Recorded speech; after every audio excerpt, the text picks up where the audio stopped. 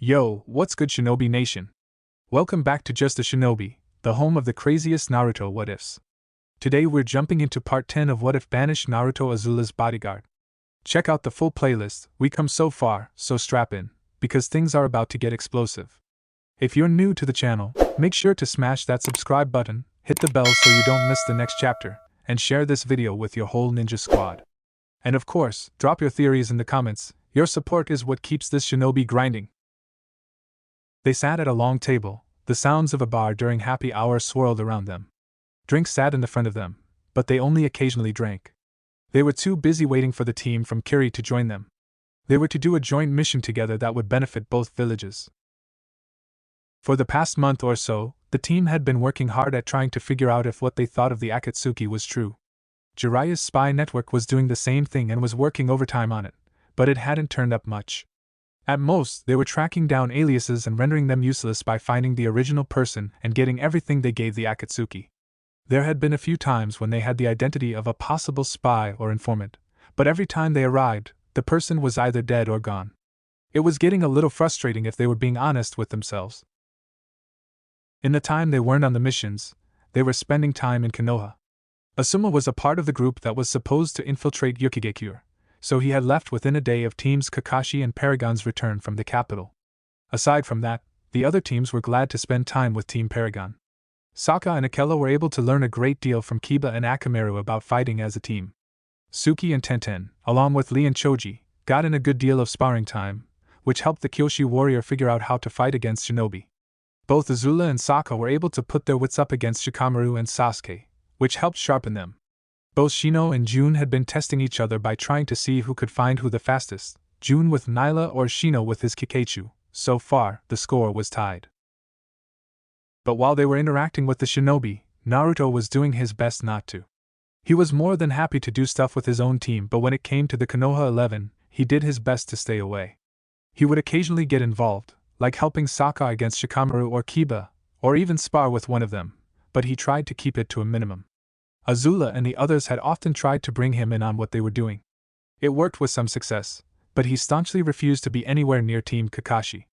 If it doesn't have to do with a mission, I won't be near them, he told them repeatedly. While he did not interact with the Konoha 11, he did spend time with a few people in the village, mainly Irika, Tuchi and Ayam, and surprisingly, Team Ebisu. That last one happened when he had accidentally walked past them sparring in one of the training grounds. Flashback. He watched in silence as Konohamaru fell to the ground, Udon standing over him. He should have seen that one coming, the QB commented. No kidding, Naruto agreed. You know, Konohamaru, that sweep was obvious, he said aloud, surprising the three genin as well as getting their attention. You left your right open when Udon threw that kunai at you. You must look underneath the underneath, remember? They didn't say anything in reply, they just stared at him in silence. Well? Are you going to say something or are you just going to stare at me? What are you doing here, Naruto? Konohamaru asked him, finally speaking. He was nervous. Since the last time they had met, the person standing in front of them warned them to stay away from him. Observing. How long have you been in the village? Moegi asked him. After only a couple of days, we came back from the capital. We heard about that. You were there when the new daimyo was crowned, Udon told him. Although it sounded like a question, it wasn't one. He already knew the answer. She gave you the title of Shinobi Kikken. Yeah, she did, although acting formally in front of nobility is something I'm not used to. He noticed the looks on their faces, ones of doubt and uncertainty. What? Is it even right to call you that when you're not one anymore? Konohamaru asked him, his tone almost accusatory. There's no such thing as an ex-shinobi, he replied, making the Sarutobi air stiff. His grandfather, the Sandaime Hokage, had said those exact same words when he came out of retirement after the Yondaime Hokage had died. Just because I no longer have the title, doesn't mean I no longer have the training. And it's the training that makes it count. We remember, Udon said gloomily, remembering the day on the bridge. You proved that to us effortlessly. He looked at them over again. When he had seen them in Kozan, they had hoped that he would come back with no problems, and everything would be back to the way it was. Now, they looked at him with suspect, doubt, and fear. It was like they didn't know what to think of him anymore. They didn't know if he was an enemy, a stranger, or even an ally. A small part of him felt hurt by that. I had to do it though, he thought. If I hadn't, they would have come after me and I would have been forced to kill them. I couldn't afford that. That was then, Kit, the QB told him, having listened in on what he was thinking. This is now. So I've noticed. But the fox's words did give him an idea. You guys want some tips? He asked Konohamaru and his two teammates. What? Asked a surprised Moegi. Both Konohamaru and Udan were caught off guard by the question as well. You heard me. Do you three want some tips on how to fight better? You mean it? Konohamaru asked. Does it sound like I was kidding? The three of you need all the help you can get. He tried to be completely serious when he said it, but he couldn't help sounding slightly humorous. They heard the humor in his voice and relaxed a little. We're glad you can help us, boss, Udan told him, only to cover his mouth after realizing he had unconsciously called Naruto boss. Konohamaru and Moegi looked nervous as well. It sounded like they were still hoping that he would come back. Alright, get back to sparring, he told them, acting like he hadn't heard Udan's slip. The three smiled and raced back onto the field.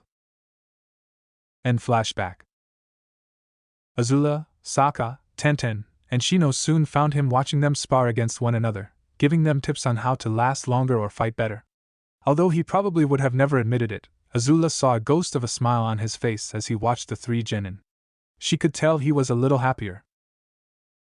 But even though they were making friends, or in the case of Naruto, keeping minimum contact, the threat of the Akatsuki and their lack of a serious success hung over their heads and refused to leave them alone. They kept going, but until Tsunade had called them into her office a few days earlier, it had looked like they weren't going to have any luck. Flashback. A few hours ago, we received a message from the Mizukage, Tsunade told them as they stood in front of her desk. Apparently, Kiri has managed to locate the town where the underground auction is taking place. What's the underground auction? Azula asked. It's an illegal event that's been happening since the Second Shinobi World War, Jiraiya explained, standing next to Tsunade. Organized crime has a yearly event where they auction off some of the valuable things they've obtained. One section is the items they procure from shinobi.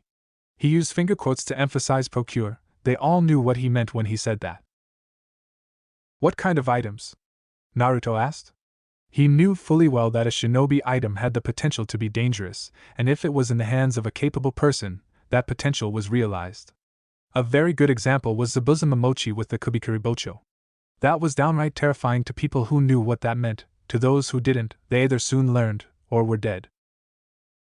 Most of it is just your typical run-of-the-mill stuff that turns out to be completely false. A kunai that can effortlessly cut through the steel without the use of chakra.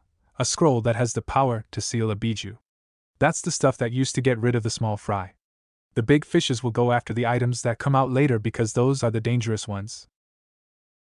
Why haven't you guys done anything about this auction? It seems the ideal place to recover lost items and get an upper hand over your enemies, Sokka pointed out, having realized the potential of that scenario. The organizers of this thing have always been both smart and secretive.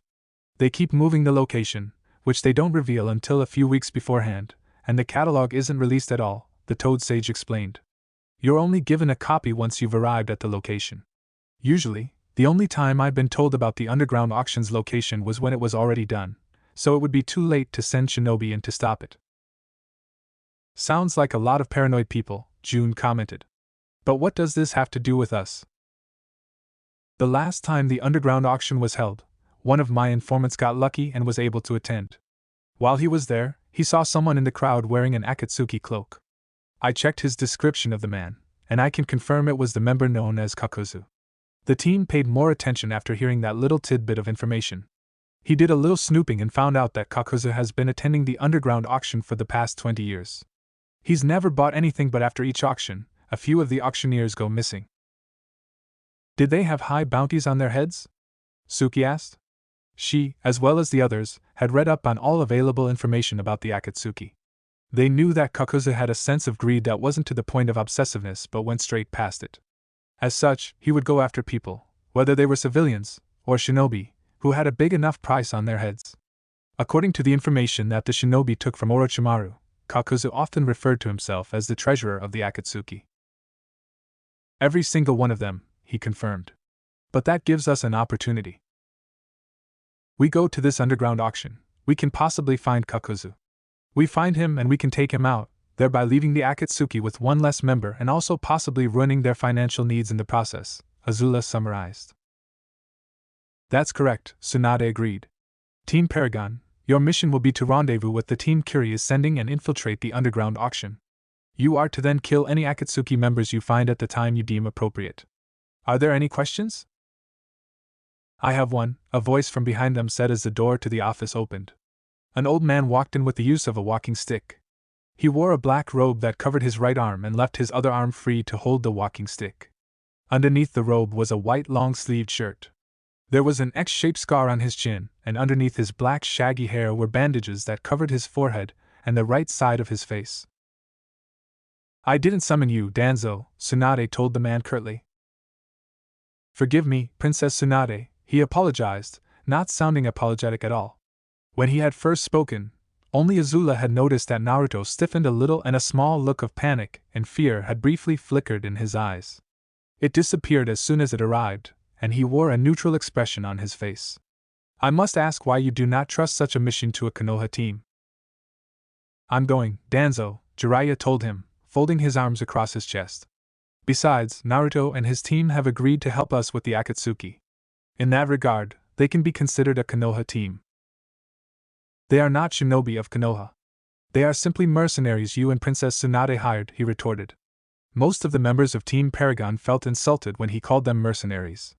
This mission is one of highest priority. Therefore, a team of qualified shinobi should be the ones taking it. Would that team be from Root?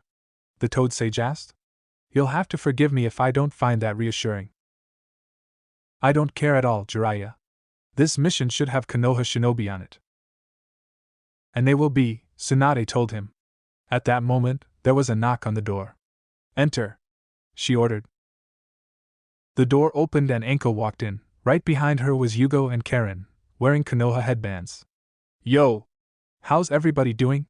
She greeted casually, wearing a big grin on her face. The crazy snake lady is coming with us? Naruto asked the mandatory rhetorical question. Yes, I am, she declared. And these two knuckleheads are coming. She gestured to Yugo and Karen. Anko-sensei, please stop calling me a knucklehead, Yugo asked her, embarrassed. I keep telling ya, Yugo. I'll stop calling you one when you stop being one, she replied with a smile. Unlike Karen, she's a permanent knucklehead. She pointed her thumb at the person in question. Anko-sensei, protested Karen. Hey, it's the truth and we both know it. HMIC, Danzo said, bringing the attention in the room back to him. I have no further objections. I wish the Konoha team good luck on their mission, and I hope they will remain skeptical of what outside parties say. He turned around, ignoring the looks Team Paragon, minus Naruto, who tried to make sure he didn't even make eye contact, were shooting at him, and walked out of the office. Looks like he hasn't lost his sunny disposition, Jiraiya commented sarcastically. Kami, I detest that man. You and me both, Jiraiya, Tsunade told him, breathing out a sigh. Okay, just who in the name of the spirits was that guy? Sokka demanded, his tone of voice sounding both furious and questioning. His name is Danzo Shimura. A long time ago, both he and Sarutobi-sensei were candidates for the title of Hokage, Jiraiya explained. I don't think he's ever gotten over that loss. I'm guessing he's dangerous? Azula asked. Imagine a Long Feng who's a lot more subtle and a lot harder to double-cross, Naruto told her. Realization dawned on those who had been in Ba Sing Se. Long Feng had been a somewhat dangerous enemy. They used somewhat because of how Naruto had easily pulled the rug out from under him after slowly usurping his power without him, or them knowing, but the way they heard it, Danzo would have made him look like a rookie. However, a small part of their minds was also wondering how Naruto knew who Danzo was and how he acted. So if we piss him off, we're in trouble, Jun stated. That would be putting it mildly, Tsunade replied. Most of the people who did that were enemies of Konoha, and they weren't around long after. Hey Gaki, Anko said to Naruto, uncharacteristically serious. Yes, crazy snake lady? He asked, facing her. I've got two things I want to do to you. She surged forward and buried her fist in his stomach. That was for killing Orochimaru, she told him as he fell to the ground. She then grabbed his collar, pulled him up, and gave him a kiss full on the lips. They could tell that he wasn't a willing participant, due to the amount of struggling he was doing. And that was for killing Orochimaru, she told him after pulling away. He stumbled a little before regaining his balance. You kiss Iruka-sensei like that? He asked, a little dazed. His question made Azula turn and glare at the Jonin. Nope, kissing Iruka usually involves a lot more tongue than us clawing each other's back, she replied with a grin. The dizziness went out the window when he got that image in his head. Oh, I don't need to hear that, he protested, covering his ears. Hearing about his old teacher's sex life was something that he tried to avoid. You're the one who asked? What was with that punch and kiss? June asked, finding Anko to be a little interesting. The punch was for him taking away my chance to kill Orochimaru myself, she explained. The kiss was for him killing Orochimaru. I was so happy when that happened, I ran Iruka ragged the entire night. Arg, what did I just say? Naruto demanded, trying to get the image out of his head. It was proving difficult to do so. Anko-sensei, please stop torturing him, Yugo told her. Are you kidding? Anko demanded. This is a golden opportunity. I can make the amazing shinobi kick and cringe and suffer like a little girl. She had been waiting for a chance to do this even before he got that name. Sensei, could we please just focus on the mission? Karen all but begged her. She pouted at them. You guys are no fun. That's why I assigned you to them, Anko, Tsunade spoke, getting her attention. Now will you pay attention or are we going to have to hide Iruka from you again? No! You don't need to do that! She almost shouted. The last time that happened, Iruka had been hidden from her for a week. By the end of that same week, she was like a kid who had lost her puppy and was practically groveling at Tsunade's feet for Iruka's return, although, according to Iruka, when she had finally been told where he was, they had managed to redefine the term wild monkey sex. Good. Do you all understand what you're supposed to do? Yeah, we do, Naruto answered her, regaining his calm, even though his dignity took a dip. But I've got a question. What's Kiri's stake in all this? Don't know. You'll have to ask them yourself, she told him. You're all dismissed.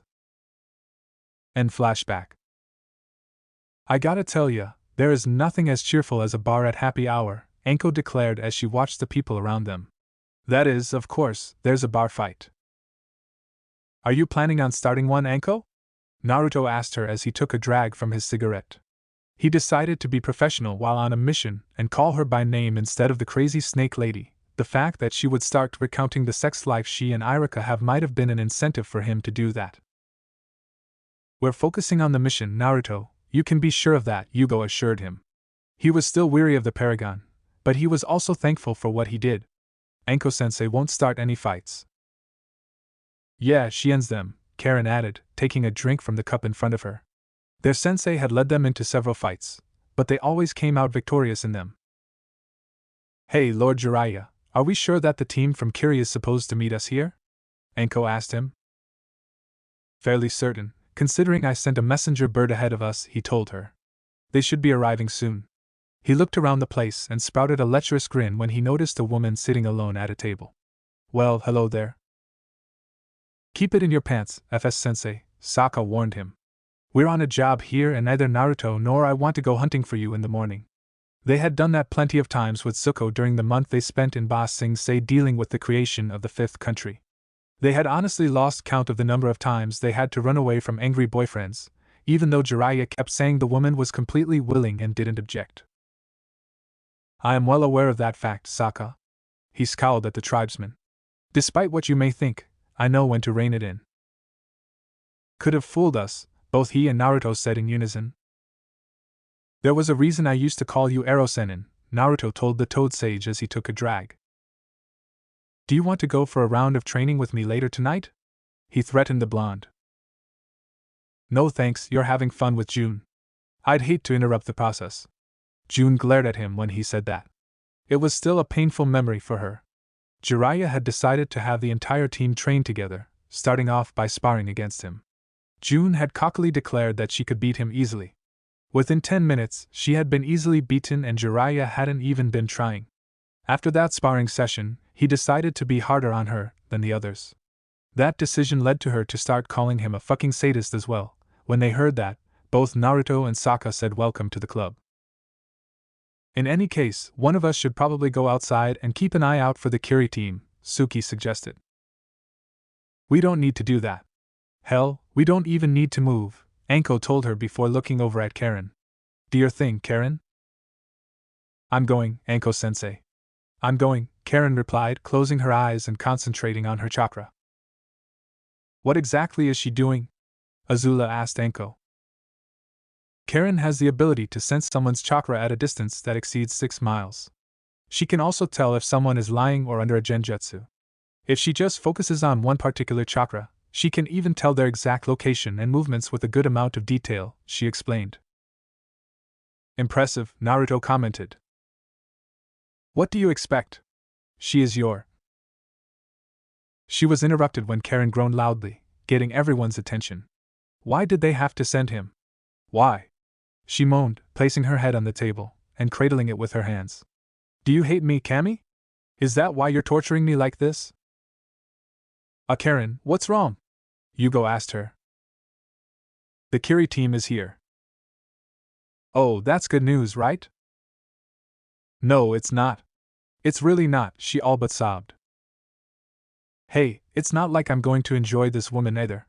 So shut up, Sujetsu's voice told her as he and 2 others stopped in front of the table. He looked the same as they had last seen him, with the only exception being he now wore a Kiri headband instead of a Kusa one. Behind him were Chojuro and someone they didn't know, even though his appearance was a little startling.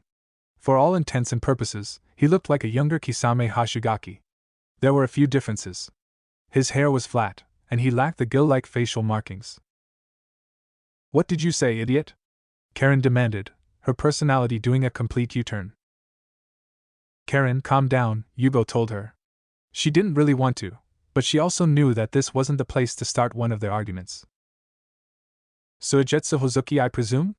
Jiraiya asked. Yeah, that's me, he answered with a shrug. I see Chojuro is with you, but who is the 3rd member of your team? He asked, looking at said member. This is Reimu, he briefly introduced him. This is his first mission as a Chunin. Hello, Chojuro greeted them nervously. Reimu didn't say anything. He just kept a stoic expression on his face. Before we get talking, let's go somewhere a little quieter, Sokka suggested, quickly looking around the place. I think we can all agree that we don't want anyone listening in on us. They understood where he was coming from. They had no idea if they were being watched right now or not. It was better to be safe than sorry when it came to the Akatsuki. Those who were sitting at the table stood up and walked away, with Jiraiya leaving the money for the bill on the table and Naruto stubbing out his cigarette. They walked out of the bar, getting the attention of Akela and Nyla, who stood up from where they laid on the ground and followed them. They made their way through the town's practically empty streets. They left the town and entered the surrounding forest. The sun was setting into the twilight as they found a suitable spot to camp. They broke up and did their respective chores. Jiraiya, Naruto, Yugo, and Anko collected the firewood while Suki, Chojuro, and Karen took the wood and got a fire going. Azula, Suigetsu, and Reimu set up the tents. Sokka, June, Akela, and Nyla were patrolling until everything was done. There were a few small arguments in the process which were mainly between Konoha and Kiri and were about the little things, like how the tent should be set up or how the wood for the fire should be placed, but thankfully they didn't escalate into full-blown fights. They were soon done and seated around the fire. A pot hung over the fire with their dinner cooking in it. Silence reigned supreme as they waited for dinner to cook. No one wanted to talk shop without a full stomach. Finally, Sokka couldn't take it. Hey Naruto, he said, breaking the silence. Why don't you read a part of that story you're working on to us? Naruto was surprised by that question. They knew he was working on the novel, but he honestly didn't expect any of them to ask him to read a piece of it. Are you sure about that, Sokka? He asked. I'm still working on it. For all you know, it could be the most terrible thing you would ever hear. He shrugged. Sounds about right when it comes to you, he replied with a smirk, making the others chuckle. That's a point to him, Jiraiya noted. Nobody was sure who had the lead now in the point game. They were just doing it for entertainment and lightening the mood. But that doesn't sound like a bad idea, actually. If you read a part of what you've written, we can give you constructive criticism, he told Naruto. Are you guys sure about this? He asked the rest of the group. Why not? Asked June. The others, minus the Kiri team, nodded in agreement. All right then. He pulled out the book and opened it up to the first page. Please bear in mind that this is still a work in progress. He warned them before reading the first page. The clouds in the sky above bulged with the threat of thunder and rain. Two cloaked strangers walked down an empty street. They were in the middle of a city, but the threat of rain and the fact it was evening had emptied out the street. That's a little unrealistic, Sokka noted. There's always someone out on the street. Are we sure he's here? The smaller of the two strangers asked. His voice was a little high-pitched, and would squeak if he was riled up enough. According to the information they gave us, he's been here for at least 2 months, the second answered with a voice that sounded melodious. It was the kind of voice that stopped men in their tracks. He's been doing small jobs and spending most of his nights at a bar near his residence. That's the bar right there, isn't it? He pointed to a building just down the street from them. How convenient, June muttered. Shut up, June. I told you that this was a work in progress, Naruto snapped at her. Yeah, that's the place. They made their way over to the bar and stepped inside. It wasn't very crowded, as it was a weekday and most of the bar's patrons were at home. A couple sat at tables and one sat at the bar. But they weren't interested in them. What had their attention was a man sitting alone in a corner booth who looked to be in his mid-30s holding a cup and contemplating it. Why would anyone be contemplating a cup? Suigetsu asked. It makes him look like he's deep in thought, idiot, Karen told him. Pardon me, but are you Shiro Ryu? The slightly smaller stranger asked him. He looked up at them, making the light overhead shine down on his face. His cheeks were slightly shrunken and his nose was a little pointed. His hair was cropped short but was also a little messy, like he had rolled out of bed and decided not to take a shower. He was clean-shaven and his eyes were the color of hard steel. But what stood out was the color of his hair. Most people would mistake it for being platinum blonde at first glance, but it was pure white. Geez, are you describing a fashion model or something? Anko asked. That actually wasn't bad, Gaki, Jiraiya complimented him. When he saw who was standing in front of him, he scowled. What's a tea, a shrimp? He asked rudely. The stranger bristled. I'm not a shrimp. He was a respectable height, but people kept annoying him by calling him any variations of short. Do I sense a recurring theme here? Sokka asked. What you sense is the punch I'll hit you with if you keep talking, Naruto threatened. Point for him, Azula noted. I call it like I see it, he said with a shrug. He would have yelled at the guy had he not felt his partner's hand on his shoulder. Calm down, the taller of the two ordered, her melodious voice taking a hard tone. Yes, ma'am, he acknowledged, forcing himself to calm down. Good. She turned to face the man in the booth. I apologize for his behavior, Mr. Ryu. What do you guys want? He asked, ignoring her apology. We have business with you, she told him. May we sit down? He took a drink from the cup. Go ahead. They nodded their thanks and quickly sat down. So, who the hell are you two? You may call me Singer, the woman said as she lowered her hood. Luscious black hair framed a heart-shaped face. Her eyes were purple in color, and they almost looked like they glowed. Her lips were rosy and full, they looked like they had worn many playful smirks that got a man's blood pumping. Again with the fashion model description, Anko complained. Could you please use something else? This is Tusk, she introduced her partner as he lowered his hood. His face was plump, roundish, and looked to be about 15 years younger than his partner and Shiro. He had a pug nose and it looked like he smiled a lot. He had shaggy brown hair, and his eyes were the same color. Finally, a different kind of description, Anko said with a sigh of relief. We're from the agency. When he heard the word agency, his scowl darkened. Oh great, you guys, he said tensely. Why do you people insist on coming after me? You're the reason I have to keep moving from place to place. That's not fair. The heads left you alone for 8 months before they started sending out people for you, she protested lightly. How generous of them. Again, what do you guys want?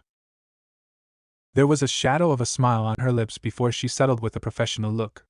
There's a situation in a nearby country and we require your help with it. No. Go away, he ordered. You haven't heard the rest of it. Tusk objected, getting the attention of the other people in the bar. And I don't want to. You and your lot have been hounding me for the better part of 2 years with situations that require my help. This is your mess. You can clean it up without me. It doesn't concern me.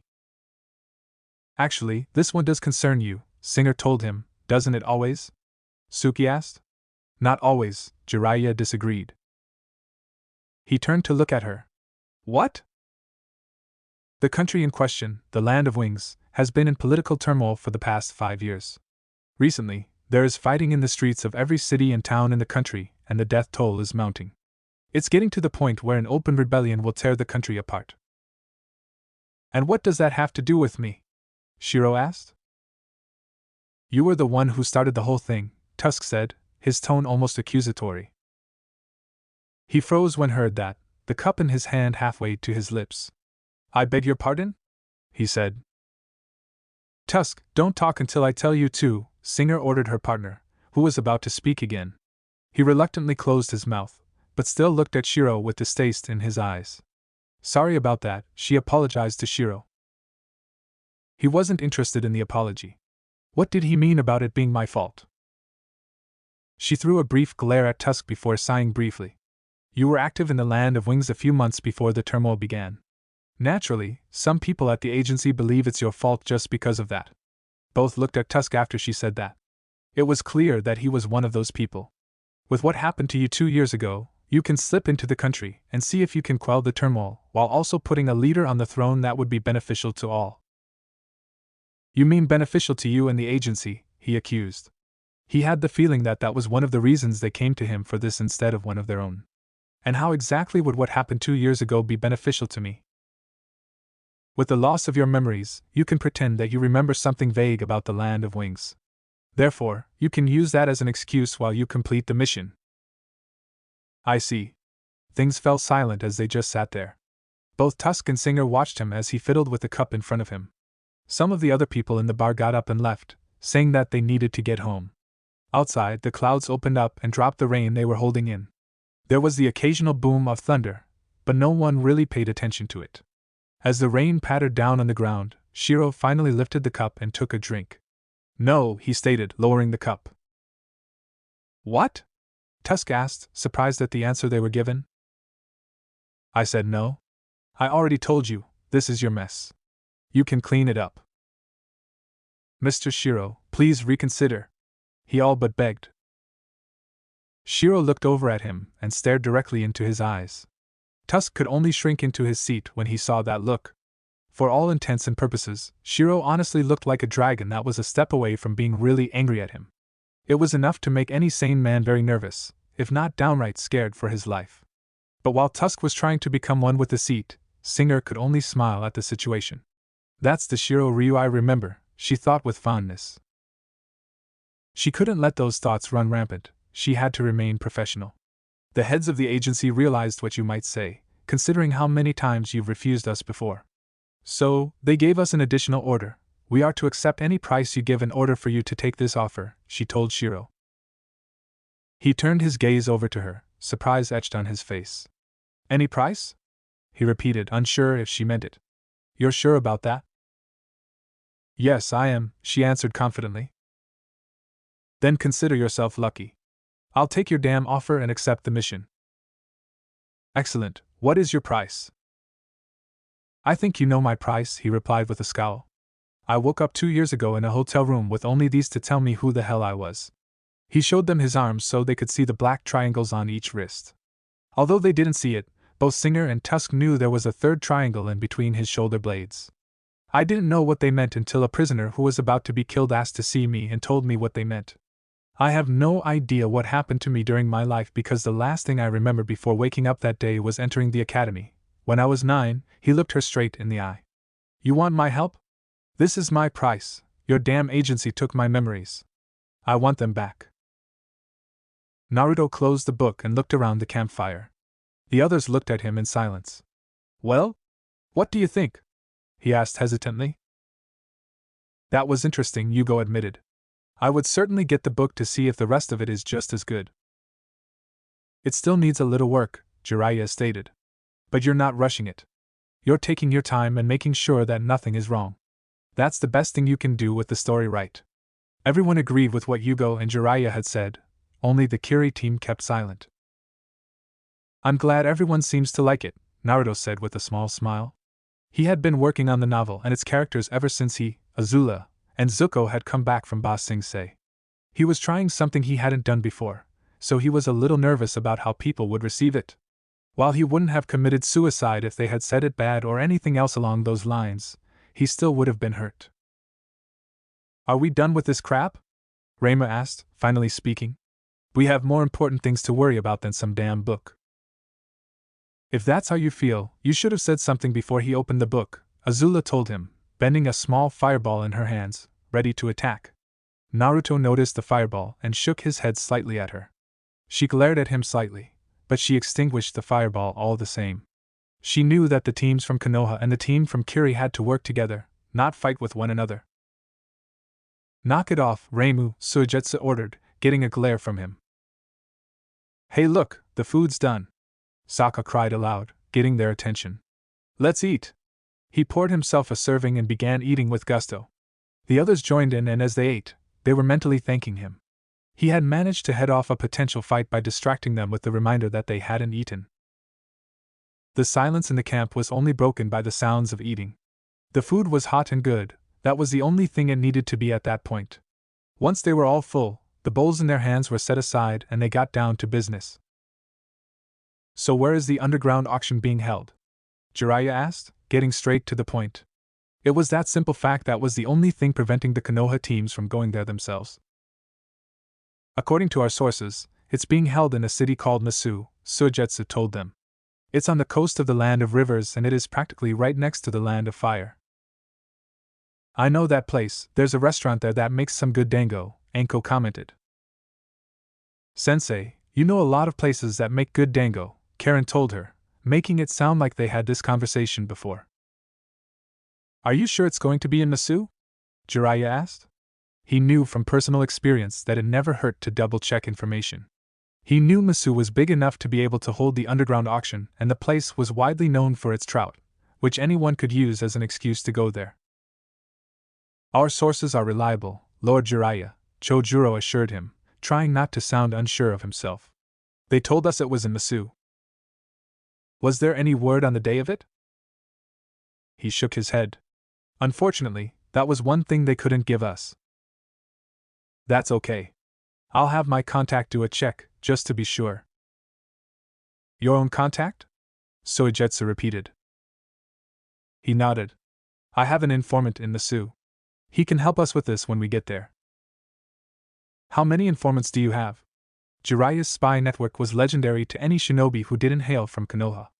They didn't really know who the spies were, mostly because Jiraiya never really told anyone their identities. Why should he have to tell you, moron? Karen demanded in return. Shut up, Harpy!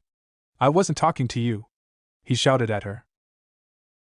I could be wrong, but this sounds like the start of a beautiful marriage, Yugo commented quietly, but with a smile. The arguing immediately stopped as everyone looked at him in surprise. Did Yugo crack a joke? Jiraiya asked. In the time he had known the kid, he always seemed to be the straight man. Yes. My little student made a joke, Anko answered with a big grin. She grabbed Yugo and pulled him into a big hug. I'm so proud. Yugo is funny. Sensei, please let go of me, he told her, but she wouldn't listen. It finally took both Jiraiya and Naruto to pry her away from him. Sorry, Yugo, she apologized as they sat back down. But come on, when you first became my student, it was almost impossible to make you smile. Now here you are making jokes. I'm so happy I could cry. Please don't, we still need to know one thing, and a sobbing woman would really kill the mood, Azula stated drily. What's that one thing you need to know? Chojuro asked, a little nervous. What exactly does Kiri stand to gain in this mission? I hardly doubt you worry much over the Akatsuki taking Naruto, so there must be another reason. The Kiri team shared a look. I knew we forgot something in that message, Suigetsu commented with a snap of his fingers. We didn't forget. We left it out on purpose, Reimu growled. And now we're going to tell them, he replied, his tone brokering no objections. He turned back to face the other teams sitting around the fire. When our sources told us the location of the underground auction, they also told us of a vague rumor. That rumor is the reason the Mizukichi sent us on this mission. What's the rumor? Sokka asked. That the remaining swords of the 7 shinobi swordsmen, Nobari, Kabutoari, Shibuki, and Kiba, had been found, and that they would be at the auction. Our orders are to investigate that rumor and if it's true, do everything in our power to get them and bring them back to Kiri, Chojuro answered. The Konoha teams knew what those swords meant to Kiri. They also knew the implication of that village having all 7 again. It would make them a force to be reckoned with again, and could also make them a useful ally. This isn't just Reimu's first mission as a Chunin, Suigetsu said, clapping a hand on his shoulder. He's a candidate for the 7 shinobi swordsmen. If we succeed in this mission, he's one of us. Get your hand off of me, Hozuki, Reimu snapped, grabbing the offending hand with his own and yanking it off. Suigetsu was offended but did nothing or said anything in return. Chojuro looked angry and was about to say something, but Suigetsu shook his head in the negative and motioned him to stay put. Alright, that's a good reason, Jiraiya admitted, standing up from where he sat. I'll go write a message for Konoha, informing Tsunade of this. I'll help you write it. Anko stood up and followed him into one of the tents. That was the silent signal for everyone that the meeting was over. Both Sokka and Jun stood up and told the others that they were going back on patrol with Akela and Nyla. Suki joined them, leaving the rest at the fire. So, Suigetsu said to Yugo and Karen, breaking through the awkward silence, how have the two of you been? We've been fine, Yugo answered while Karen kept silent. Anko-sensei has been helping me control my anger. How the hell does she do that? He asked as he began drinking from his water bottle. He knew that there were very few, if any at all, people who could control Yugo when he lost control. If you weren't one of those people, your best option would be to run. She has a snake whose bite causes paralysis. Whenever I lose control, she simply has it bite me and I become paralyzed. After that happens, she has me try and mentally force the rage down, making myself calm. He whistled. Sounds like a handful. Anko-sensei believes in a hands-on approach, Karen told him before both she and Yugo shuddered. Some, if not most, of Anko's teaching methods could only be described as torture. When they told her that, she would always tell them the same thing. Would you rather train under Lord Jiraiya? Having heard tales of how he trained his students, they declined the offer every time. What about you, Suigetsu? Yugo asked his former teammate. I thought you were taken back to Kiri to be imprisoned. Well, I was, he admitted. Then the weirdest thing happened about 2 months ago. Flashback. He floated around in the capsule they put him in. It was completely airtight, so he couldn't get out, and it was filled with water. They knew that he wouldn't drown, so they put a chemical in the water that made him feel sluggish and unable to think of a plan to get out. He had lost track of time in the capsule. In all honesty, he was content to just drift in the water. A hissing sound began to fill the capsule. Huh! What's that? He asked himself. As the hissing continued and got louder, he slowly noticed that the water level in the capsule was going down. As it got lower, the chemical in the water drained out, letting him think clearly again. What the hell is going on here? He tried to look through the glass, but it was a one-way mirror. While he could only see himself, the people on the outside could see him clearly. When the water was finally all gone, the glass began to rise up all around him.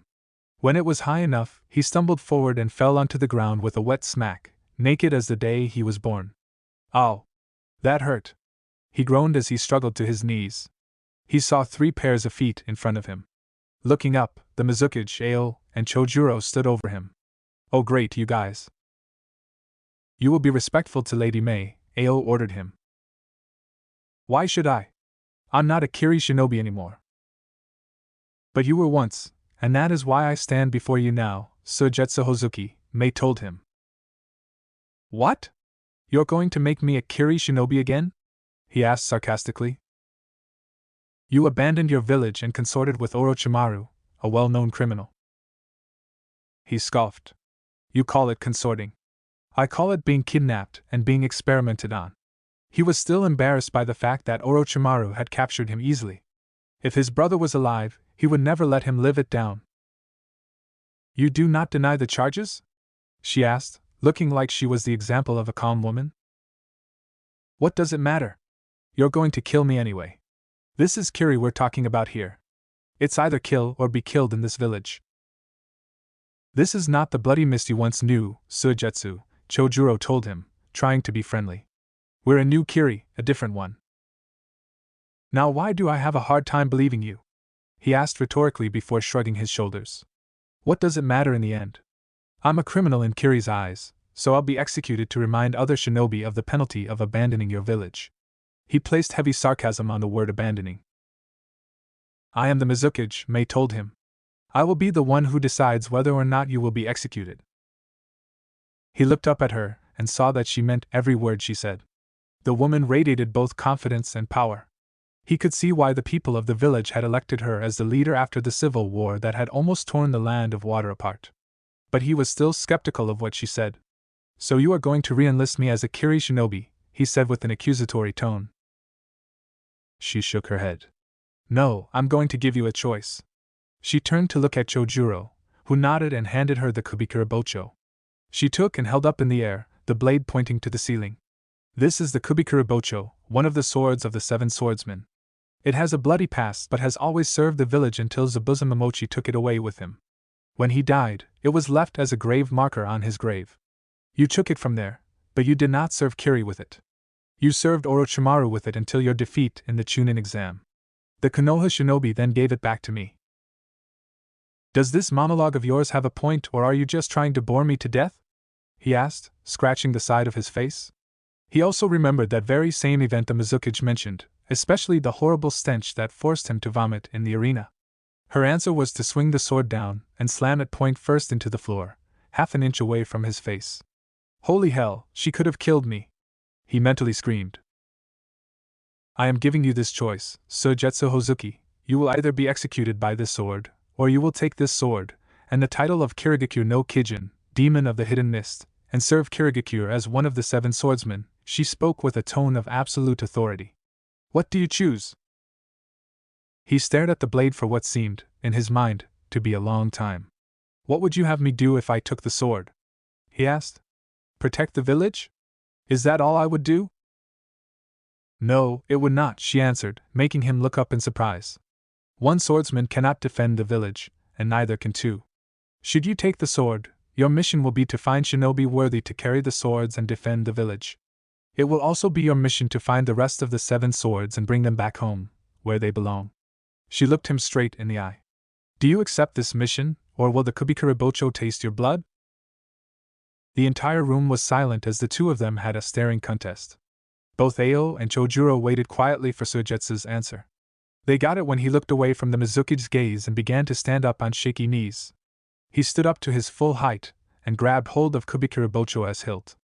He pulled it out of the floor and held it in front of him with both hands, the tip pointing down. I accept the mission, Lady Mizukage. You have a swordsman and a demon.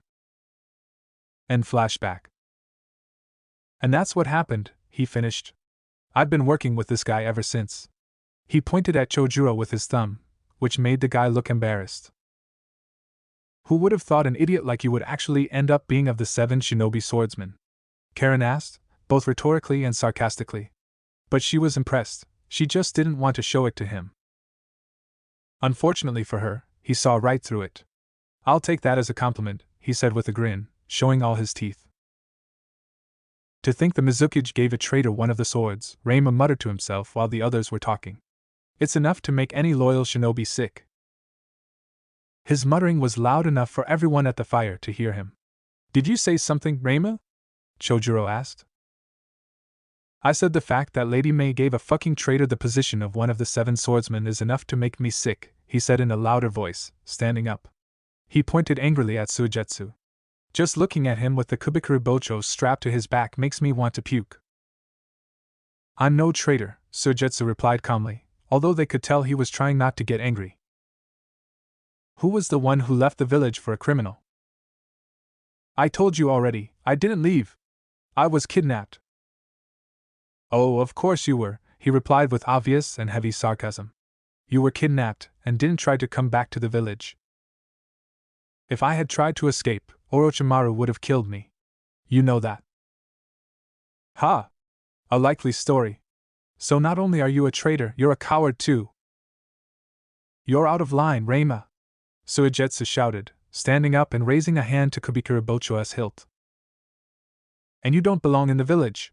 You should have been executed, he shouted in return, holding a kunai in his hand. I'll kill you myself right now. It looked like they were about to fight one another when Chojuro stood up. That's enough, he bellowed, getting in between them. They weren't sure if Jiraiya or the others heard him. But if they did, they pretended not to hear it. Reimutsuken, put that kunai away and take a walk, you need to cool off. Suigetsu, get your hand away from that hilt. You both know how important this mission could be. What we don't need is either one of you getting into fights. If this happens again, I'm sending the both of you back to Kiri with the recommendation that Suigetsu be relieved of his position as a swordsman, and Reimu be stripped of his candidacy. Is that clear for both of you? He asked the two of them. Even though it was a question that demanded an answer. It's clear, Reimu growled, putting the kunai back in his pouch and stomping away into the forest. Chojuro turned his gaze onto Suigetsu. The shy, nervous kid had been replaced by a confident shinobi who expected nothing but the best from his teammates, and didn't tolerate fighting between them. Yeah, it's clear, Suigetsu answered before grinning. Man, you are definitely the Kirigakyu no Hogosha, guardian of the hidden mist. That compliment was enough to send Chojuro away from the confident look he had and make him embarrassed for the praise. Hey Suigetsu, Naruto said. Both he and Azula had kept their silence throughout the entire thing, respecting the fact that this was both friends getting back together, and a dispute that required no outside intervention, something both Karen and Yugo realized too. But now, there was something that needed to be asked. I have a question about Reima. What about him? He asked as both he and Chojuro sat back down. Is Touken his actual clan name? Yes, it is, Chojuro answered. He got it from his father. Oh, I see. I'm only asking because, well. You're asking the question because he's almost a spitting image of Kisame, right? Suigetsu asked, cutting him off. He knew where this conversation was going. How did you know? Azula asked curiously. It was obvious. And it was the same question I had when I first met him. Then who exactly is he? Naruto asked. Chojuro already told you when he answered your question about his clan name. But if you want me to spell it out, then fine. Reimu Touken is not the son of Kisame Hashigaki. He took a long drink from his water bottle. He's his nephew and he hates his uncle with a passion. They walked quietly and quickly through the forest. How far away are we, Jiraiya? Azula asked. It had been 2 days since they met up with the team from Kiri, and they were having a good time. But the fact that they had no idea when the underground auction would occur kept making them want to go faster. We should be just on the outskirts of the city, he answered as he looked at the map. If I'm reading this thing right, we should be coming up on the edge of the forest. You know, if you wanted someone to really make sure of where we are, you could have given the map to Sokka, Naruto pointed out. The tribesman was the designated map guy after all. I can read a map, Naruto, he retorted as he put the map away. Hey, I'm just saying. I think I can see the edge of the forest, June said from the front, atop Nyla. As everyone followed where her finger was pointing at, they could see a break in the trees. They quickly made their way over to the break to see if it was the clearing. They got their answer when they saw the city of Masu down below them. It looked like the ideal coast city. They could see the beach stretching down the edge of the city while the buildings were big and tall. The ocean was a beautiful turquoise blue and birds flew overhead. Suigetsu whistled with appreciation as he took it all in. Now that's a pretty sight, he declared. Is anyone else besides me up for hitting the beach? We are here on business, you dumbass, Karen yelled at him. Not for pleasure. Karen, I don't think he cares, Yugo told his teammate. The look on Suigetsu's face said it all. If he could, he probably would have made love to that beach. The mental image of that particular idea was not something that was worth saying out loud. It made even Yugo shudder. Can you blame him, Yugo? Sokka asked as he stared at the ocean. Just look at all that water. It's practically calling me to it. He had a very strong urge to swim in it, but that might just be his heritage working on him. One couldn't be a part of the water tribes if they didn't know how to swim. We can possibly do something about that, Anko said as she too stared at the ocean. I mean, not everyone needs to go and meet Jiraiya's informant. We still need some of us to go with him, to make sure we get all the information, Reima said. Even though he didn't say it, they all knew he meant someone from the Kiri team. Look, let's get into the city and find a hotel to stay put in, Azula said. Then we can worry about who is doing what with who. No one could find anything wrong with that idea. They quickly made their way down the hill they were standing on and walked into the city. It was even more beautiful up close than from a distance. The marketplaces were full of people and the streets seemed to be full. The air smelled incredibly clean and faintly of the sea. It's almost hard to imagine this place would host something like the underground auction, Suki commented as they walked through the streets. It was quite a spacious street, with a lot of room for people to walk. You'd be surprised, actually, June told her. A few of the people had given her an odd look, mostly because of Nyla. But what I would like to know is why the shinobi haven't taken care of the organized crime here. She gave Jiraiya a pointed look. That's mostly because if we did get rid of organized crime, we'd lose a majority of the missions given to us, he answered her question. Organized crime in the elemental countries is currently the reason why shinobi are still around. They're a necessary evil. That's a poor excuse, Azula argued. It might be, but we will use that excuse in order to keep our village alive and our stomach full. The same goes for Kiri, Chojuro told her with a firm tone. We'll take any mission that keeps us paid and not starving. Both June and Azula could tell that neither of them was going to back down from what they said. They had spent enough time with Jiraiya and Naruto to know that shinobi meant what they said. I wonder what I could get from the marketplace, Sokka mused as he walked through the crowds. Akela stayed by his side and most people assumed he was just a large dog. Both wolf and human were eyeing the fishes being passed around in the market. They were trying desperately not to drool when they saw the bigger fishes being sold and carried away. Food later, Sokka mission first, Suki reminded him. She knew if he tried to deny Sokka food, he would only keep coming back to it. That one day at Ember Island made her learn that lesson well enough. I know. I just can't help it, he practically groaned. It just looks so tasty. Akela barked in agreement. The meat around here was just begging to be eaten. Food later, Sokka.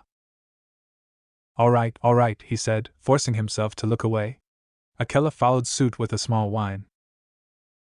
Is he always like that? Yugo asked Naruto in a whisper. If we blindfolded Sokka and waved a piece of cooked meat underneath his nose, he would be able to tell us what kind of meat it is, how it was cooked, how long it was over the fire, how fresh it was, if spices were used and if so, what kind and how, and the best way to eat it, he answered with a straight face. You're kidding. No, I am not. If there was a deity of meat, Sokka would be his first disciple. He could still remember that one night in Ba Sing Se.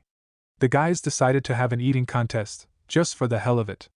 By the time they had gotten to the second serving, Zuko, Naruto, and Jiraiya could only watch in stunned fascination as Sokka ate everything that was put in front of him. He would eat the vegetables, but his main focus was on the meat. They were fairly certain that if he could, he would have taken the plate and shoved everything down his throat. They were thanking both Kami and Agni that Sokka knew table manners. Nyla, no, June reprimanded her Shirshu, who started sniffing with interest at the market. You can eat later. Nyla gave a small hiss of frustration, but that was all. He knew very well that when she said no, she meant it. He learned that lesson the hard way. There's a place we can stay at. Jiraiya pointed over to one of the larger buildings that was just down the street and looked to be just by the beach.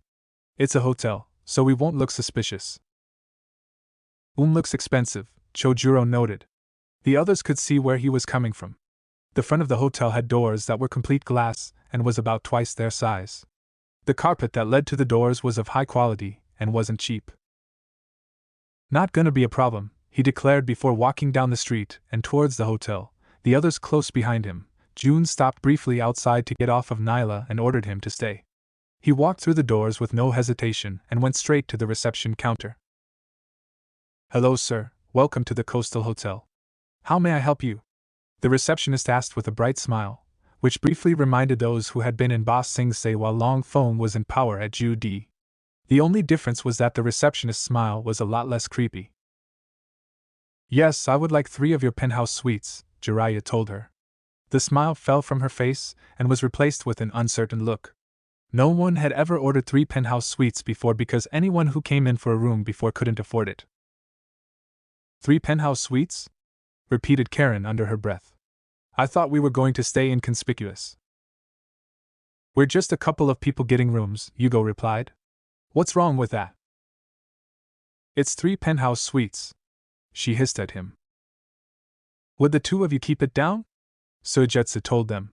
You're going to scare the nearby kids. Both Yugo and Karen glanced over to the side and saw that there were a couple of little kids standing off to the side who were watching them with nervous fascination. I think they're just scared because they saw your face, Karen retorted. The 3 of you knock it off before I whack you all upside the head, Naruto ordered, not bothering to turn around to look at them. They heeded his order, mostly because they knew he could, and would, do it. THR3 penthouse suites, sir? Repeated the receptionist. Are you sure that is what you want? Yes, it is, Jiraiya answered. Ever since he had walked into the hotel, his stance had changed from that of an easygoing and carefree person, which described him quite well on most days, to that of a man who radiated confidence, power, and demanded respect without saying a word. How long will you be staying, sir? She asked, trying to remain professional. She was new to this job and she instantly knew that this was the kind of man who would get her fired if she got anything wrong. Indefinite for now. Do you have a means of identification on your body, sir? His gaze hardened as he looked straight at her. What do you mean by that? She gulped. It's standard policy for the hotel, sir. Once a customer reaches or goes past a certain amount, we are required to ask for identification, she hastily explained. I see. He reached into his vest and pulled out an ID. It was a fake, but only he and the squad of shinobi behind him knew that. He held it out, and she hesitantly reached out for it. Hurry up, girl. Neither I nor my company have time to waste. He all but barked. Yes, sir. She squeaked as she quickly examined the ID, noting details of it. Everything seems to be in order, sir. She handed back the ID, which he took from her hand and placed it back in his vest with no wasted movements. Here are the keys to the suites. The full amount you will have to pay will be given to you when you leave. She handed him the keys, which he took and threw 2 of them behind him without looking. As the keys sailed through the air, both Anko and Chojuro caught them with ease. Please enjoy your stay at the Coastal Hotel. She finished with a shaky smile. He turned around and started walking away, not saying a word to her. The rest of the group fell in behind him. Lord Jiraiya, was it really necessary to get suites that are at the top of the hotel? Anko asked as she walked behind him. Taking all those stairs is going to make us exhausted by the time we get to the top. Actually, Anko, the Coastal Hotel has installed a new invention, something called an elevator, he replied, gesturing over to several openings in a nearby wall that led to a small room with one person standing next to a large lever. It supposedly shortens the time it takes to get up to the higher floors. Really? Asked Sokka, who started examining the elevator with interest. Do you know how it works? Not really. But you'll probably find out once the thing gets started. He walked over to the elevator and entered it. Everyone else piled in, making it a little cramped. They had to be careful not to step on Akela, and the operator closed the door. The 30th floor, please, Jiraiya told the operator. The operator nodded and pulled the lever. Everyone in the elevator felt a quick shudder all around them, and then the elevator began to go up, the sight of the lobby quickly disappearing from their sights. The only noises that were heard while they were in the elevator were the sound of it going up the chute it was in. Finally it stopped, and the sounds faded away. Your floor, sir, the operator announced. Thank you, Jiraiya told him before walking out of the elevator into a small hallway with a door at the end with the rest of the group behind him. As the elevator went back down, he took the key he had been given and unlocked the door. Here's the first suite, he announced as he walked in. As the others followed him, they looked around. Nice place, Suigetsu whistled as he looked around. The suite was quite spacious. There was ample walking distance between the living room and the small kitchen. There were enough bedrooms for at least 4 people, 8 if people planned to share the same bed, which Naruto, Azula, Sokka, and Suki planned to do. The bathroom held a shower stall that you could tell was luxurious just by looking at it. The large windows that were by the living room also let out a balcony long for a couple of people to sit down on the chairs comfortably.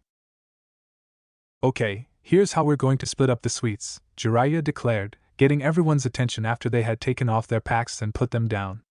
Enko and her team will take the top suite, the Kiri team will take the middle suite, and my team will stay here in the bottom suite. Oh great, we'll be using the elevators a lot then, won't we? Suigetsu grumbled. In his mind, it was going to be a pain using the contraption just to see what the others were planning and making sure his team knew what was going on. Judging from some of the looks the others were wearing, they were thinking the same thing. No, we'll only use the elevators to get to our own personal suites. Then how will we talk to the other teams, oh wise and powerful Toad Sage? He asked, his voice dripping with sarcasm. Knock it off, Suigetsu, before I kick your head off again, Naruto threatened him. Suigetsu clamped his mouth shut, already nervous about the blonde. The rest of Team Paragon, including Jiraiya, all looked at Naruto.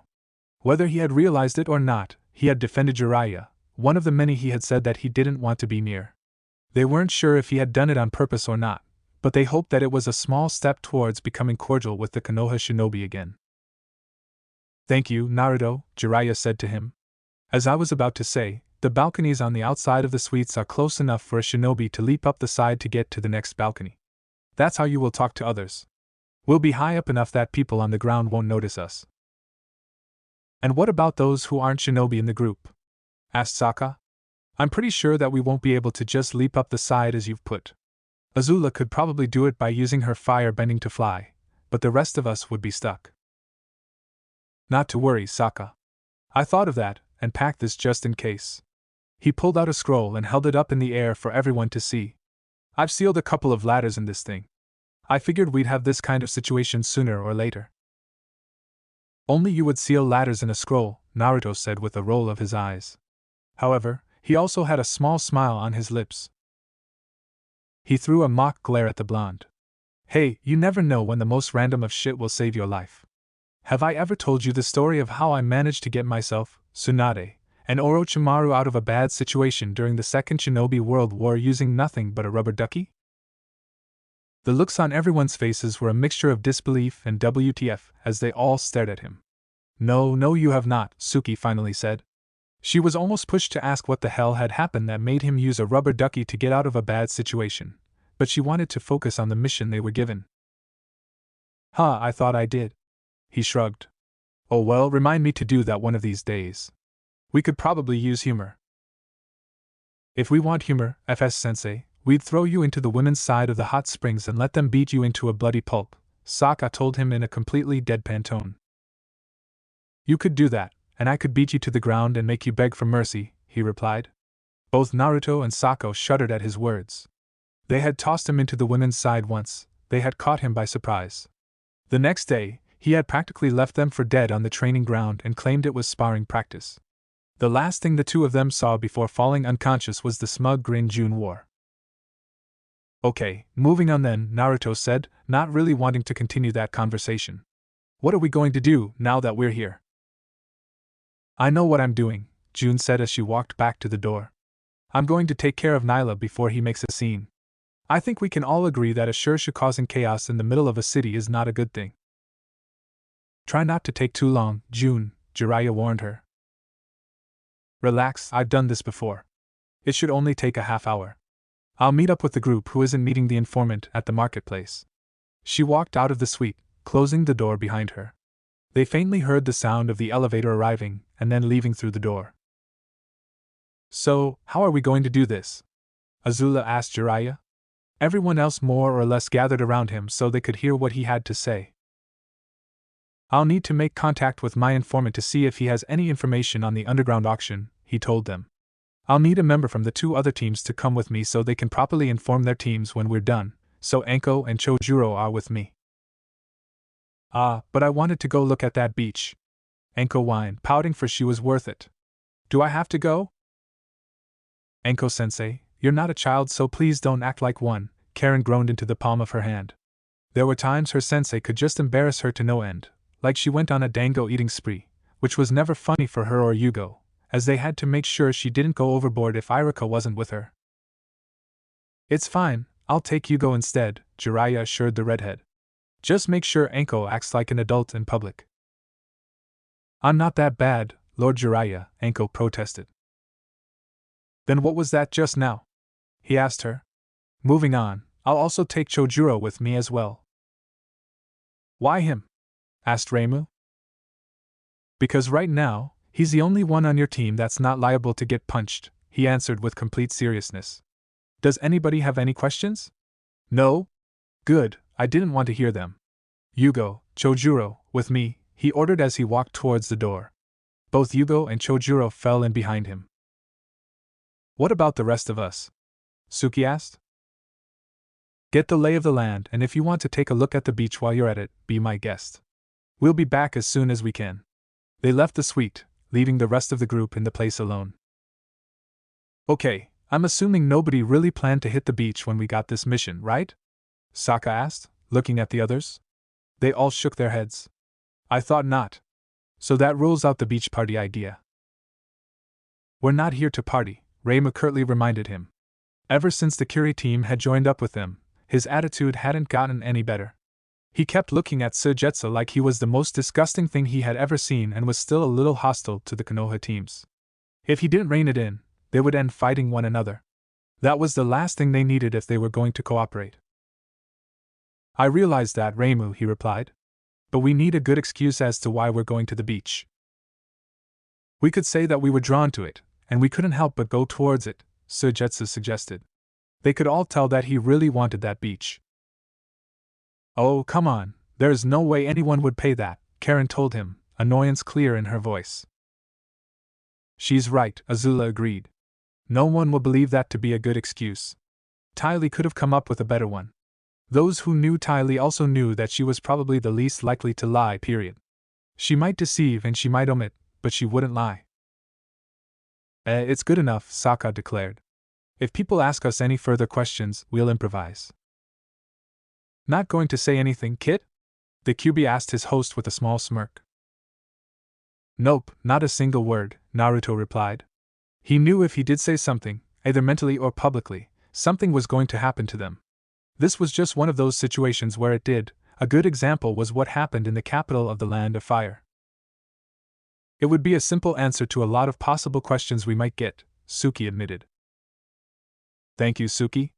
That was what I was going for here, Sokka praised her, making her smile. So then, we'll take a look around and hopefully meet up with June in the process. Let's get to it, Suigetsu shouted before charging out of the room, all but tearing the door off its hinges and slamming it close behind him. The others just stared at the door. Man, he really wants to go to that beach, Naruto commented, making the others laugh a little. Reimu, however, just stifled a growl. We're not just going to stay here talking, are we? Anko demanded. Karen groaned. No sensei, we're not. That was all Anko needed to hear before charging after Suigetsu, leaving the room within seconds. Karen didn't say anything, she just went after her sensei. We might as well follow them, Azula said with a roll of her eyes. Let's go, people. Actually, Reimu and I need a moment alone, Naruto said, surprising the Kiri shinobi. We'll catch up with you.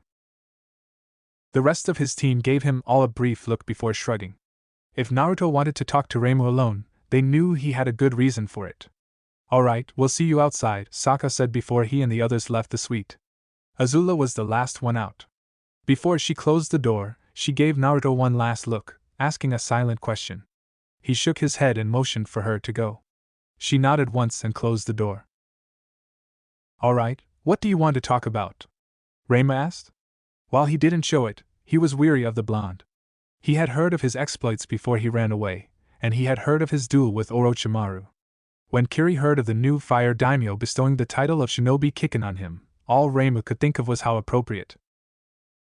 I just want to ask you a question, that's all, Naruto told him. Why exactly do you hate Suigetsu? What? He all but growled. He unconsciously brought his hand closer to his holster, as if he was prepared to fight. Why exactly do you hate Suigetsu? The fire paragon repeated the question, remaining calm. Now wasn't the time to be sarcastic. He just wanted an honest answer. Why should you care if I hate Hozuki? We are working together, the blonde pointed out. I just want to know why you hate him. He's a kami-forsaken traitor, that's why. He snapped. He left the village just so he could do things on his own. I thought he was kidnapped by Orochimaru and was experimented on, Naruto replied, remembering the near fight that happened around the campfire. Ever since that day, Suigetsu and Reimu had made an effort to keep away from each other. The fact that Chojuro would glare and place a hand on his sword when it looked like they were going to fight helped. That's what he says, and I'm not inclined to believe him, Reimu said with a snort of derision. So you hate him because he left the village?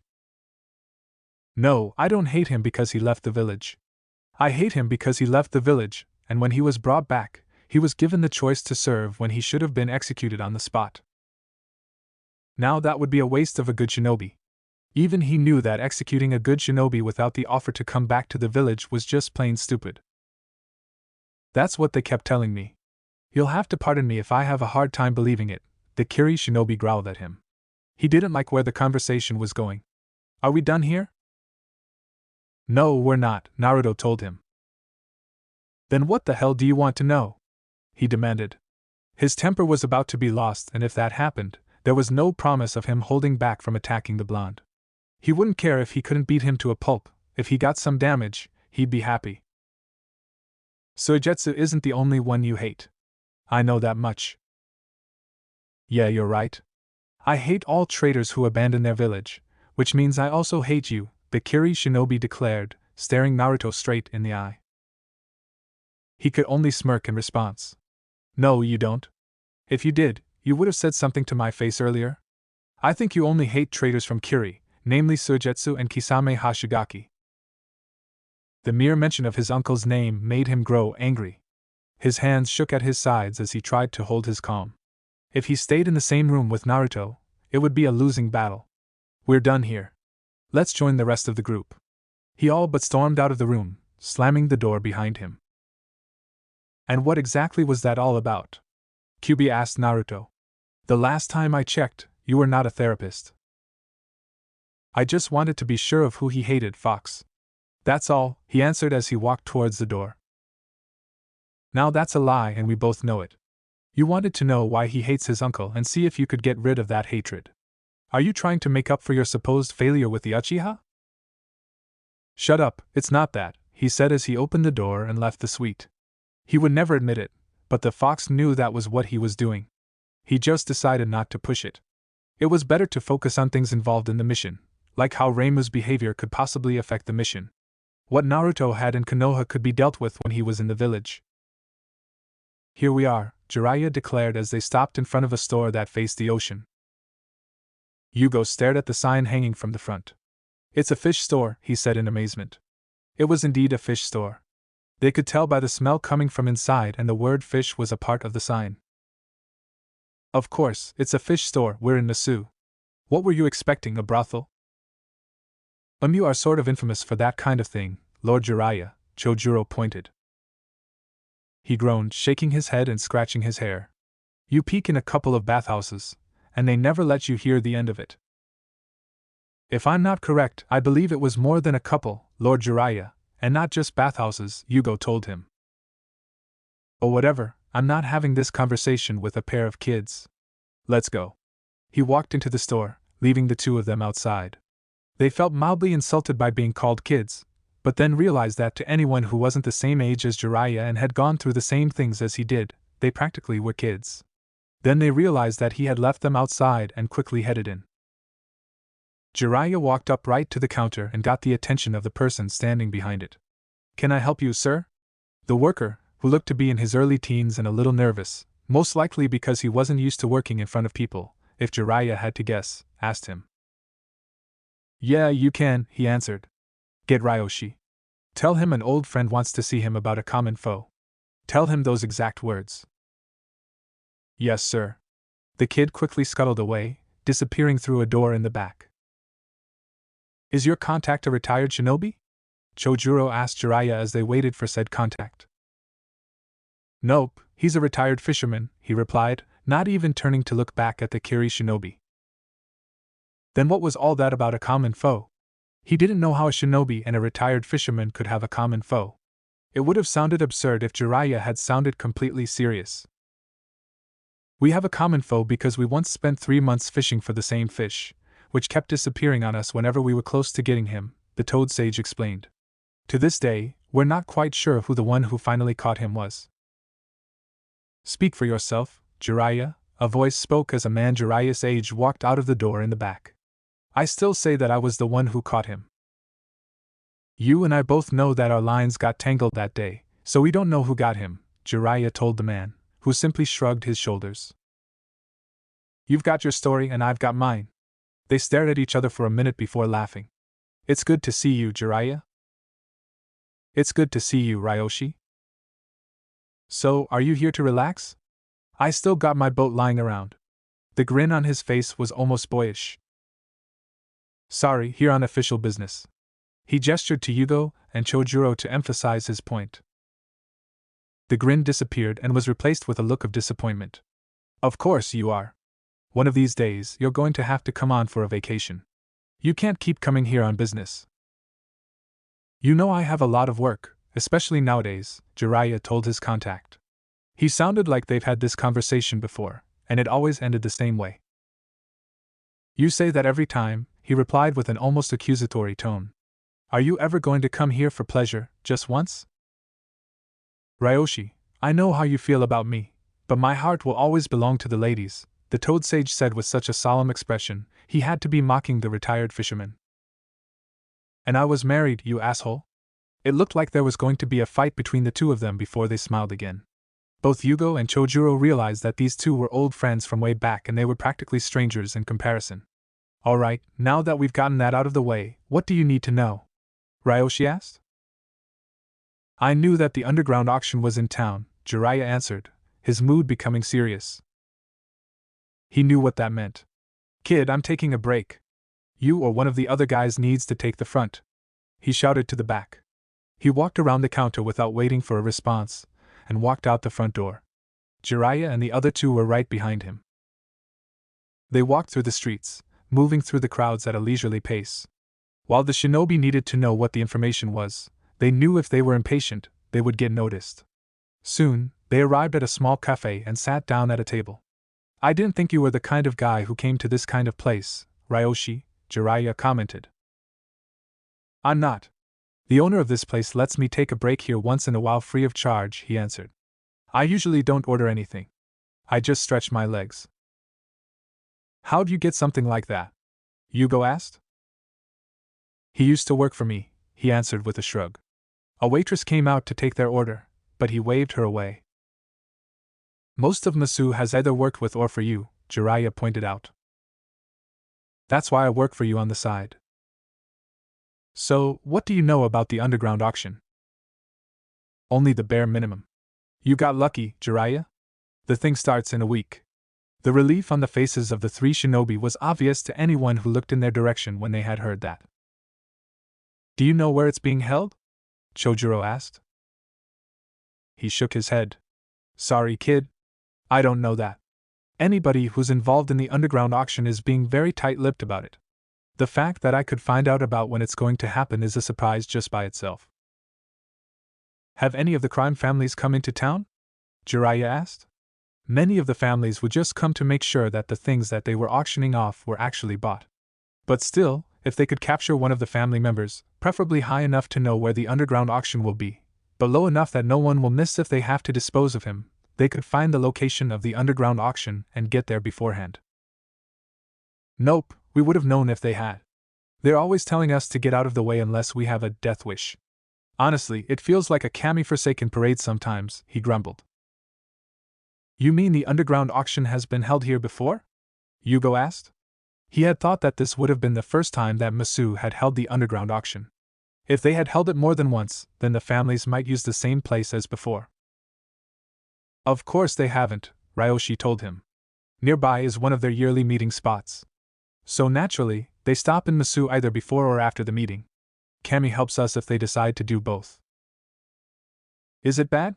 Chojuro asked. He wasn't quite sure if he wanted to know the answer, but he still had to ask. They don't kill or rape anyone if that's what you're asking. That's a surefire way of getting the entire place pissed at them. The worst they do is trash someone's place and not bother cleaning up after themselves or even pay for the damages. It just gets annoying after a while. I'm sorry, Ryoshi, Jiraiya apologized. He didn't like to see one of his old friends have trouble, and he would help if he could, but most of the time the retired fisherman would tell him to mind his own damn business and leave him alone. What the hell are you apologizing for, you old pervert? It's not like you were the one who were wrecking places here, the retired fisherman admonished him. I've told you countless times, I am not a pervert. I'm a super pervert, he declared loudly for everyone to see, standing up from his seat.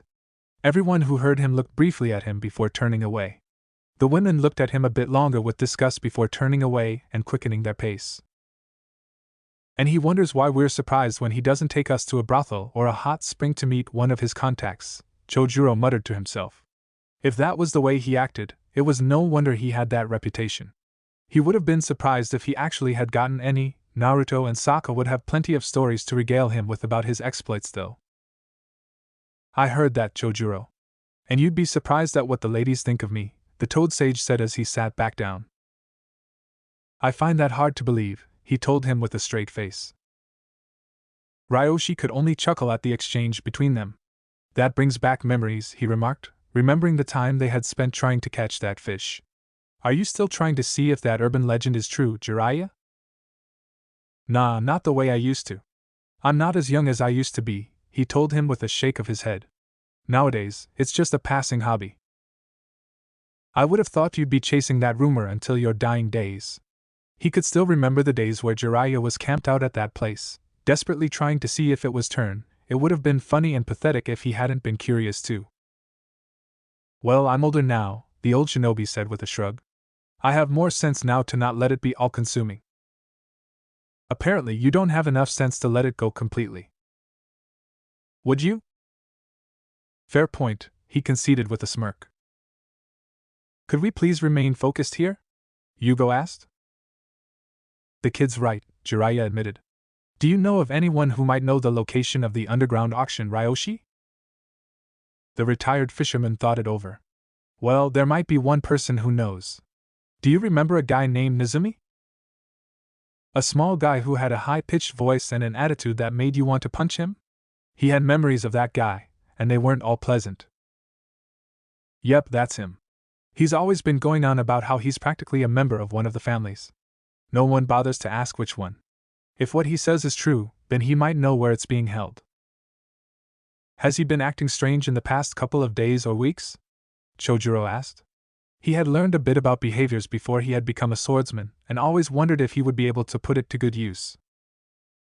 Now that I think about it, he's been more quiet than usual in the past couple of days. He's still pompous, but he hasn't really spoken. It's kinda odd. I think we've got our person. If I remember correctly, Nezumi was always the squealer. If we put enough pressure on him, we'll find out where the underground auction is. Does he still go to that same club? Jiraiya asked Ryoshi. Yeah, he still does. I guess you know what that means. He winced. Yeah, I do. Cammy, I'm going to have to come up with a good one to get through there. I'd thought they would have torn that place down, considering its bad reputation. You could use that reputation to your advantage, Ryoshi pointed out, though he looked like the idea was a bad one. Have you been drinking? It was just a suggestion, Jiraiya. That's all. Pardon me, but could the two of you tell us what you're talking about? Yugo asked. He didn't like the implications the two were talking about, and he wanted to make sure he wasn't mishearing or misinterpreting what he had heard. Judging by the look on Chojuro's face, he wanted to know the same thing. I'll tell you when we're back with the others, Jiraiya told him, not even looking at him. That was enough to send warning bells off in the two shinobi's minds. If that's all you need, I gotta get back to the store, Ryoshi stated as he stood up. Odds are one of the workers did something wrong and I have to fix it. Don't you have any faith in your workers? Chojuro asked him as he, Yugo, and Jiraiya stood up as well. Very little, he answered. But I don't pay them to make me have faith. I pay them to work. Jiraiya knew what he was talking about. He might be a stern boss, but he was also a fair boss. Bye, Ryoshi. I'll see you again, the Toad Sage told his old friend. Maybe next time, it won't be for business, he replied with a smile before walking away. What do we do now? Yugo asked. I think that should be quite obvious. We go find the others and tell them of what we learned. After that, we discuss options. He walked away from the cafe after leaving a tip despite the fact they hadn't ordered. Both Yugo and Chojuro didn't hesitate, they were right behind him. June had convinced Nyla with little trouble of waiting for them in the forest outside of the city. The trouble was making sure he got out, creating a huge problem. Now she was leaning against a wall in the marketplace, waiting for the others to arrive. Hey baby, how about you and me go somewhere else to have some fun? A guy said suggestively as he walked up beside her and tried to throw his arm around her. How about you leave while your balls are still in one piece? She suggested, pulling out a knife and placing it between his legs. The confidence he had disappeared faster than you could blink. Get lost, she ordered, which he obeyed all too gladly. She put the knife and continued waiting with her arms folded. That was the third guy who tried to pick her up in the past 15 minutes. While she didn't mind the attention, she preferred it when she wasn't on a job. If she wasn't busy, she would flirt to her heart's content. But she was on a job, so flirting was not going to happen. They also didn't try to flirt. They went straight for the innuendos. As she waited, a trio of girls walked up to her. Hey loser, where did you get those clothes? Was it the pathetic store? The girl in the lead said. The other two girls laughed at her supposed joke, sounding like a pair of hyenas. June didn't say anything, she kept waiting. What's the matter? Cat got your tongue? The girl asked with a smirk, which disappeared when she realized she was being ignored. Hey! Are you stupid or something? Don't you have anything else better to do? June asked, finally looking over at her. Or are you that jealous that guys are trying to get into my pants and not yours? The girl was about to answer, but she raised her hand. You know what? Don't bother answering. I think I already know the answer. Now go away, I'm waiting for someone and I don't need to talk to an idiot like you. Excuse me, yelled the girl. Her hyenas looked shocked at the fact that someone was talking like that to their leader. You're excused. Now scream. It looked like she was about to throw a tantrum or try to attack the bounty hunter, when Reimu appeared behind the three. Is something the matter?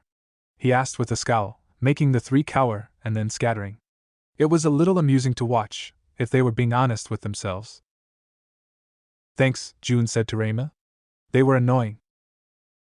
Why didn't you make them go away yourself? He knew that June was a strong woman who had no trouble knocking people on their asses. She had told them many tales of those around the fire, some of which even got him laughing, so he knew she could have handled them by herself. Come on, they weren't trying to run from me or trying to fight me. They were just a group of annoying girls who were jealous because guys kept hitting on me and not them. But you scared them off, thanks again. You're a teammate, and teammates watch each other's back, he told her with a small shrug. Right, and that explains how you've been trying to kill Sujetsu with a glare every time the two of you are in eyesight, she replied with a small smirk. Even though she hadn't been at the fire the first night, she had heard the commotion. The scowl returned in full force. That's completely different. If you say so, it's none of my business. Good, because I've already had one of your teammates try to figure out why I hate him. He mentally growled at the memory. Let me guess, Naruto? His quiet growl was his answer. Thought so. Just be glad it wasn't Sokka's sister who was doing the questioning. How could she be worse than him? He had been through a couple of therapists who tried to figure out why he hated his uncle. He had managed to infuriate them to the point where they had simply given up on him. But Naruto was the only one who managed to irritate him. How could Sokka's sister be worse than him? She would grab hold of the issue and not let go of it. Trust me, I've heard all the stories. She had even heard about when Katara tried to talk to Naruto about Konoha during the time they spent on Ember Island before the comet, and during the month they were in Ba Sing Se discussing the potential fifth country. From what Sokka and Azula had told her, Naruto had avoided or dodged the waterbender's questions every time she started up. Eventually, she stopped after he had told her to knock it off unless she wanted to get thrown off the outer wall without Aang around to save her. That was one of the few times Katara didn't succeed at understanding someone. By the way, where are the others? I think they're trying to pull Hozuki and Anko away from the beach. They should be in a moment, maybe a couple of minutes, he told her with a frown. Why aren't you there? I thought you'd be making eyes at that beach too. He glared at her. Just because I'm from Kiri does not mean I take a look at every single good beach I come across. So, you take a look at some good beaches. She smirked, making him more annoyed. Oh, relax, don't get your panties in a wad. You know, you really should lighten up. You're reminding me of this one gloomy guy I know, except his uncle's not evil, just nuts about tea. Can we stop talking about uncles? He was being reminded of the few good memories he had of Kisame, and he didn't want to be reminded. They always led to the day he had left. That day was the one that made him what he was today. Fine, we'll stop. Look, the others are coming. She pointed down the street. Sure enough, the rest of the group was coming towards them. Enko-sensei, did you have to sick one of your snakes on that guy? Karen asked with a groan.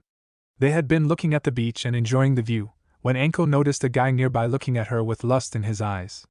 So naturally, she sent one of her snakes after him. I'm taken, Karen. You know that, Enko replied. And he didn't. He was just looking at you. He was doing more than that. He was undressing me with his eyes. Enko, every guy who doesn't know you undresses you with his eyes. You've got the body for it, Azula told her. It was true. Enko had a killer body. She was making heads as she walked by and didn't pay the slightest bit of attention to it. Both Azula and Suki were fairly certain that if she actually tried, she could even make women lust after her. They were glad she hadn't tried it on them. They liked having boyfriends. That may be, but there is only one person who can undress me, and that is my sexy Irika, she declared in a loud voice. Behind her, Naruto looked like he had an image in his head that he didn't want or need. He shuddered and tried not to think about it. You have got one crazy sensei, Suigetsu told Karen. Kami forbids her meeting the Mizukage. I don't want to think about the insanity those two would cause. On that we can agree, she replied. At that point, to any outsider they would have looked like good friends if not outright boyfriend and girlfriend. To anyone who actually knew them, they knew that while the two of them still claimed to hate each other, they were slowly working towards liking each other. It was just a matter of time. Hey look, there's Jun and Reimu, Sokka pointed out. The rest of the group looked over to where he was pointing and saw them as well. They walked over to them, weaving through the people on the street and staying close at the same time. Hey, everything okay? Suki asked as they got closer to Jun and Reimu. Yeah, pretty much, Jun answered nonchalantly. Reimu here just told me about how Naruto talked to him about why he hates Suigetsu. While everyone else looked at the blonde in surprise, Reimu was trying to glare the bounty hunter to death. Are you trying to channel my sister, Naruto? Sokka demanded while Akela simply rolled his eyes. No, there was no channeling of Katara. Besides, what me and Reimu talked about is between ourselves. His tone was firm and told everyone to drop the subject. They did, and Reimu gave him a brief nod of appreciation. By the way, I've been meaning to ask you something, Suigetsu, he said, changing the subject. When we first met up and you told us how you became a swordsman again, you called yourself the Kirigakyu no Kijin. Didn't that title belong to Zabuza? It did and it didn't, Suigetsu told him. Zabuza did embody the title, but the wielder of the Kubikuru Bocho always has the title of Kirigakyu no Kijin, just like the wielder of the Hiramikari Eye always has the title of Kirigakyu no Hagosha. So each of the swordsmen have a title? Sokka asked, curious about the group. Yeah, they did. The wielder of Kiba was the Kirigakyu no Gakido, Rage of the Hidden Mist. The one who had Nobari was known as the Kirigakyu no Ito, Thread of the Hidden Mist. The person wielding the Kabutoari was called the Kirigakyu no Kyoki, Madness of the Hidden Mist. The swordsman who had the Shibuki was the Kirigakyu no Bakuhatsu, Explosion of the Hidden Mist. His voice became more and more prideful as he spoke of them. He was proud of the 7 swordsmen, even though their history wasn't exactly stellar. And I'm guessing the wielder of Samahata was the Kirigakyu no Sane, Shark of the Hidden Mist? Naruto asked. The question made Reimu tense up a little. Yeah, they were. The pride went out of his voice as he looked over at Reimu, who didn't make eye contact. Things fell into an awkward silence in the group. No one really knew what to say. Thankfully, a distraction came in the form of Jiraiya, Yugo, and Chojuro as they walked up to the group. Is everyone here? Jiraiya asked as he scanned the group, mentally checking off every face. Yeah, we're all here, Anko told him. Good. Let's get back to the hotel. We have a lot to discuss. As Jiraiya and his team entered their suite and closed the door, they waited for a few minutes. The others had gone to their own suites so they could avoid suspicion. They didn't know if they were being watched, but it didn't hurt to be sure. Within a few minutes, they heard knocking on the window that led to the balcony. Both Anko's team and the team from Kiri were standing on the balcony, making it a little cramped. Sokka was the closest one, so he opened the balcony window to let them in. So what did you find out? Reimu demanded of Jiraiya as they all walked into the living room and took seats on available chairs. Yugo, Chojuro, and I probably have found the person who knows where the underground auction is being held, he began. It's a local man called Nezumi. For years, he's been telling everyone who listens to him that he's a part of one of the crime families. If that's true, then there's a good chance that he's been told of what's going on. There is evidence that supports all this, Chojuro chimed in. According to Lord Jiraiya's contact, Nezumi has been quieter than usual for the past couple of days. If he has been told and was also told to keep quiet about it, that would explain his behavior. How do we get to him? Sokka asked, mentally beginning to figure out a plan. It would get fleshed out as details were given to him. There is a place that he frequently visits. It's a mix between a club and brothel, Jiraiya said. You see people on stage, and if you like them, you can pay the owner and take that person to a private room. Nezumi has been a regular patron in that place for many years, and one of his visits will be in 3 days. So one of us has to get onto that stage, put on a show that entices him, and try to have him paid to take upstairs, June summarized before looking over at the other girls in the group. Anyone want to flip for it? Actually, June, Nezumi doesn't go there for the girls. She grew confused when she heard those words. What else would he go there for? She asked. He goes there for the boys. There was stunned silence within the group as that little tidbit of information went through their heads. I'm sorry? Naruto asked as a dawning look of horror showed on his face, as well as the other boys in the group as they realized what that meant. You heard me. That means Anko, and I've got 3 days to teach you how to seduce a guy. Azula and Suki quietly walked down the street. It was almost noon, and they were in charge of getting lunch. Anko and Jiraiya had given them a list of food to get, while pointing out about the delicacies that Masu offers for its visitors and residents. Although not everyone was thrilled about the unusual taste that their intended target had, they knew too well that failure of this mission would mean a potential breakdown of relations between Konoha and Kiri. How is Sokka holding up? Azula asked Suki as they passed a store that apparently held the finest furniture in Masu. As best as he can, she replied as her eyes skimmed over the store. For the past 2 nights, he's come to bed and just held me in his arms, whispering that he was so glad to have me as a girlfriend. Naruto's been doing the same thing. I know this might sound a little selfish, but I'm glad I'm not the one who's getting a crash course in seducing a guy. As far as she could tell, the last 2 days have been hell for the male members of the group, except Jiraiya. Apparently, the Toad Sage was a fucking sadist even when it came to seduction, and they were learning everything they could in the space of 2 days. I don't blame you, Suki assured her. If the target preferred girls over guys, they would be the ones getting the crash course. June would probably have been okay, but they weren't so sure about the rest of them. So they were a little glad that the guys were getting the short end of the stick now. Do you think they'll be okay tonight? Azula hadn't really seduced anyone before, and her brief attempt at flirting with Chan back on Ember Island was something that she wanted to forget. She preferred to display her power and abilities in order to impress people enough to win them over, but she didn't count Naruto, due to the fact they had been together in one way or another for the past 3 years. But she didn't know if the guys didn't really have any seducing skills. At least she knew Sokka and Naruto didn't. Until last winter, Sokka had chauvinistic ideas about women and Naruto still believed that he wasn't anything special in the looks department, and his fear of fangirls was rather legendary. I honestly don't know. We'll have to find out for ourselves. That is, if Jiraiya lets us go, she commented as they walked past a large group of people who walked right down the middle of the street. Are you planning to go so you can watch them suffer? Azula asked the Kyoshi warrior. She knew that Anko, June, and Karen would try and go just to get a kick out of it. They enjoyed watching stuff that made a guy squirm, especially June and Anko, more than Karen. Maybe a little, she admitted. It was a little entertaining to watch the confident Sokka do something that he was absolutely horrified of, and this was probably one of the things he was most horrified of. But I'm also hoping that if Sokka sees me, he'll feel a little more confident about himself during the mission. Kinda silently cheering him on, you know? I can see where you're coming. It was a good idea to show silent support to their boyfriends. Who knows what they would have to do tonight? A thought crossed Azula's mind and made her smirk. I just realized something, she said as they walked into the hotel. If Zuko had come with us, he would have to do the same thing. That would be entertaining. I think Katara would have felt the same way about her brother if she had come as well, Suki remarked as they made their way over to the elevator. A look of slight disgust came onto her face as she realized something. You know, if everyone had come, then Aang would have to do the same thing as well. They both shuddered at the thought as they entered the elevator.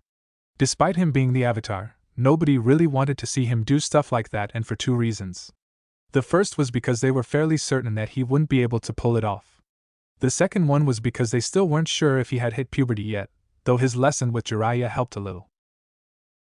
They rode up the elevator in silence, not wanting to continue that conversation in front of the operator. When he reached their floor, they stepped off and walked to the suite door. Suki thumped on the door 3 times. Food's up, she shouted through it. It's about time, June said as she opened the door. Did you decide to take a swim while you were out? Hello to you too, June, Azula replied, walking past her and into the room. Have the guys finished up yet? Go out to the balcony and waft the smell of the food up, that'll get their attention, the bounty hunter told her before walking away. Both the Kyoshi warrior and the former Fire Nation princess shared a look with each other. I'll get their attention if you set up the food, Azula offered. Okay. They split up, Suki went to the kitchen and Azula made her way over to the balcony door. She passed Karen, who was reading something, she didn't pay close enough attention to it to find out what it was, and walked out onto the balcony.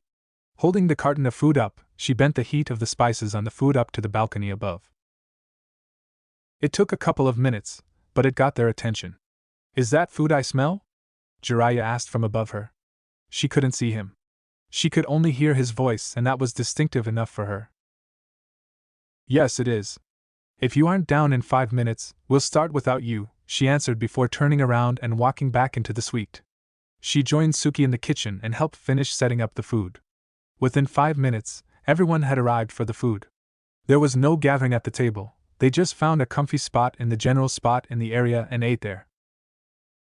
For a good 10 to 15 minutes, the only sounds in the suite were those of eating and someone asking someone to pass them something or if they could try that food. It would have looked very picturesque if someone had taken a picture at that point. So, how are things coming? June asked Naruto. Do you think that you'll be ready for tonight? The blonde glared at her. If we're not ready, I will gladly kill myself, he declared. He probably had every single seduction technique that dealt with guys crammed into his head, whether he liked it or not, although there were a few that worked on girls too, which some of the guys filed away for later use. Please don't. I rather like you living, Azula told him. Same here, the QB told him, albeit with a big grin. For the past 2 days, the fox had either been laughing his furry rear off or doing a running commentary as they practiced the techniques. Needless to say, the blonde hated the Biju and wished for him to die in several horrific ways. You can't kill yourself, Gaki, Jiraiya told him bluntly. You're going to be the main attraction if the others don't get Nizumi's attention. The guys had actually been given roles to play for tonight. Sokka was to be the sarcastic cynic, who has supposedly been in the business the longest. Chojuro was going to be playing the role the others had taken to calling the Virgin, meaning shy, quiet, and very nervous when it came to the bedroom. Suigetsu was the bad boy while Reimu was the dominator, meaning that both were not supposed to be gentle. Don't remind me, he replied in a half-growl. Naruto had the role that was most likely to get their target's attention. It was known as the Mysterious Beauty. He was supposed to be on the run from a noble who he was supposed to serve and had the aura of someone who wanted to be saved, while also being mysterious and hauntingly beautiful. Naturally, the very idea horrified him because, according to Jiraiya, that was probably the most likely to get Nizumi's attention. Get over it, Naruto. We need to find out where the underground auction is, and doing this is our best bet, the Toad Sage reminded him. That's easy for you to say, you're not doing this. Your entire part in this was spreading the story around. During the first day of their lessons, Jiraiya had visited Ryoshi again and started a conversation about the mysterious beauty and the fake backstory he had, right in front of Ryoshi's workers. Within the space of a few hours, about half of Masu knew the story while some had claimed to know the guy personally. But it was generally agreed on that he now worked at the same place Nezumi usually goes to. Naruto, relax. You're not the only one in this, remember? Sokka said to the blonde. Even though Yugo was still a part of the training, he had just been regulated to the post of kissing dummy. Jiraiya had stated that he was extremely stiff when it came to the seducing, so he wouldn't be convincing. Plus, with all the people looking at him and possibly talking about him, there was a chance that he would go berserk, and they didn't need that. It could be worse, Suki pointed out. Aang could have been doing the same thing if he had come. While most of the people there had no idea who Aang was, or at the very least, had a vague idea, the ones who did felt slightly disturbed at the thought and image. Naruto, who had just swallowed his food, fought the urge to spit it back up when he imagined the airbender doing what they'd been trying to do. Suki, I'm trying to eat here. He shouted at the Kyoshi warrior. I didn't do that any more than I need to hear about Enko and Irika-sensei. That reminds me, I haven't told you about the time Irika walked in on me when I was in the shower, and I let him join me, Enko said to him with a cheerfully sadistic grin. He looked like he wanted to kill himself at that point. Enko, please stop tormenting him, Jiraiya told her. But in all seriousness, Suki, please don't ever mention that again. The only person right now who is interested in seeing him the way he came into this world is my sister, Sokka reminded his girlfriend. By the time they had left the Bending countries, Aang and Katara were so much in love it was almost sickening to watch them in public. Of course, only Toph publicly made gagging noises, mostly because she was the only single person left in the group. Aren't you worried about this Aang guy doing something to your sister? Chojuro asked. He knew if he had a sister, he'd be watching any boyfriend she had like a hawk, while keeping his weapon ready at all times. That question made everyone who knew Aang laugh. Are you kidding? Azula asked. The kid doesn't even know the meaning of the phrase taking the initiative. The only way he would get lucky is if Katara stripped naked in front of him and took it from there. Sokka made a gagging noise at those words. That's my sister, Azula. She's still right, Sokka, Naruto told him. I mean, he didn't even know what rape was until Jiraiya educated him. He smiled at the memory. It had given him a deep satisfaction listening to Aang practically begging the Toad Sage to stop his lesson. Okay, fun is over, Jiraiya declared, placing his empty plate on the nearby table. It's time for the final review. Every guy in the room groaned. They were hoping to get a few more minutes of peace and relaxation before going back to the torture. Stop whining. This is for the mission, and you all know it, he told them sternly. We know that. We just don't like it, Suigetsu replied. I hear that, Reimu agreed. In the past 2 days, his hatred for Suigetsu had been put to the side as they now shared a common hatred for Jiraiya. This had led to them backing each other up whenever he criticized and or insulted one of them. Chojuro hoped that it would be enough for them to actually have a friendship, but he wasn't placing all of his money on it. I don't care. Now get moving! Jiraiya barked. They grumbled, but they went out to the balcony and climbed back up to the suite above. That left the girls to clean the plates they had been using and to throw away the rest of the food, which wasn't very much. How much longer do they have until they head over to the club? Karen asked. Tonight, what had been forced into their heads would be put to the test. And they needed to succeed. This was probably going to be their only chance to get information on the underground auction and what is being auctioned off. Probably an hour or two, answered Enko. She had helped Jiraiya train the guys on some points, after Yugo had made her promise not to use any of her snakes, so she kinda knew how they were doing. If you're worried about your boyfriend, he'll be fine. Suigetsu is not my boyfriend, she yelled at her sensei. Enko smirked. I didn't say anything about Suigetsu. She couldn't say anything in response. Her face was already showing how flustered she was. Arg! She suddenly screamed, walking away from the room. You really enjoy doing that to her, June noted. She wasn't accusing the snake mistress, just stating the fact. Of course I do, it's really entertaining. She's so stiff sometimes I have to tease her so she can loosen up. It's almost hard to believe she's related to Naruto. That statement made everyone else in the room stop what they were doing and look at her. She's what? Azula demanded, almost shouting. What? You never knew?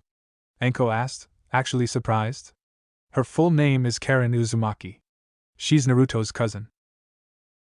They were actually surprised by that. Due to the fact that Naruto didn't really talk about his past and that his parents died, they had more or less assumed that he didn't have any family left. Does she know? Suki asked. Of course she does. We discovered their relationship after we released her and Yugo from jail and enlisted them in the Konoha shinobi forces. We were surprised too when she told us. No one was quite sure how many jaws had been dropped when the redhead told them that, although there was a tie between Jiraiya and Tsunade in how long their jaws had been dropped. Does Naruto know? Azula shook her head. No, I don't think he does. It would be something he would be surprised about, that was for sure. Well, if he doesn't, it's none of our business. Let him find out on his own, June stated with a shrug of her shoulders. When it came to family things that didn't involve her, she stayed out of them. Both Suki and Azula wordlessly agreed with her. Night had fallen as Nezumi walked through the streets to the club. His hands were shaking slightly. He wasn't nervous, he was excited. He was always excited when he went to the club. There, if he paid enough, he could have any boy he wanted. Nobody publicly said that his sexual preferences were disgusting, mostly because he wouldn't hesitate to point out who exactly had been lying when it came to their sex life, married or not. It was true that Nezumi preferred boys. It started when he was a teenager. He had seen a younger boy pass by in the street, and was filled with a hunger for him. That hunger was satisfied about 2 weeks later when he dragged the boy into a back alley and raped him. The boy had later committed suicide, but Nezumi didn't care. He had discovered his taste in carnal pleasures and he wasn't one to let that go to waste. Since then, he had experimented with his sexual preferences to see how far they went. He discovered that he mostly preferred them to be in their teens or early 20s, although he wasn't close to the idea of sleeping with older men. While he could seduce any of them, he wasn't a very patient man and that took time. So, he went to the club and got his kicks there. As he got a show before taking his pick for the night, he couldn't see anything wrong with that. If people had to describe Nezumi, they would say that he was a living definition of his name. He was a bit short, and his face was slightly pinched, making his eyes bulge out somewhat. His dark hair was thinning and his nose looked like it could poke someone's eye if he wanted to. Because he claimed that he had ties to one of the crime families, he always wore clothes that looked to be at the very least semi-fashionable. Despite what he wore, they always seemed a little ratty and always had one stain somewhere on it. He always looked like he got the clothes second-handed, like one of his crime family friends gave him their old clothes when they didn't want them anymore. Personally, he didn't care what they looked like. It showed that he had connections. As he walked up to the entrance of the club, he stopped to look at it. Despite what was inside it, the front of the club was actually quite modest. The sign above the door was of medium size and had no flashing lights surrounding it or silhouettes of girls on poles around it. The building itself was only 3 stories, barely standing out from the other buildings surrounding it. If you weren't looking for it, you would have walked right past it. He walked through the front door, closing it behind him as he entered. "Good evening, sir," the receptionist greeted him. He didn't know this one, so he just acknowledged her with a nod of his head and walked past her. After walking through a small corridor, he entered the showroom of the club. At one end of the room, the stage and poles were found. The poles were currently empty, due to the fact that they were in between shows at the moment, just the way Nezumi had intended. Had he arrived earlier, he would have been watching the girls perform and he wasn't there for them. He found himself an empty couch and sat down. "Would you like something to drink, sir?" Someone right beside him asked, sounding a little nervous. He turned his head to see who was talking. It turned out to be a blue-haired kid with black glasses. He held himself nervously, like he wasn't sure what to do or if he was going to be selected for a night. The main rule of the club was that if the entertainers were not working on the stage, they would also double as waiters. If Nezumi had to guess, it was most likely that he was a virgin. He could tell if you were a regular customer at the club and you knew what to look for. You could tell if someone was a virgin or not. "Just get me some sake," he told the kid. "Right away, sir." He bowed his head and quickly scampered off. "How've you been, Nezumi?" the owner asked him as she walked up to him. Even though he had been coming to the club regularly for years, He was not on a first-name basis with the owner. If he thought about it, no one actually knew her name. She was just known as the owner or ma'am. The basic rule about the club was if you hurt her people, she would hurt you worse. "I've been fine," he answered. "Are there any new features I should know of?" "I've gotten a couple of new guys. You've already met one of them." She pointed at the kid, who was getting the sake from the bar. "Apparently, he's a virgin." "Thought so," he thought triumphantly. "Is there anyone else?" "Well, I've got an old pro, a dominator, a bad boy, and the apparent talk of the town," she said with a small smirk. "Have you heard about him?" "Yeah, I've heard of him." He had heard the stories about the mysterious stranger who had come to town. From what he heard, the stranger was either on the run from a noble because he didn't want to be his lover, or he was hiding from an obsessed stalker who decided that if he couldn't have him, no one could. Tonight's his first night. I watched his audition. He's quite good if you're interested. I'll judge him for myself, thanks. He liked to choose for himself, and hated it when someone tried suggesting someone for him. He alone would decide if the person was worth the talk. Very well, he should be starting up soon. Enjoy your evening. She walked away, leaving him alone. He sat in silence, even as the kid came back with his sake. "Here you are, sir," he said, carefully placing the cup and the bottle down in front of him. "Will there be anything else?" "No." The kid bowed his head and began to walk away. "Wait." He stopped and turned back to face him. "You came here with the one everyone's talking about, right?" Nezumi asked him. "Yumi, yes, sir," he answered. "I don't know much about him, however. We only met up while on the road and he usually kept to himself." He would have kept talking, if Nezumi hadn't held up a hand, silently ordering him to stop. "I asked if you came here with him. I didn't ask you for details," he told the kid. "Now beat it." The kid scurried away, leaving him alone with the sake. Chojuro quickly walked away from the target and made his way backstage. He kept his appearance as a nervous virgin until he arrived at the room they were given. Due to the fact that they went to the club and had auditioned together, they had been given their own room until they were more used to the place. He walked in and closed the door behind him. "He's here," he declared to the others. The others all turned their attention to him. "Are you sure about that?" Saka asked. He wore a set of nondescriptive clothes and looked older than he actually was. "Considering I just gave him sake, yes I am," he replied, slightly sarcastic. Reimu chuckled slightly as he fiddled with a kunai. It was the same kunai he had pulled out the first night the three teams had camped together. He always played with it whenever he felt on edge about something or was simply nervous. To anyone else, it would have been a simple kunai. To him, it was the kunai his father gave to him when he became a student at the academy, and the only thing to remember him by. "Did he say anything to you?" he asked.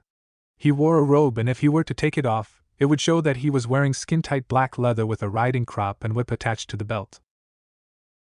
Just that he wanted sake. He also wanted to know if I came into town with Ruto. He gestured over to Naruto, who was sitting against the sofa. He wore the bare minimum stage makeup, which covered his whisker marks, and wore clothes that looked to be easily taken off. But that's all he wanted. "Sounds like he's a man who forms his own opinion about something," Saka remarked. "Looks like you'll have to work extra hard to get his attention if we fail to get it, Naruto," he told his fellow paragon. "Saka, I'm already planning to kill FS-sensei for making me do this," the blonde growled. "You keep this up and I'll kill you too." He held his hands up in a surrendering gesture. Sorry. "Hey, Uzumaki, remember you're not the only one who has to do this," Suigetsu told him, wearing a costume that looked like it was based on baggy clothes.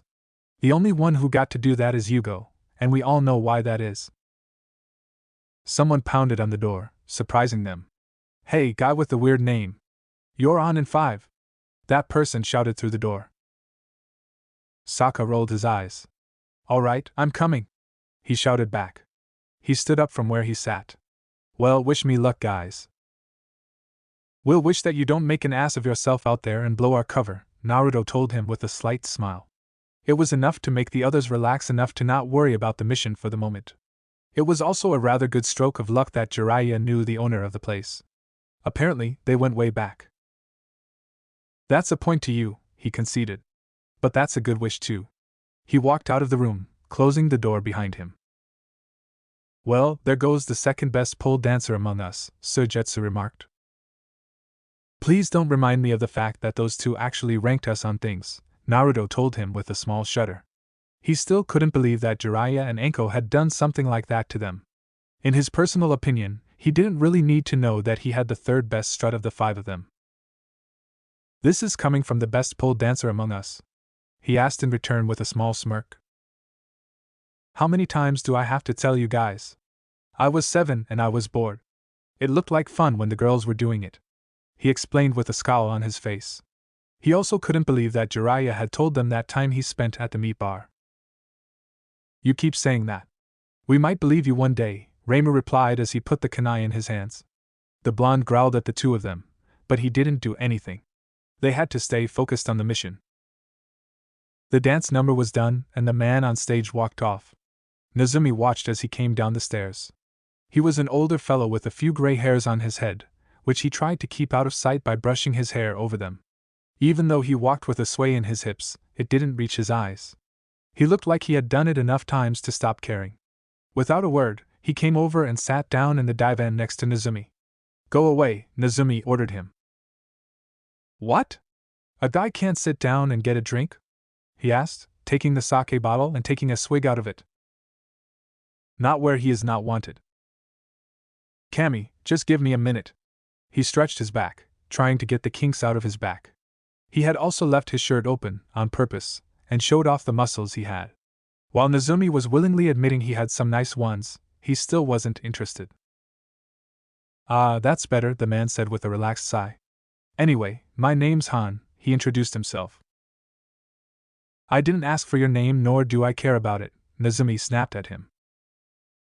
Yeah, I'd figured you'd say that. Relax. I'm not here to seduce you, he told him in a bored tone. I'm just here to sit down for a few minutes. I'm sure you have a room backstage for that. I got saddled with the newbies, so I figured I would relax down here. He signaled the kid to bring him a cup. The kid nodded and quickly walked over to the bar. He got the cup and swiftly brought it over to them, placing the cup on the table and then walking away. I would have thought you were a newbie too, considering you're sharing a room with the rest of them. He snorted. Just because I'm stuck with newbies doesn't make me one. This isn't the first place I've shaken my ass for people. He poured the sake into the cup and drank it all in one gulp. He shuddered slightly as the drink raced down his throat. Sometimes I wonder if I went into the wrong profession. I take it you're the old pro the owner got? Nezumi asked as he poured himself another drink from the sake bottle and drained the cup. How did you know? He asked sarcastically in return. The lights dimmed down and amidst the hoots and catcalls, another boy came out onto the stages. He walked with a slouch and held a mock scowl on his face. And here's the new bad boy, he announced. If you're going to give me a running commentary on each person who comes onto the stage, piss off. I don't need it. That's fine by me, he got up from the divan and walked away. Nezumi briefly watched him walk over to a group of 4 girls and a boy. Out of the corner of his eye, he saw another boy dressed in a skin-tight black leather suit talking aggressively to a woman wearing a trench coat and a white-haired man. Must be a dominator, he thought before turning his attention back to the stage. The bad boy was still going on stage. Apparently, he was doing quite well, if the whistles and shouts were anything to go by. Personally, Nezumi didn't think much of bad boys. In the bed, they were the same as any other boy he had done. After a few more minutes, the bad boy was done. He walked off in spite of the applause he got. He snorted and reached for the sake bottle. Can I pour that for you? A quiet, husky voice asked from behind him. He turned around and looked upon a dream. He was taller than Nezumi, and the latter could not shake off the echoes of snide remarks other people would make when they're pointing at him. He had blonde hair that looked untamed, casting shadows over his eyes in the shifting lights. He wore clothes that seemed to be too tight, in his opinion at least, which highlighted the muscles he had. But the thing that had his attention was his eyes. They looked like 2 pools from the ocean, with the shadows making it look like they had hidden depths. Yes, you can, Nezumi told him as he walked around the couch, suddenly a bit nervous. You can have some yourself if you want some. Thank you. The blonde took the sake bottle and poured drinks into the cups. He placed the bottle down and took one of the cups. To you, he said, raising his cup in a salute. Nezumi could only watch in fascination as he drank. While Han had poured the sake down his throat in one big gulp, this man seemed content to drink slowly, and torment him by making him watch his throat move with each gulp. The only thing that he could think at that point was that the person in front of him was perfection carved into human form. My name is Nezumi, he introduced himself. He didn't know why, but he felt like a teenager in front of a crush. It's a pleasure. My name is Ruto, the blonde greeted him as he sat down on the divan. While Han had just sat on the divan, he lounged on it, spreading his entire body out to sea. Nezumi's breath hitched, and his nether regions began to stir. What is wrong with me? He briefly wondered. He focused back on the beauty lying before him. Are the stories about you true? He blurted out before he could stop himself. Instead of being offended or angry, the blonde only mysteriously smiled. I wasn't aware there were stories about me, he replied. I am no one special. He couldn't believe those words. He couldn't be more wrong. The very fact the blonde considered himself to be no one special was something to be considered blasphemous. Nezumi was fairly certain that if the man in front of him had been born female, men would go to war over her. I have heard that you ran away from a noble, or an obsessed stalker. Ah yes, you mean those stories. The smile faded from his face as a small look of pain crossed it. They're both true and yet false. What do you mean? He looked at him with a question in his eyes. Why do you care? He asked quietly. I just want to know the truth. To see if I can find the person in the mystery everyone keeps talking about. He wanted to be the one to solve the mystery, to have the person inside of it. The question disappeared from his eyes as he laughed. It was a rich, sensual laugh that shivers down to his bones and made his regions stir even more. Perhaps I may tell you, Ruto said to him, standing up from the divan and slowly walking over to him. He leaned down close, almost face to face with Nezumi. If you really want to know, that is. I do. I really want to know. He wanted to know so badly, it almost hurt. The blonde slowly leaned forward. It almost looked like he was about to kiss the man, but instead he leaned into his ear. Then maybe I'll tell you, if you want me enough, he whispered. He leaned back up and walked away. Nezumi could stare at him as he walked backstage. Well? What do you think? The owner asked as she stood behind him. He eyes him something, he admitted. He wanted to say more, but he had to look like he hadn't fallen so easily. He had a bit of a reputation to protect, even if it wasn't a good reputation. Oh, don't worry. He had that same effect on everyone he met when he came into the audition, she told him with a smirk. So, do you want him? I can have him ready in a room within minutes. And no, I'll watch him for a bit longer. Very well, but you might not want much longer. I'm fairly certain that as the night goes on, more and more people will want him. Who knows? One of them will be brave enough to ask for him. He fought down a surge of anger and jealousy. I'll wait until after he dances, he said with a forced calm voice. He couldn't show that he already wanted the blonde. If he did, the owner wouldn't hear his price until she heard the other prices. Very well, fine by me. He poured himself more sake and drank it.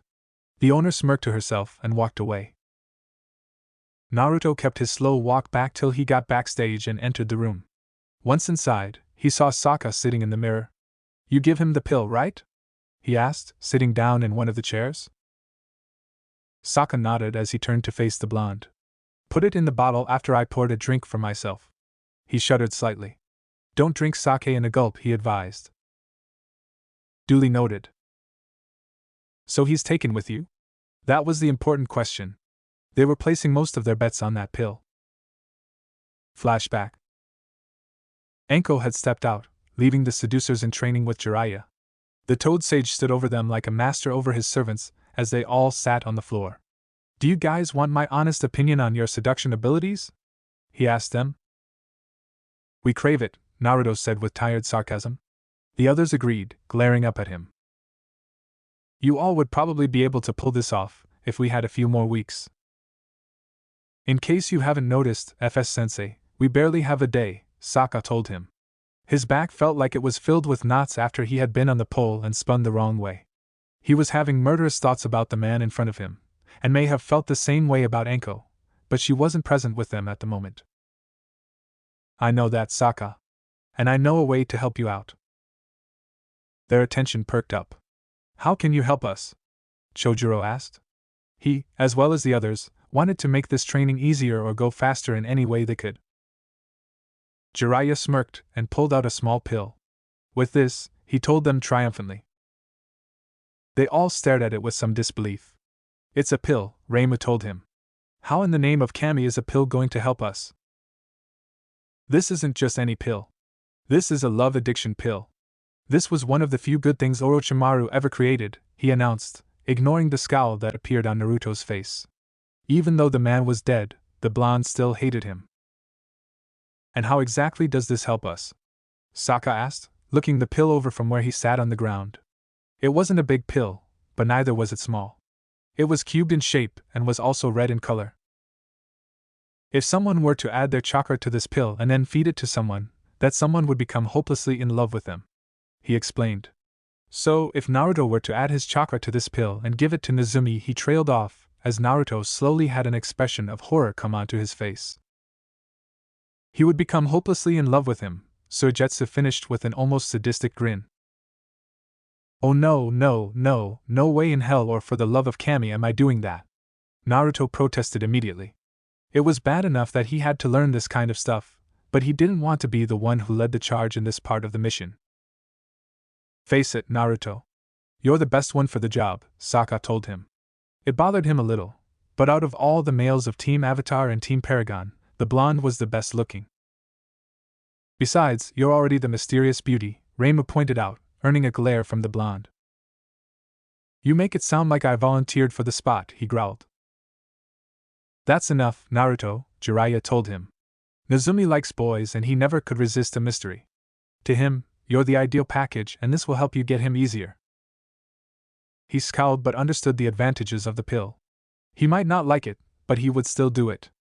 Alright, fine. Give it here, he told the Toad Sage, holding out a slightly shaky hand.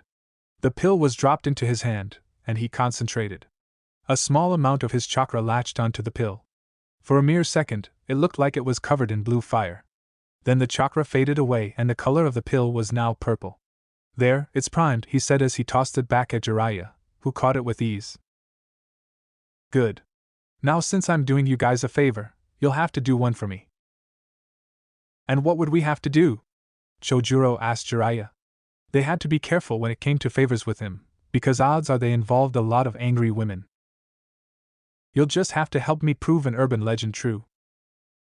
Would this be the same urban legend you and Ryoshi were talking about? He asked with suspicion. Yeah, talking about it reignited the urge to see that it was true. And now, I have help. He smiled evilly at them. That is, unless you don't want this. He held the pill out for them to see. Alright, fine, we'll help you with your legendary thing, Naruto told him, desperate to have that pill. Good, is there anything else? Just one thing, why the hell would that bastard of a snake create such a pill? The fact that Orochimaru did create that pill wasn't computing inside the blonde's head. End flashback. Oh yeah, he's taken with me, Naruto confirmed. He hasn't asked for me yet. But he's taken with me. It felt a little nauseating to say that about a guy. Why hasn't he asked for you? Sokka asked him. I would have thought he'd do that the moment he laid eyes on you. Either it takes a while for it to fully take effect, or he is very stubborn. Either way, it just means more work for me. And a pole dance. He shuddered. Don't remind me. Just be sure to put on a good show, the tribesman said with a big grin. When it came to making the blonde squirm and be unnerved about things, which were very few, he took great pleasure in tormenting him. Sokka, I'm about to kill you. Hold still. Every moment Nezumi didn't see the blonde was agonizing. Both the bad boy and the dominator had come over and tried to seduce him, but he didn't want them. He wanted Ruto and the mystery he carried with him. He all but ordered them to leave him alone. When the lights dimmed down and Ruto stepped out, everyone fell silent. There were no catcalls and no hoots as he walked to the pole, a mysterious smile on his face that dared people to try and figure him out. When he reached and took hold of the pole, the music started. Nezumi couldn't tell what kind of music was being played because, quite frankly, he didn't care. The dancing of the blonde completely enraptured him. Every move he made seemed to be poetry in motion. When he slowly and sensually took off the shirt, Nezumi had a small part of his brain ordering him to get up onto the stage, rip the blonde off the pole, throw him down to the ground, and take him right then and there. When the blonde's hands teasingly played with the collar of his pants, many people in the crowd were praying to Cammy for him to take it off. But he only gave them a naughty smile and pulled his hands away, making them silently groan. Cammy above, he's beautiful, Nezumi thought to himself as the music finally ended and Ruto sauntered off the stage, throwing the crowd one last teasing glance before disappearing behind the curtain. I take it you want him now? The owner asked him as she walked over to him. Yes, I do, he said breathlessly. All right, go up to your usual room and I'll send him up soon. We will discuss the price afterwards. She walked away towards backstage. He got up and made his way towards the stairs. He climbed them until he got to the 3rd floor and entered the door on the left. It was a room that only had a bed. It wasn't a room for romance, just sex. He didn't have to wait long. Within 5 minutes, which felt longer, the blonde stepped through the door. I'm here, he announced. I guess you really wanted to know my story? Of course I do. Nezumi stood up from the bed and approached the blonde. You couldn't think that I would simply leave you alone after you left hanging like that? Perhaps I was curious about how far you would go for me. To see if you actually wanted me. Oh, I want you more than you could ever know. He reached up and pulled the blonde into a kiss. It was a rough, harsh kiss. His hands trailed down behind the blonde's back and gripped his rear tightly, making Ruto hiss and allowing him to thrust his tongue into the blonde's mouth. Tell me your story, he said after he finished the kiss. I will if you will tell me something first, Ruto said in reply. What do you know? Before he knew what had happened, he was shoved up against the wall and had a kunai lightly resting against his crouch. I want the location of the underground auction. The blonde's voice changed, becoming harsher and more terrifying. In an instant, the mysterious man who had teased him was gone, and in his place was a man who was willingly to kill him. That is, unless you wish to lose what makes you a man. He pressed the kunai a little harder, emphasizing his point. What? Who are you? Nezumi asked, snapping clear of the lust-filled haze that had engulfed him. His voice had become higher-pitched, if that was possible, both due out of fear for his life and his balls. That is none of your concern. I want to know everything about the underground auction, its location, the people who will be there, and what's in the catalog. You have 5 seconds to start talking before I slowly make you a eunuch. 5-4. It was at that point Nezumi spilled the beans. He told Ruto everything about the underground auction that he had been told. As he listened, the blonde's eyes only showed emotion at that point, and it was brief. He wasn't quite sure what he had heard. He was speaking too rapidly to remember everything he said. And that's all I know? I swear! Nezumi finished. He was now actually terrified for his life. He had realized that since he had given everything he knew about the underground auction, his life was now forfeit. Are you going to kill me? No, I won't kill you. Before he could even speak, he felt the pain of a needle entering his neck. I'm just going to make you forget this night ever happened. He lost strength in his legs and collapsed to the ground. His eyesight began to grow blacker as he watched the legs of the blonde, which were amazing in his honest, non-hazed opinion, stroll out of the room. The last thing he heard before succumbing to unconsciousness was the blonde saying now for a very cold shower and to never speak of this night again. The minute that Naruto had gone upstairs was the same minute that everyone else began to leave the club. They left at their own pace. Those who had been working left through the back door that led into the alley. They didn't need to worry about people wondering about where they had gone. Jiraiya had already paid the owner to tell everyone that they had left after only one night because they didn't like it there. When they got to the hotel, they pretended to go to their own suites. Akela had lifted his head once from the couch to make sure it was actually Sokka and his teammates who entered the suite, then went back to sleep. But once they were inside, both Anko's team and the Kiri team entered Team Paragon's suite via the balcony. I gotta say, boys, that was an impressive show tonight, Anko said with a grin. Please don't remind us, Chojuro all but begged her. I've lost count of how many times someone felt up my butt as I walked by. You weren't the one who had to be on stage 3 times in a row, Suigetsu told him. I had to do that, Suigetsu. Remember? Sokka asked him rhetorically. He gave a tired sigh and continued. Look, I think we can all agree to never speak of this night again. I'll drink to that, Naruto said as he walked through the door, getting everyone's attention. Well, you boys might try to forget about tonight, but we're not going to, Karen said with a smirk that seemed triumphant. I figured you'd say that. While he said those words, he knew that might not be the case. If Jiraiya's plan actually succeeded, the boys would have enough blackmail material to keep the girls quiet about tonight. Now, if you all don't mind, I'm going to get out of these ridiculous clothes and go drown myself in freezing cold water after throwing up in the toilet. Naruto, wait! Yugo called out, making the blonde stop in his tracks. Did you get anything out of Nezumi? I did. I was hoping it would wait until I'd purged myself of tonight's memories. But I guess it's best to get it all out now. He turned to face them all, the expression on his face. Okay, I've got 2 pieces of good news and a very big piece of bad news. Which would you all like to hear first? The good news, Jiraiya told him. To him, it was always better to hear the good news before the bad news. That way, you had something to cheer you up after hearing the bad news. Alright, the good news is that I've managed to get the location of the underground auction out of Nezumi as well as confirm the fact that the 4 lost swords of the swordsman will be there. The faces of the 3 Kiri shinobi lit up when they heard that news. If he had told them that the swords were not going to be there, odds are they would have left right then and there. But they weren't, they were sticking around to get them back. And what's the bad news? Sokka asked him, preparing for the worst. He looked at them all for a quiet moment. The bad news is that Kakuzu isn't the only Akatsuki member that's coming to the underground auction this year, he finally told them. Kisame is with him too. Everyone in the room fell silent when they heard that piece of bad news. And yet, no one had missed the fact that one of them thought that Naruto had given them not bad news, but very good news. Although the group didn't know about it the next few days, one of Ryoshi's new hires had caught something surprising and horrifying at the same time. The mangled corpse of a man who resembled Nezumi had apparently been fished out of the beach, and there were clear signs of physical tortures and beatings in his body.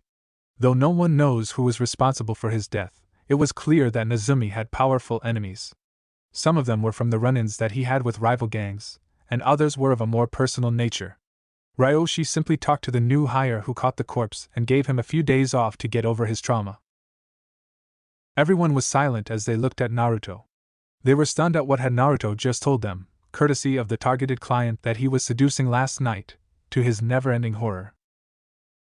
Are you absolutely sure about that, Naruto? Enko asked him. They had expected to go up against only one member of the Akatsuki. Having 2 there changed the whole thing. He scowled at her. Do you really think I would make something like that up, Enko? He asked. I heard it straight from Nezumi's mouth. Both Kisame and Kakuzu are coming to the underground auction. Why the hell would Kisame be coming to it in the first place? Suigetsu demanded. He could understand Kakuzu's motive for hunting down big bounties, but he didn't know why Kisame would be there. That is, until he remembered that the remaining swords were going to be there as well. He's going to try and get the swords himself, isn't he? He asked in growing dread. The thought had come across my mind, the blonde admitted. If Kisame got the swords, it is likely he could try and form a group of missing nin capable of using them.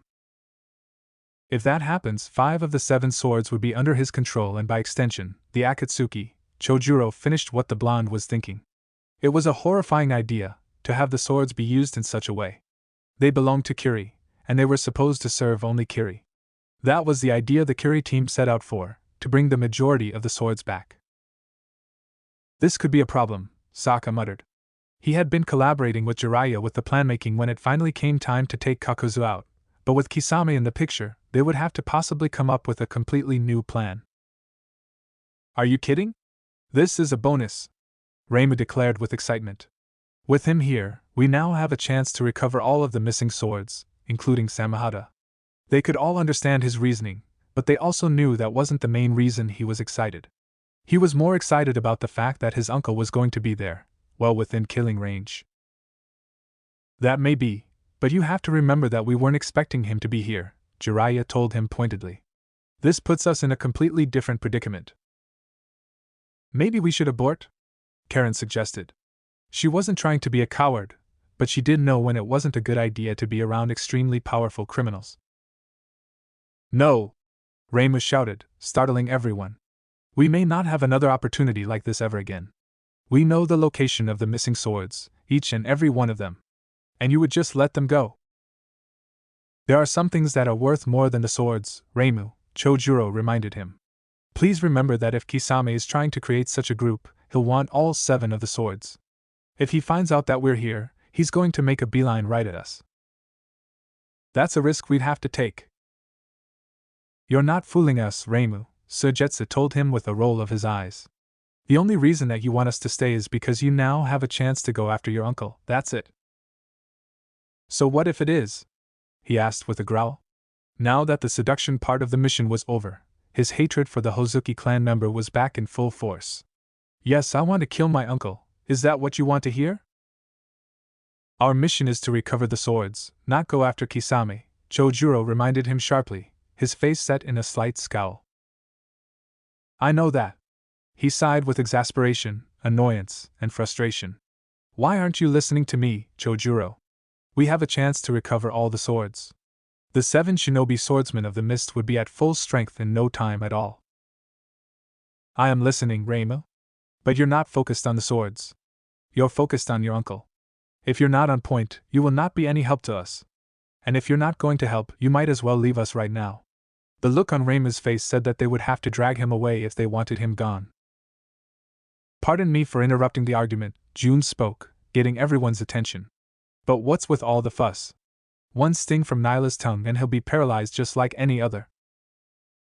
I don't know if Nyla will be enough to stop him, June, the wielder of Hiramikari, told her. He wasn't called an Oomotenai Biju, tailed beast without a tail, for just his ability to use Samahata. His own chakra is immense. It's possible that he'll be able to use his chakra to either make himself be able to move or to get rid of whatever poison your Shurshu has. That title is both a contradiction and an insult to a proper Biju, the Kyuubi commented from inside Naruto. How the hell can someone be a tailed beast if they don't have a tail? Am I the only one who sees that little tidbit of information? The blonde couldn't help but laugh at what the fox said. Even though he tried to stifle the laugh, the others still heard him. Is there something you find funny, Naruto? Jiraiya asked him. It's nothing, my tenant's complaining, that's all, he replied with a small shake of his head. That's really mature of you, Naruto. My tenant's complaining, the fox mimicked his voice, making it sound a little higher pitched than it actually was. You're one to talk about maturity, he retorted. Who was the one either laughing his furry rear off or critiquing me when I was in the club tonight? Oh come on, you have to admit the bodacious blonde comments were funny. Not when they're about me, they aren't. He really didn't want to remember all the comments that the fox had spoken while he had been on stage, but they were coming back in full force. If I want to laugh at a blonde, I'll listen to Ino when she's hot for someone. So you do listen to what they say, the Kyuubi said in triumph. I knew it. The fox, like the rest of his team, had been urging him to reacquaint with the Konoha teams. It was he who finally started the process when he goaded the blonde to help Sokka win a shogi game against Shikamaru. Oh, shut up! He yelled at Biju. It's not your business if I choose to be around them or to stay separate from them. Of course it's my business, I'm inside you. And quite frankly, you trying to avoid the Konoha shinobi is getting a little more than annoying. Would you please just be friends with them again already? This hovering in between being friends with them or not is getting old. He was about to retort, when an idea came to mind. Guys, we've been thinking about Kisame's abilities as well as unconsciously thinking that we'd have to fight him and Kakuzu together. What if we just separate the two of them? He suggested out loud. The people in the suite fell silent as they all thought it over. That actually could work, Enko admitted. There was a bit of a risk to the plan, but if they pulled it off, they might have a chance of killing them both. The Konoha teams had the information on the 2 members that were going to be there. It was just a matter of sharing it and figuring out who fought out. You're welcome, the Kyuubi told Naruto, knowing full well that it was his words that gave the blonde the idea. I thought I told you to shut up, he replied. The important thing isn't if we can split them apart, it's how we do it, Sokka pointed out. We're going to have to do something a little more complex than the old switcheroo if we want to fool them. Maybe not, Azula replied. We have 3 groups here and the 2 Akatsuki members are probably here for different things. If we entice them, we could separate them. And how do we plan to do that? Yugo asked her. Kakuzu goes after targets that have high bounties and Kisame is probably here for the swords. But they both have a mission to capture Jinchuriki and bring them back to their HQ. Great, and here I thought I was done being the bait, Naruto said with a groan, covering his eyes with his hand. The action made his muscles stretched, giving the ladies a bit of a show, of which Azula appreciated very much. Look at it this way, you won't be seducing them, Sokka remarked. That's a point to him, Jiraiya commented. Nobody really paid attention to the comment, they had just gotten used to the whole point thing. Besides, it won't just be you there, Naruto, Reima told him. I'll be there too, auctioning for the swords. That sentence made both Suigetsu and Chojuro look over at him. Whoa, hold on, what do you mean I'll be there too?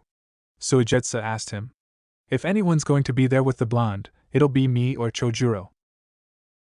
But I have to be there, he protested. I have to be there so I can see Kisame with my own eyes. Oh, is that the excuse you're going to use now? Before he knew it, Reimu had grabbed him by the shoulders and slammed him into the nearby wall, pulling the kunai he always fiddled with and held it up against his eye. I have a right to be there, Suigetsu, he yelled. I have a right to look that bastard in the eyes as he dies. I have the right to stab him to death with this fucking kunai. They could all tell that if he could, he would do it with no hesitation. Jiraiya, Enko, and Naruto all had a brief flash of remembrance of Sasuke when killing his older brother was his first priority. It was eerily similar to what they were seeing now. Suigetsu lost the calm expression he had worn ever since the two of them had started arguing when he heard that sentence. It was replaced with a look of anger. I've got as much of a right as you do, Reima. So don't talk about rights in front of me. What right do you have? You're a fucking traitor. You're probably more likely to join Kisame than fight him. But you're not going to help him. He's going to die for killing my dad, he stated. He was surprised when Suigetsu swatted the kunai out of his hand, making it fly across the room and the other wall. Suigetsu turned the tables against him by twisting around, making him pinned against the wall. In case you've forgotten, Reimu, your father wasn't the only one who died that night.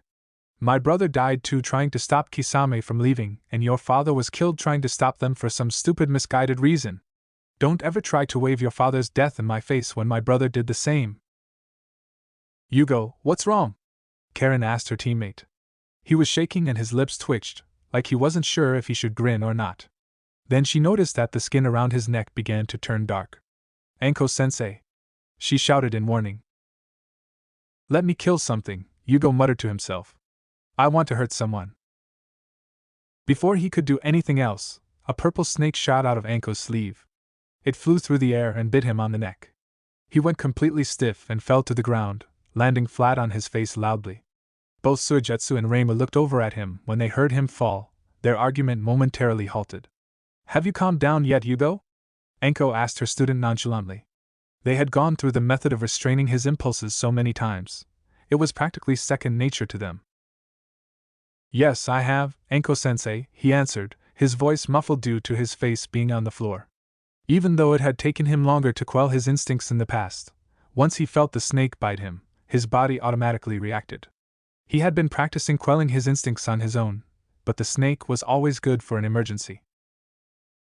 Okay, now that everyone has calmed down some, Jiraiya said, looking pointedly at Suigetsu and Reima. Perhaps we can get back to figuring out what to do. I've got an idea, Sokka announced. What we do is have 4 people go into the underground auction, while the rest of us hang back and make sure there aren't any interruptions. Once the 4 are inside, they wait for the swords to appear and then bid on them. Once they win them, they walk out and with any luck, Kisame and Kakuzu will follow. Who's going to go? Karen asked him. That would be Anko, Suigetsu, Reimu, and Naruto, he answered, surprising the Kiri team. They were expecting only one of them to go, not the 2 who were more likely to fight than work together. Aside from FS-sensei, Anko has the biggest bounty here, which will get Kakuzu's interest. Suigetsu will let Kisame know that the swordsmen are after him and Reimu will let him know that he's there for revenge. And we all know why I'm going, Naruto said, finishing off the tribesman's explanation. If we're sending in Enko because of the bounty on her head, why not send in Jiraiya? Suki asked them. It seemed logical to her. Jiraiya had the bigger bounty, and since Kakuzu had a sense of greed that defied definition, it would be the better trap. Mostly because if we sent him in, it's more likely they would be scared off than entice them, the blonde explained. There are only a few shinobi who actually stand a chance against the Sannin, and 2 of them are the other Sannin. And since Orochimaru was dead, there's just 1 other Sannin now. Well, now that's settled, how are we going to pay for the swords if we get them? June asked. That was the one part of the plan she thought they hadn't really figured out yet. Or so she thought. That's the easy part, Jiraiya told her. He reached into his vest and pulled out a small black book. I want this back and I expect it to only be used in the underground auction, he told Naruto, handing the blonde the book.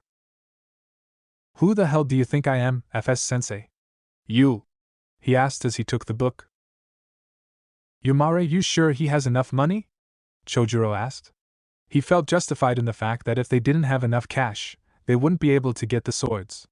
Losing treasures of the village because they didn't have enough money was probably one of the most embarrassing things that could have happened to them, not to mention getting on the bad side of the Mizukage, which was something he wanted to avoid. To answer his, fairly understandable, legitimate question, Naruto simply opened the book and showed its contents to the rest of the room. It turns out that little black book was Jiraiya's checkbook, and what was inside it stunned everyone. It is not possible to have that many zeros on a single page, June objected. Never in her entire career as a bounty had she seen such a large number in one spot. Both Azula and Suki nodded in agreement. The former princess of the Fire Nation wasn't quite sure of how much was in the royal treasury. She made a mental note to write a letter to Zuko and ask, but it looked like the number could easily rival or surpass what they had.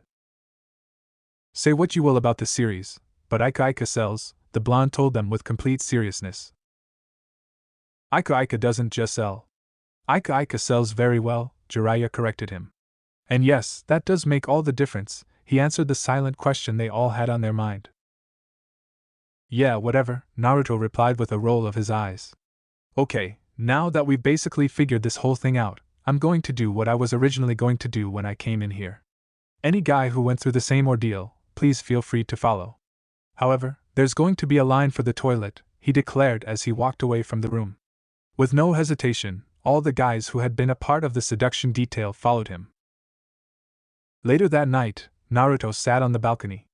He wasn't smoking, he just sat in silence. After the trip to the bathroom, he had changed into a shirt and a pair of shorts. He heard the glass door open but didn't turn his head. Do you need something, Azula? He asked her. Only you, she answered with equal parts seriousness and sarcasm. She walked over to his chair and sat down with him. The chair was roomy enough for her to do so, so either of them was uncomfortable. Naruto, can I ask you something? It's been bothering me for a while now. Sure. What's on your mind? Why are you afraid of that Danzo person? When she asked that question, she could feel him tense up slightly. How could you tell? He asked her after a moment's silence. I know you just as well as you know me, she told him. So why are you afraid of him? He was silent for another moment before speaking again. Do you remember when I told you that your mother was one of the few people that I was utterly terrified of? How could I forget that day? She was still thankful that he had decided to show her and Zuko that their mother was still alive. Not only did it relieve their fears of her being dead, but Ursa also helped her daughter figure out her relationship with the blonde. Well, Danzo is another one of those people. When I was little, I lived in one of his orphanages. I was never offered up for adoption, I was the matron's slave in all but name, he explained. If I did anything wrong, I was beaten. And every week, he would come to visit me. He would teach me to read and write.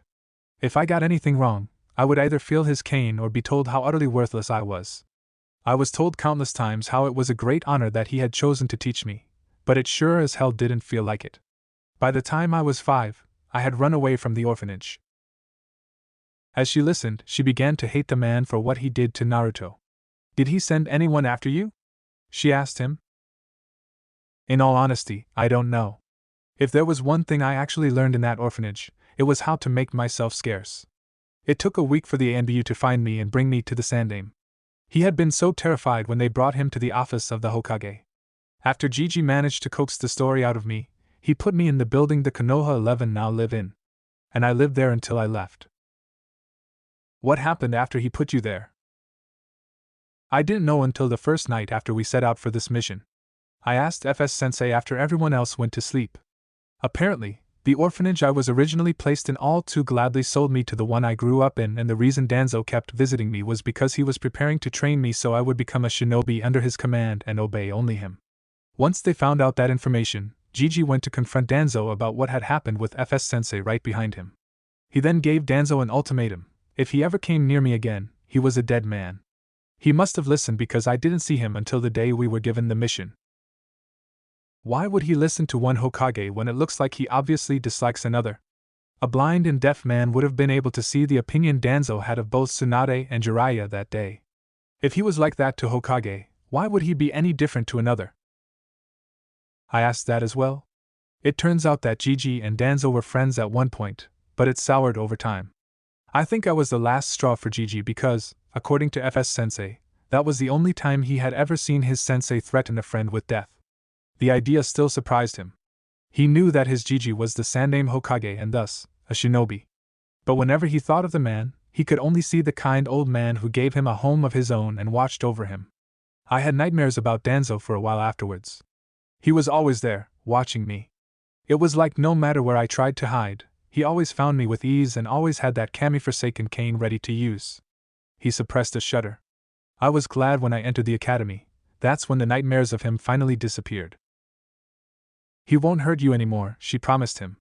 I'll burn him to ashes before that happens again. Thank you, Azula. He was grateful for her promise. It was good to know that even though he was still afraid of Danzo, he wouldn't be alone in confronting him. A small part of his mind idly wondered if Jiraiya would stand by him as well.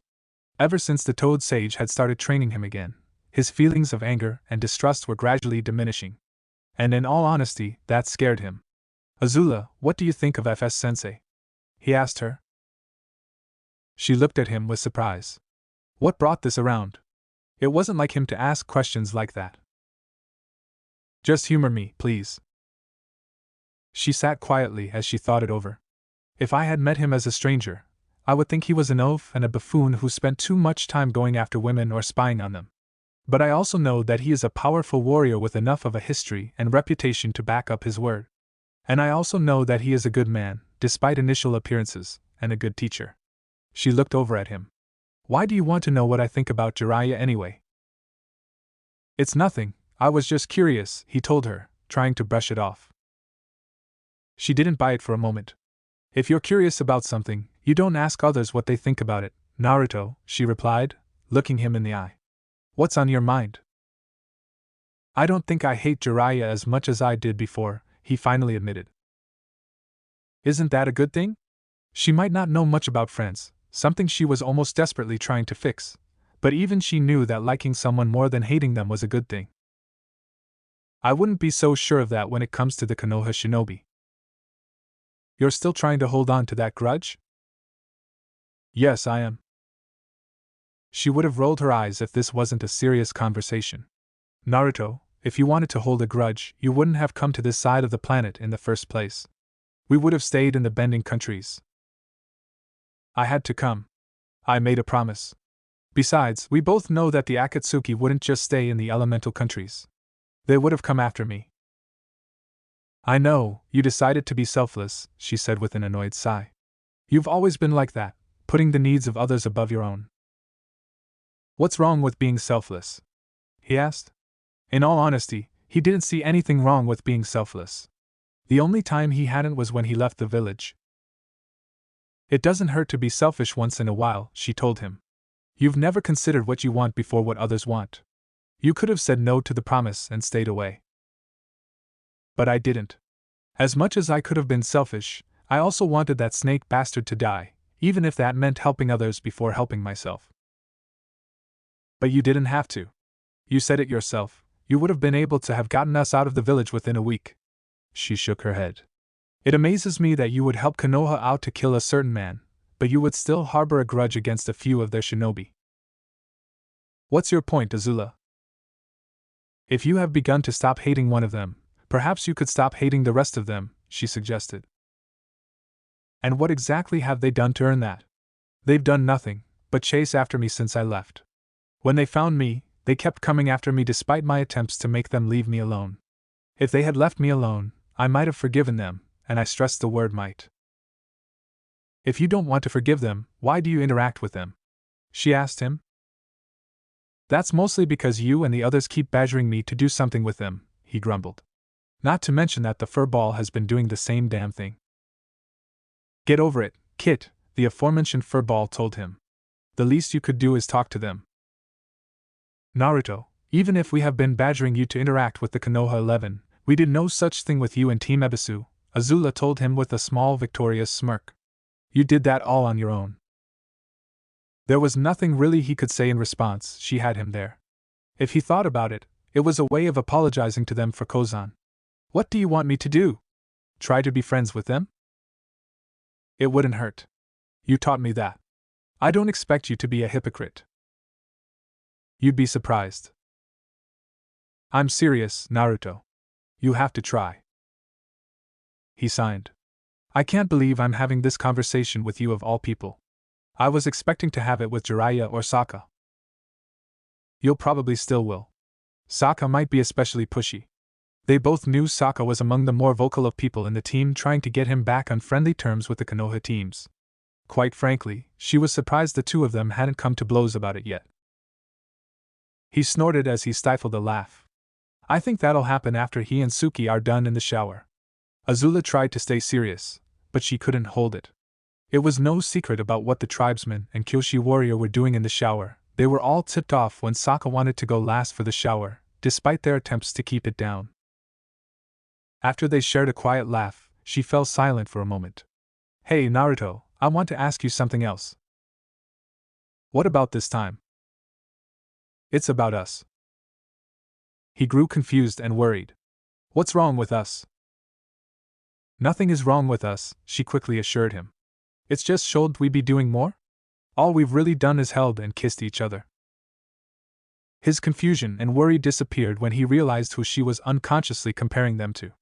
Are you seriously comparing our relationship to Sokka and Suki? Well, she trailed off, realizing what she was implying. The same two people who sneak off every chance they get so they can dance the bedroom tango? He asked her again. She began to squirm a little, making him smirk. The same two people who... All right, I get it, she cut him off, sprouting a small blush. She wasn't one to blush, but some of the things he said made her do so. Quite frankly, she hated it when he did that. Okay, yes, I'm comparing us to them. Please don't, I really don't want FS-sensei to hear about that one. Kami only knows what he'll say. It would only end with him trying to attack the Toad Sage, and end up with his head painfully pressed against either the floor or the wall. It's hard not to, she admitted. Sometimes, it just seems that they're winning. He looked at his girlfriend. The last time I checked, we weren't in a race against them. He could only say it with amusement. Azula still sometimes saw things as competitions. That was one of the main reasons why she wasn't allowed in the kitchens at the Fire Nation Royal Palace. Are you in that much of a rush to get into my pants? It's kinda hard not when I keep wondering what they're doing, she replied with both sarcasm and a little embarrassment. The images that kept appearing in her head whenever she thought about it were enough to make her blush, especially after she made the mistake, in her opinion, of reading a few chapters of Ika Ika, and she didn't blush easily. How do you not wonder the same thing? Probably because I'm not a virgin, he answered with a small shrug. Then he froze, having just realized what he said. I beg your pardon? She asked him, an accusatory tone filling her voice. Oh, Kami, take it, he swore. I don't suppose that you'll be nice enough to forget what I just said? He was kinda hoping that she would, but he also knew that the odds were not in his favor in this one. He finally got his answer when he saw the look on her face. I thought not. Who exactly was the taker of your virginity? She all but demanded. Why exactly do you want to know? I want to know. Then I'm not going to be much help, because I really don't know who it was exactly, he admitted a little sheepishly. The memory still brought a slight blush to his cheeks whenever he thought of it. Apparently, she noticed the blush. I want details, now, she growled, straddling his waist and towering over him. Had this been any other situation, he would have the position they were in a little kinky. But it wasn't the time to comment on that. Alright, but you're going to have bent down a little. She did so, and he began to whisper in her ear. As she listened, her eyes got wider and wider in surprise, shock, and simple amazement. And that's what happened. He finished. Did you really do all of that? It was the only thing she could ask him. She couldn't believe what she had heard come from his mouth. As far as I can remember, yes, he answered with a lazy and amused smirk on his face. Are we a little jealous? Yes, we are, she replied. You are mine, and no one else's. She then claimed his lips in a passionate kiss. That led to a hot and somewhat nosy make-out session that went on for quite some time. It finally ended when Jiraiya stuck his head out and told them to go to bed or he would put that little scene in his next book. They obeyed his orders rather quickly. 2 days later, the group who was going into the underground auction made their way into the forest. The mood among them was a little tense, and it wasn't just because of what they were about to do. Ever since the small shouting match the two had, Reimu and Sujetsu hadn't really said much to each other, mostly because they kept a sweet's distance between each other, and when they were in the same room, Chojuro was watching them like a hawk. In fact, the only thing they had really said to each other was regulated to things like "Could you pass the salt?" We're almost there, Anko announced as they leapt through the treetops. She held a map in her left hand, looking at it briefly before focusing back on where they were going. We'll descend to floor level and walk the rest of the way. She began to jump down to lower branches and the other three followed. They landed with practiced effort. Someone would have only heard them if they knew what to listen for. They walked through the forest, keeping quiet. After a few minutes, they came across a large tree that had a hole that was just big enough for a human to pass through. This is it, Naruto announced. He walked towards the tree and into the hole. After they saw him get in safely, they followed him one after each other. Once they were inside the tree, they found themselves on a staircase that spiraled downwards. They walked down the stairs, going deeper into the earth. They felt a chill surrounding them as they went deeper, but they ignored it. By the time they reached the bottom, if they hadn't trained themselves to ignore when it's cold or hot, they would have been shivering. Just in front of them was a tunnel, with a human standing in front of it. He wore a simple gray kimono and had a katana at his side. Are you here to auction for something? He asked shortly. Yeah, we are, Naruto answered, stepping forward. The day before, they had decided that Naruto would be the spokesperson. The main reason was because his constant refusal to wear a Konoha headband, which had started when he and Team Avatar were kidnapped, would mark him as a missing nin to most eyes. The guard's eyes roamed over the group. Strange group, he commented. Why should it bother you? The blonde asked in return, his tone slightly accusing. The other three recognized the tone and shifted their footing, becoming more prepared for a fight. It's just pretty odd to see shinobi from rival villages be together, the guard remarked, placing his hand on the katana. That was the only thing he did, but everyone could tell he was ready for a fight too. Especially with you here, he continued, looking at the blonde. And what's that supposed to mean? Suigetsu asked him, joining in the conversation. A missing nin with 2 Kiri shinobi and 1 from Konoha? He asked rhetorically. People will be suspicious. People can go fuck themselves, Naruto told him. We're here to auction for things your bosses are selling, that's all that matters. Fair enough, the guard conceded, removing his hand from the katana and stepping off to the side. Go ahead. You'll be given a catalog once you actually get there. Right, thank you. They walked past the guard and into the tunnel. Kisame and Kakuza sat far back in the seats of what looks like a theater that was carved out of the rock. The stage was carved out like a gaping hole in the wall. If someone were to draw eyes at the top, it would have looked very much like a monster roaring at those who would sit before it. The seats weren't carved out of the rock like the rest of the room, but were rather made out of wood and furnished with somewhat comfy pillows. The idea was that they were comfy to make sure you didn't squirm around, but not so much as to make accidentally fall asleep, which had happened once. Full crowd, Kisame commented as he looked around the place. The seats were gradually being filled as people who stood around and talked began to look for open seats, as well as people who came straight in and sat down. It's always been like that, Kakuzu replied. Ever since they began traveling to the underground auction, he had been wondering why the ex-swordsman had come along. He didn't give any reason, so he just decided to come along for the trip. Another annoyance for Kakuzu was the fact that if he went into his rages, he couldn't just take it out on Haiden. It was a little aggravating, but he had several years of practice holding it in. How long until the actual thing starts up? The wielder of Samahata asked him. He was a little antsy, due to the fact that Samahata itself was locked away in a storage room. One of the more prominent rules about the underground auction was that before and during the auction, all weapons were to stay separate from their owners. The only people who were armed in the hall were the security. It will begin in a few minutes, he answered shortly. Movement at the door caught his eye. It seems we have just become very lucky. What do you mean? The blue-skinned man looked at the door as well and saw an interesting sight. Naruto Uzumaki walked into the hall with 3 others. He made no attempt to hide himself, he just walked right on in. Oh, I see your point. That's not all, Enko Madarashi is with him, Kakuzu said.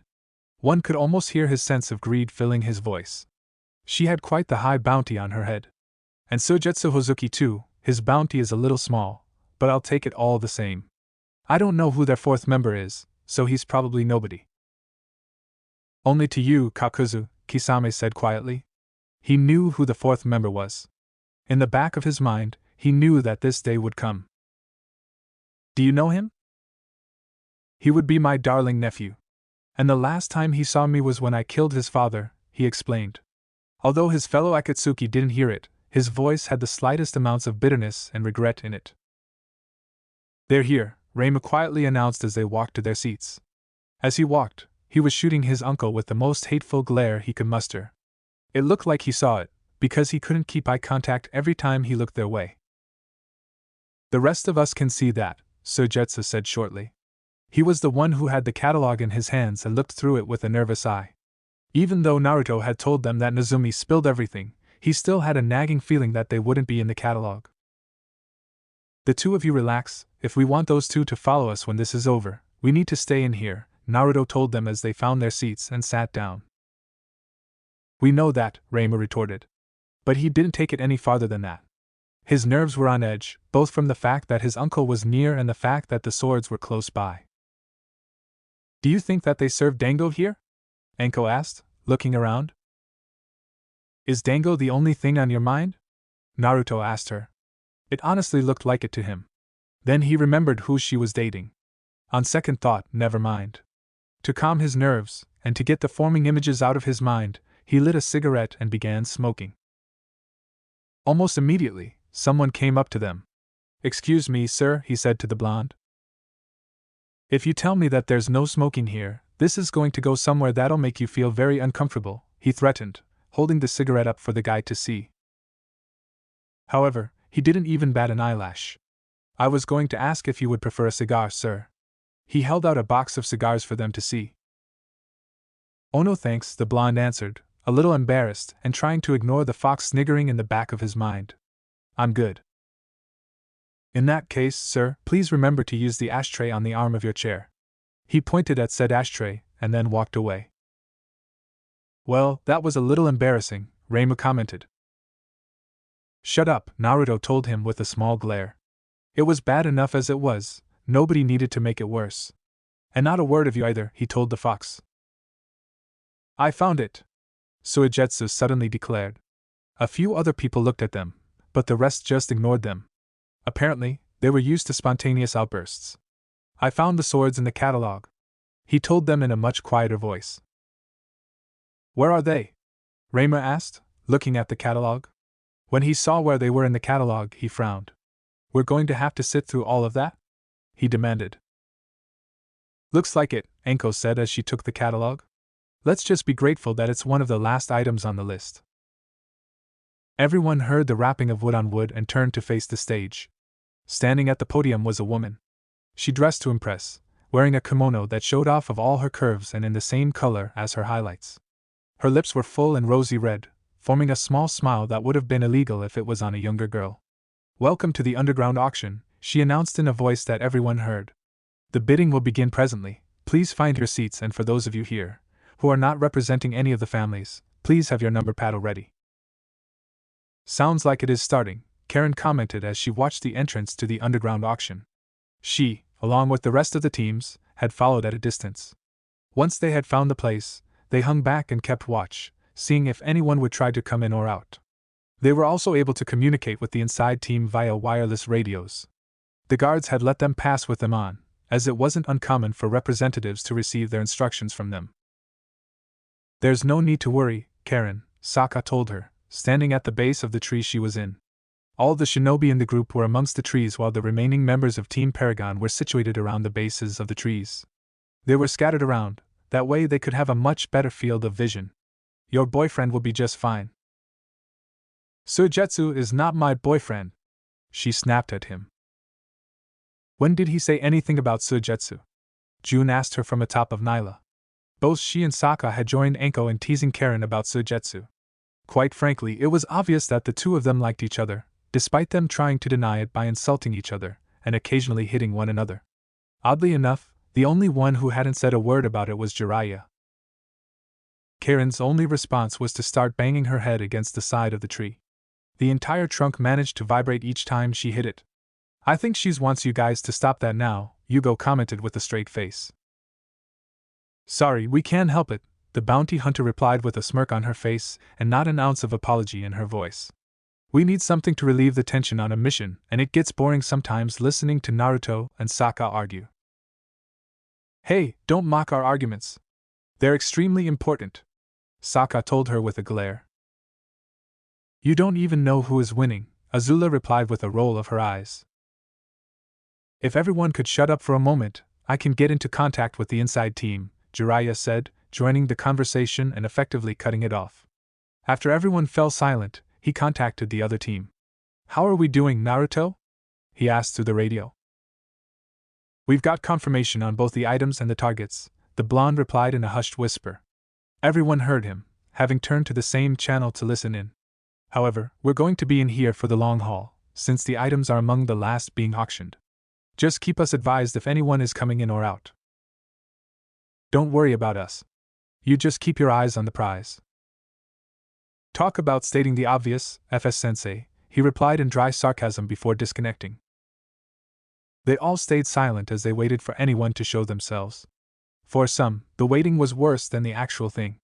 Time would seem to stretch to an almost unbearable length. The one who had it the worst was probably Azula, if her fidgeting and clenching her hands were anything to go on. "Everything will be fine," Suki assured her, noticing her fidgeting. "Why should it matter to you?" she snapped. "Sokka's not the one in there, is he? Don't start telling me that everything will be fine." She fell silent for a moment, and then looked at the Kyoshi warrior. "I'm sorry, you didn't deserve that," she apologized, meaning it. While she was still not used to apologizing for her actions, she tried to be sincere and not go overboard in the process. "It's okay. I'd probably be the same way if Sokka was in there." She quickly glanced over to see if the tribesman was listening in. When she saw that he wasn't, she turned her attention back to Azula. "Don't ever tell him I said that." "He won't hear it from my mouth," she promised. "But it's a little too late for that now, isn't it?" She looked pointedly at the Kyoshi warrior, making her blush a little. "Hey, what are you two talking about?" Sokka asked, looking over at them. They could hear the curiosity in his voice and see in his eyes. "Nothing," they replied in perfect unison. The curiosity turned to suspicion. But he didn't have the chance to follow up on that suspicion. Akela sniffed the air and gave him a little growl. He instantly went on the alert and looked around. His eyes locked onto a man who was making his way to the tree.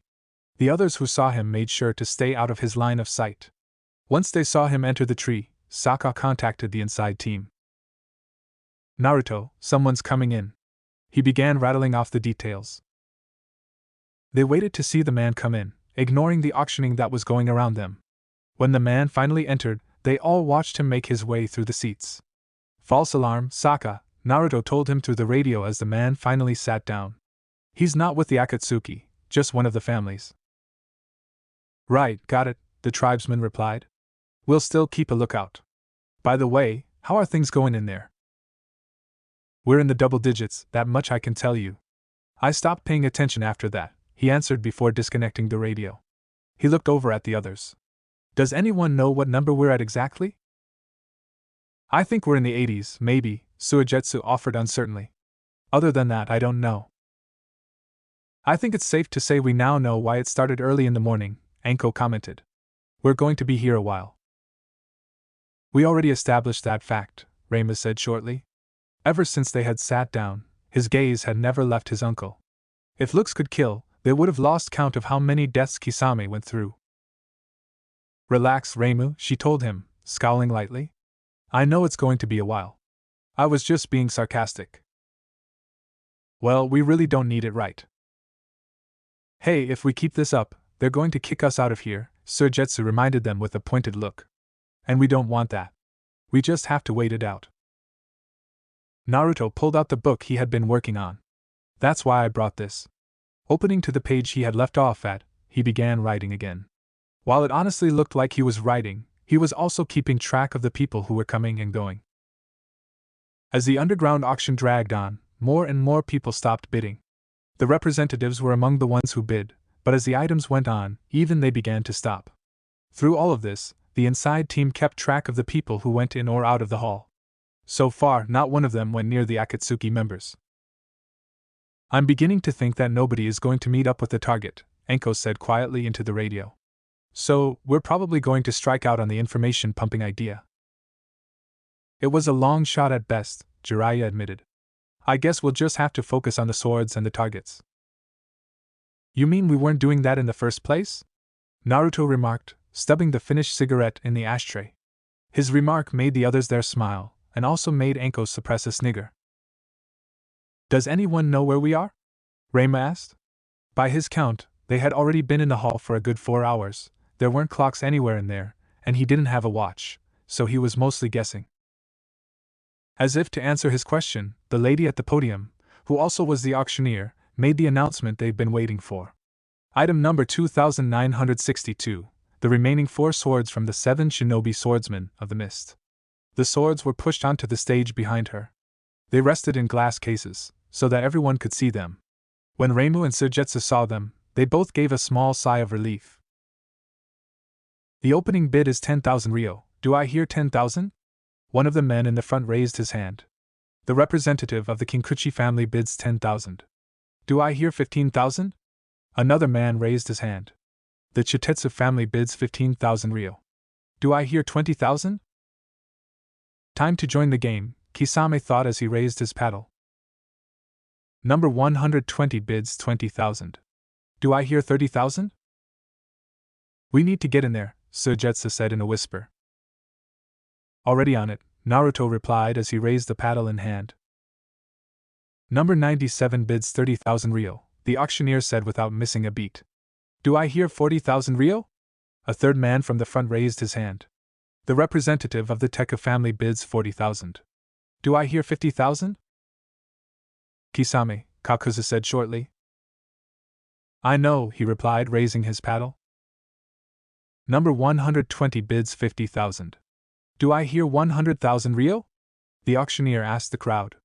Most people were glad to have silently made the decision to stay out of the bidding for this item. Even the representatives who were bidding for it were now considering backing out if the price would get any higher any faster. Their bosses hadn't given them any direct orders on obtaining the swords, but they mentioned an interest in getting them. Currently the only ones who were interested in the swords were the Akatsuki and the inside team. Nevertheless, Naruto responded by raising his paddle. Number 97 bids 100,000. Do I hear 200,000 ryo? The auctioneer asked the crowd. I can stay a bit longer, the first man thought as he raised his hand. The Kinkuchi family bids 200,000 ryo. Do I hear 300,000? No one answered for a moment. 300,000 going once going twice. Kisame raised his paddle. Number 120 bids 300,000. Do I hear 400,000? Naruto instantly raised his paddle. Number 97 bids 400,000. Do I hear 500,000? Taking a risk, the representative from the Chitetsu family stood up. I bid 2 million ryo, he declared. Everyone looked at him in surprise. That was a high number for certain. The Chitetsu family bids 2 million ryo, the auctioneer said calmly. Do I hear any other bids? Ha, I can top that easily, Kisame thought as he stood up. I bid 200 million ryo, he announced loudly. People were now looking at him and began whispering to themselves. What are you doing, Kisame? Kakuzu asked him, a small amount of anger and fury entering his voice. While his greed was well known, Kakuzu was also known for being incredibly stingy. He hated losing any more money than that absolutely needed. It was this conversation that usually led to him going into one of his rages. "I'm making sure that they come after us," he replied, looking over at the four in question. "What the hell are we going to do?" Reimu demanded in a harsh whisper. "There's no need to worry," Naruto assured him with a lazy smirk. "If Kisame thinks he can beat us with a big amount of money, he's about to be sorely mistaken." "Gaki, if you're thinking what I think you're thinking, don't you dare," Jiraiya ordered through the radio. "Relax, FS-sensei," he replied. "It's not like you won't be able to afford it." "Number 120 bids 200 million real," the auctioneer said in a matter-of-fact tone of voice. "Do I hear any other bids?" No one said a word. "What are you waiting for here, Naruto?" Suigetsu asked him, getting agitated. "The right moment to tweak their noses," he replied with nonchalance. 200 million going at once, the auctioneer said. 200 million going twice. That was when the blonde decided to stand up. "I bid 800 billion Rio," he announced in a loud voice. If the people in the hall were surprised by the prices before, now they were downright shocked. No one had ever bid for something that high. When Jiraiya heard the price, he could only groan in misery. Number 97 bids 800 billion Rio. "Do I hear any other bids?" 800 billion going once, 800, 000, 000, 000 going twice, 800, 000, 000, 000 going 3 times, sold to number 97. She declared, banging her gavel. "Gaki, I'm going to murder you," the Toad Sage threatened the blonde through the radio. Everyone else had pretty much left once the underground auction had been finished. The families who were in charge this year were packing up and getting ready to leave. Meanwhile, Kisame and Kakuzu waited until all the other guests left the underground hall. "Are we going to leave now?" Kakuzu asked. His patience had run out. "Yeah, let's get going," Kisame replied. After the underground auction had ended and the successful bidders went to claim their prizes, a message had been given to them. It was a simple message. "We'll be waiting." They had decided to wait until they were sure everyone that wouldn't be involved was out of the way. Toby didn't need any more unneeded chaos unfolding. They rose from their chairs and walked out. The afternoon was passing along as they came out of the tree. In front of them were 2 trees, each had an arrow carved into it, pointing in the opposite direction. Pinned above to the arrows were pieces of paper. The one on the right read, "This way to the bounties." The one on the left read, "This way to the swords." "Looks like they want to split us up," Kisame said with a grin. He was looking forward to the fight and quite frankly, he didn't want Kakuzu to be in the way. If he had to guess, they had thought of the same thing and were being considerate. "It wouldn't matter if they were trying to get us both or trying to separate us," his fellow Akatsuki member replied. "Their bounties are mine and I will tolerate no opposition from that goal. And that includes you," he told the wielder of Samahata. He only grinned wider. He knew that Kakuzu wouldn't hesitate to kill him, and quite frankly, he wouldn't either. The difference was that he would have a slightly more difficult time against one of the zombie combo than the other way around, but that would only make the fight more enjoyable for him. "That's fine by me. Odds are I won't see you later. Goodbye, Kakuzu." He walked past the tree that pointed to the left. Kakuzu didn't watch him leave but went past the tree that pointed to the right. He knew that he wouldn't die. He would claim those bounties and collect the money. Perhaps he would be able to cash in on Kisame's bounty as well. "They've split up," Naruto announced, opening his eyes. His clone had just dispelled, passing the information to him. Kakuzu came this way and Kisame went the other way. "It's been a while since we've had a good fight," Azula commented, readying herself for the upcoming fight. Ever since they had come to help get rid of the Akatsuki, she didn't really have a good excuse to use her bending, aside from her sparring sessions. In addition, she didn't want to reveal her abilities in front of any unwanted guests who may place her on the bounty list. "You did read the report on him, right?" Suki asked her. Due to the fact that they were going up against S-rank missing Nins, they read the reports Orochimaru had written about the Akatsuki members he had known, except for Tobi, whom they have no information on. For the Kyoshi warrior, Kakuzu was one of the more unnerving ones. Of course I did, she replied. That just makes me even more excited. Please don't rush into the fight, Azula, Naruto told her, his tone slightly pleading. They were about to fight a guy who had more than the mandatory amount of hearts, who had lived during the time of the Shodaime Hokage, and would probably go after his own mother if the bounty was high enough. I really don't want you to lose your heart to this guy. She managed to smile both sarcastically and warmly at him. It's nice to know that you care about me. Could you two do that later? June asked them. She didn't mind if they decided to act lovey-dovey in their own way when they had time, but when they were about to get into a fight that could cost one of them their lives was not really the place for that kind of thing. Of course, it also reminded her that out of the entire Team Paragon, she was the only one who remained single. When this is all over, I should probably start looking for a boyfriend, she thought. June is quite right, Jiraiya agreed from the tree branch he was sitting on. Keep the displays of affection until we're done here. You know, when you said you were going to murder me, I thought it would have been by your hands, Naruto remarked with a grin, looking up at the Toad Sage. Shut up, Gaki, he snapped. I'm still mad at you. Do you realize how much money you cost me? This was one of the reasons he didn't let anyone take a look at what was in his checkbook. It's not that you couldn't afford it. You've got much more than that, the blonde replied. Besides, we both know you're putting the finishing touches on your latest Ika novel, so you'll probably get all the money back without a problem. It's the principle of the matter. I gave you my money and I expected you to be careful with it. Instead, you blow a whole chunk of it. He rolled his eyes. Look, if it makes you feel any better, let's call it payback for when you took my money and wasted it when we were looking for Tsunade. The only difference here is I wasted your money on something useful. Jiraiya's response was a glare that could have burned a hole through multiple trees. No, the difference there is that you got your money back. And you will too, once you release the next Ika novel. Guys, you're going to have put this fight on hold, Sokka told them as he opened his eyes, put his shoe back on, and drew his Zanpakuto. He's here. They all went silent at the announcement. It didn't take long for Kakuzu to walk into the small clearing. Very impressive, he commented, looking at the water paragon. I'm surprised you don't have a bounty on your head. I probably used to have one on the other side of the planet, the tribesman replied offhandedly.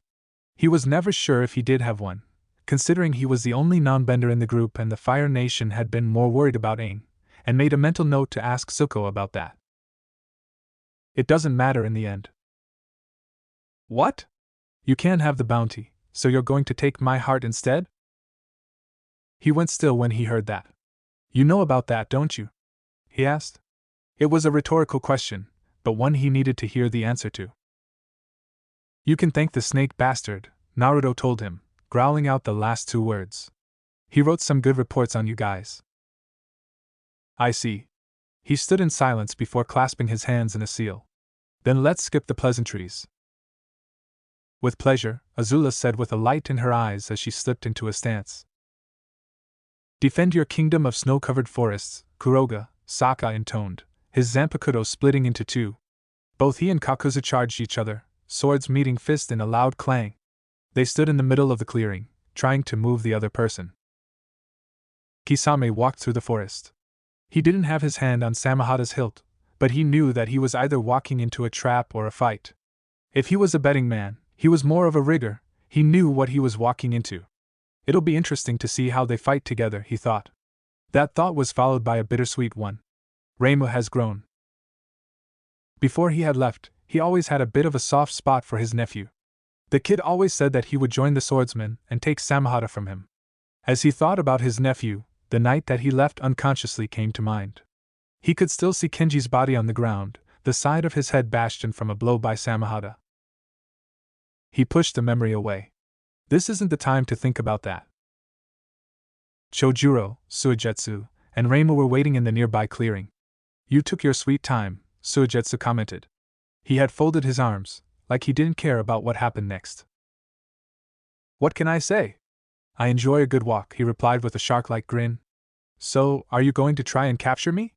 Bring me back to Kiri and face judgment? Lady Mizukage has already passed judgment on you, Chojuro told him. He hadn't folded his arms, but instead let them hang down at his sides. They were loose, ready for the upcoming fight. You are to die by our hands and our swords. He managed to restrain the urge to snort in disbelief. You really think you snot-nosed brats have a chance against me? Your brother tried the same thing and he died, he said to Suigetsu. He said nothing in return, but his face turned into a scowl. What were you planning to do with the swords, Kisame? Chojuro demanded. Would you believe me if I told you I was going to send them back to the village as a gift to your new Kage's reign? He asked with false innocence. I think we can all agree that would be complete and utter bullshit. Ah, well, I had to try, he said with a grin. The grin faded when he looked at his nephew. How have you been, Reimu? He asked. Why the hell do you care? His nephew snapped. While his arms hung at his sides, they were tightened up.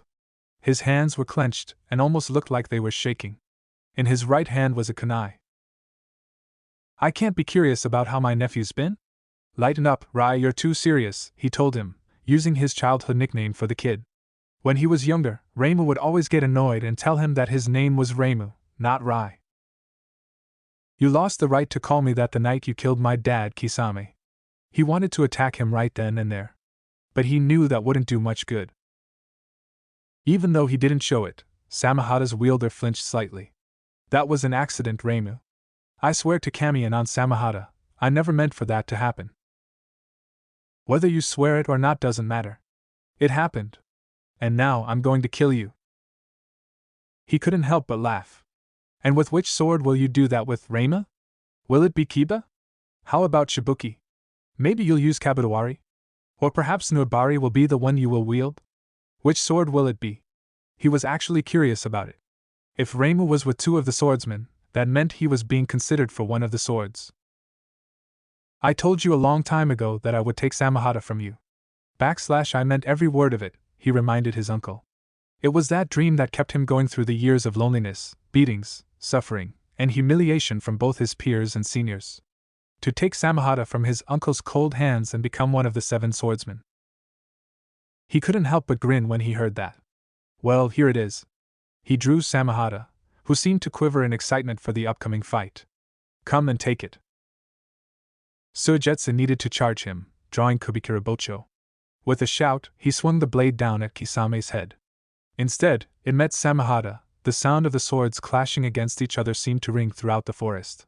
Both Suigetsu and Kisame wore grins that bordered on manic. I've wanted to do this for a long time, Suigetsu told him with glee.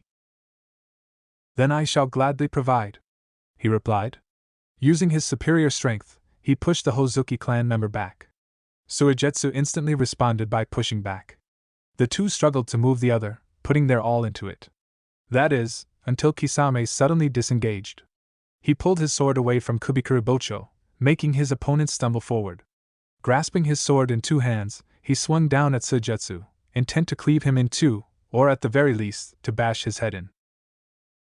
Despite what happened next, he wasn't surprised when Suigetsu turned to water and Samahada passed through him. A shadow fell over him, and when he looked up, Chojuro seemed to hang in the air. Hiramakerii Kaiho, Hiramakerii unleashing! He shouted, holding his sword high as the bandages came off. Chakra came forth from the 2 holes in the blade and formed into a blue hammer. He swung down, aiming for Kisame's head and back. Impressive timing, Gaki, Kisame told him. But also stupid.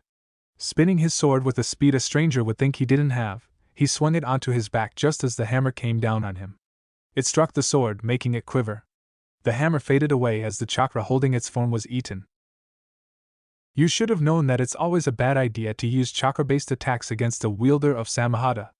Chojuro landed on the ground in silence, his blades still locked with Samahada. We didn't know, Suigetsu told him as he reformed with his sword still in hand. That was so I could have enough time to do this. He swung Kubikirabocho hard and fast at Kisame's head. But while he may have swung hard, he didn't swing fast enough. Kisame caught the sword with free hand, with almost contemptuous ease. While blood did drip from the hand, Suigetsu couldn't make Kubikirabocho even budge. That was just pathetic, Suigetsu, Samahada's wielder told him with disdain. I expected you to do better than that. Suigetsu only smirked in reply. What's he smirking about? Kisame wondered. When he heard the sound of feet charging, he got his answer. He tore his gaze from Suigetsu and looked up to see Reimu charging straight at him. Still charging into things, he thought with some nostalgia. And here I thought you had changed. When his nephew had gotten close enough, he pushed Samahata forward, catching Reimu in the stomach. Scales burst through the wrappings on the sword and tried to pierce his chest. Suetun, Mizudepo no Jutsu, Water Style, Water Gun Jutsu. Suigetsu took one hand off of the hilt of his sword and fired a round of water at Kisame's face. The blue-skinned man saw it coming and jerked his head out of the way to avoid it. Only getting a graze on it broke his concentration long enough for Suigetsu to tug his sword free and knock Samahata away from Reimu, tearing the scales away. Suetun, Mizurappa, Water Style, Wild Water Waves. Chojuro, having been able to disengage from Samahata, flashed through the hand seals and spewed forth a jet of water out of his mouth, directing it at Kisame and forcing him to use his sword as a shield. Even though the water pounded uselessly against Samahata, which ate the chakra that created it, both the sword and its wielder were pushed back away from the Kiri shinobi. "Are you hurt, Reima?" Suigetsu asked him as they regrouped. "I'll be fine, it didn't draw blood," he answered. It may have hurt somewhat, but he was able to ignore it so long as he focused on the fight. "You were wearing mesh armor underneath your clothes, weren't you, Reima?" Kisame asked, hefting Samahata onto his shoulder. The graze on his cheek healed and faded away within a matter of seconds. "That's very smart of you." His gaze focused on all of them. "However, I can't say the same for your plan of attack. Calling it adequate would be generous." "We're just starting here," Suigetsu told him. "That's a hell of a grip you've got," Saka commented as Kakuza held his Zanpakuto tightly. "You wouldn't happen to be using Doton, Domu Earth Style, Earth Spear, would you?" The fact that the skin on his hands and arms had darkened had tipped off the tribesman. "And how would you know that?" his opponent asked. "Like Naruto said, the snake bastard wrote some good reports on you guys," he answered with a smirk. He made sure to write down all the jutsu you use. He even described the effect of the jutsu in great detail. "It won't help you. Even though you know what the jutsu is, you cannot escape it. Besides, why bother asking me about it if you already knew what it was and what it could do?" He tried to put more pressure on the pair of swords in his hands. Yet, try as he might, he couldn't break them. "Actually, you're wrong about the first thing," Saka told him as he pulled his Zanpakuto free, slicing Kakuzu's palms open. "As for the second thing, I wasn't saying it for my benefit." He dropped to the ground and rolled away as the sound of lightning filled Kakuzu's ears. "Fry his ass, Azula," Naruto ordered. His girlfriend heeded his words and directed the lightning she had been generating straight at Kakuzu's heart. It flew from her fingertips, towards his body, and pierced his heart, tearing through the other end. He went stiff as the lightning entered his body, and when it vanished, he fell to the ground. "That's one down," Jiraiya commented from his branch. Due to his anger at Naruto for spending so much of his money, he told them that he wouldn't join the fight unless things got out of control. It was met with minimum complaint, mostly because they were no strangers to fighting without his help. In silence, they watched as Kakuzu stood back up. "Very impressive, you lured me into using an Earth-style jutsu so you could exploit its weakness," he applauded them. "It seems that those of you that have bounties on your heads will probably be worth it. As for those of you who don't have bounties, I'll try to remember your names." "You make it sound like you've already won the fight," June remarked. It was a little weird to hear him say something like that, if she had to be honest, although she would never admit it out loud. He had gotten a bolt of lightning though his heart, fell down dead, and then just got back up, speaking like nothing had happened at all. "It's only a matter of time until you're all dead," he told her. "But I may have to be a bit more serious than usual if I want to claim those bounties." He reached up to the zipper of his cloak and began to pull it down. Once it was at the bottom, he shrugged the cloak off and tossed it away. "By the spirits," Suki said in horror. She had to fight down the urge to throw up at the sight. "And I thought Orochimaru was disgusting," Saka commented with disgust. Kakuzu's skin was covered in enough stitches that made it look like he was sewn together. On his back were 4 masks, with the one that was positioned over where his heart was supposed to be was completely shattered. Before anyone could say anything else, his back ripped open and what could only be described as black blood poured out from it, carrying the masks with it. "Now, shall we begin?" Kakuzu asked as 4 monsters-like creatures with the masks for faces stood behind him. It was a little intimidating, and anyone else would probably have run away at the mere sight of the monsters. Even shinobi would feel unease when looking at them. And even though they were a bit disturbed by what they saw, the members of Team Paragon did not allow it to overwhelm them. You might want to wait on that thought, Naruto told him with a bit of glibness, looking at the one with the broken mask. The creature in question collapsed to the ground and looked like it melted, leaving only a large puddle. Okay, I think it is dead, the blonde said. We can now resume the fight. June took that as a command. She leapt from atop of Nyla. Both she and Sokka had decided to keep the Shurshu and Wolf out of the fight, and drew her whip. Come on, big fella, let's dance, she told the creature that had the wings attached to its body. It responded by trying to swipe her through her midsection. She danced away and stung it with the end of her whip. You're gonna have to be faster than that, she taunted, spinning low and cracking the whip against one of its legs. Both Suki and Sokka had decided to fight Kakuzu himself. The two had often sparred against and with each other, so they knew how to work together. When Kakuzu tried to focus on one of them, the other would distract him. They never stayed in one place as they fought him, they always kept moving. Ducking, leaping, turning, and attacking, they kept moving, never letting him get an easy target.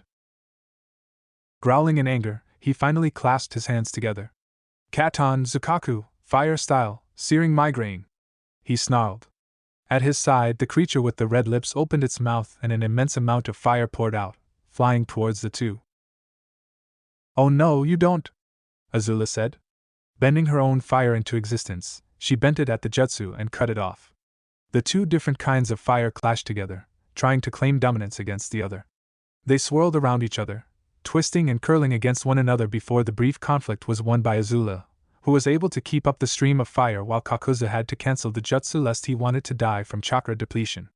When she saw that the jutsu had been cancelled, Azula pressed the attack, bending fire at the creature. Right on, John, lightning style, false darkness, Kakuzu said as he clasped his hands in a hand seal. The creature with the yellow-nosed mask opened its mouth and fired lightning at Azula. But Naruto had stepped into the path of the lightning. He took a waterbending stance and let the lightning hit him right on the fingertips. I guess chakra-based lightning is different from bender-generated lightning, the blonde thought, gritting his teeth as the lightning entered his body. The pain he felt was sharper than the pain from lightning a bender would have given him. But he was able to focus on what to do instead of the pain. June, line them up, he shouted. The bounty hunter heard his words and began to lure the winged creature towards his line of would crack her whip against it, and backed off when it tried to attack her. Any time now would be great, Naruto told her as he struggled to hold the lightning in and not let it destroy him. Just give me a minute. This is not exactly easy, she shouted at him as she twisted to the side, avoiding a swipe from the creature. Just a little bit more and perfect. She twisted her head to look at him. Okay. You can discharge now. Thank you. He redirected the lightning at the winged creature and let it loose. As the lightning flew towards the creature, June leapt out of the way.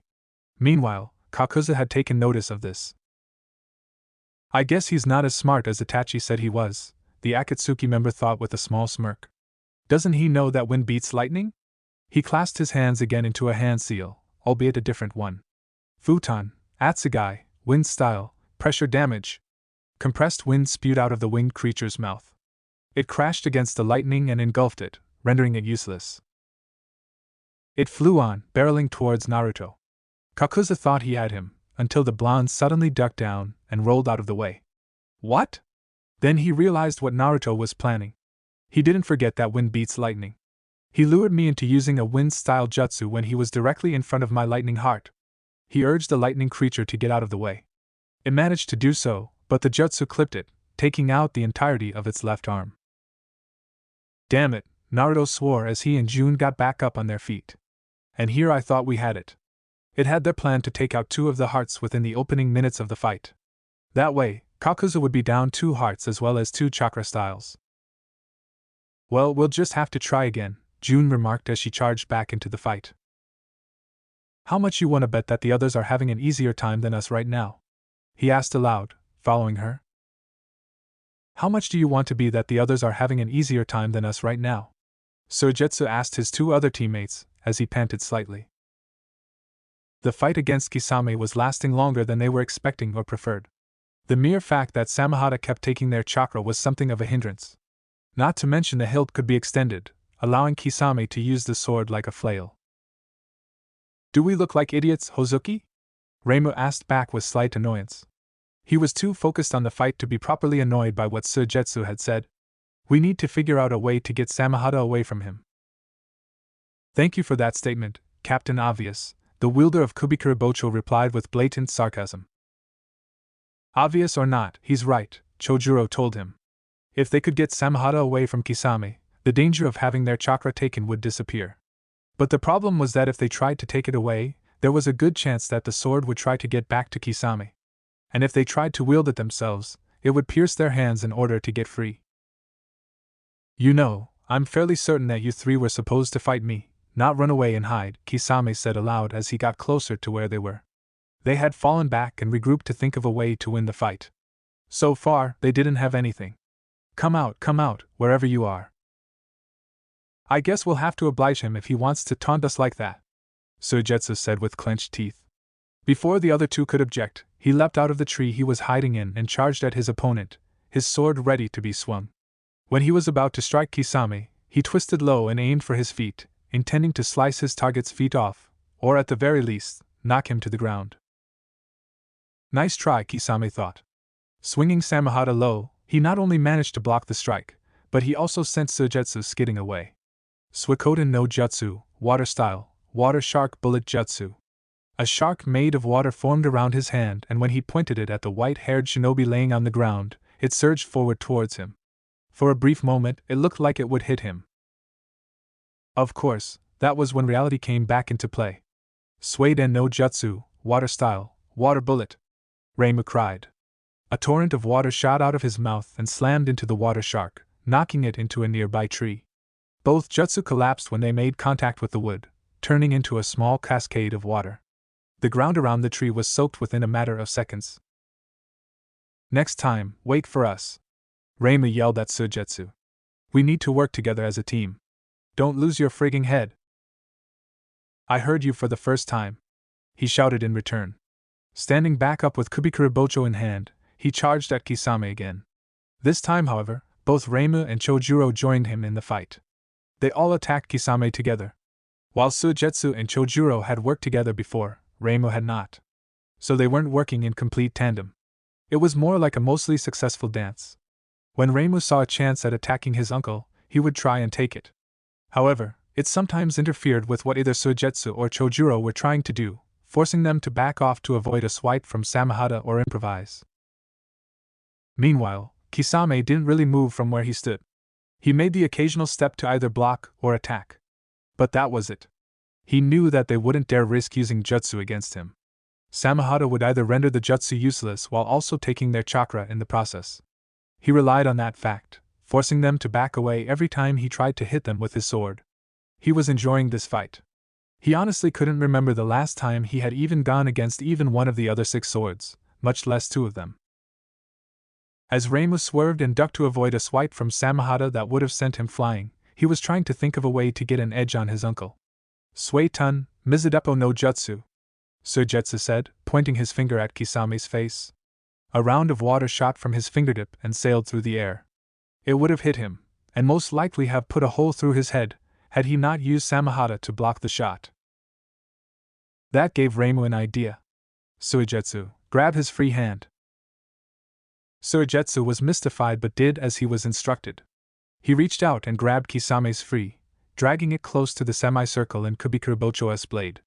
He was intent to make the wielder of Samahata have one less hand.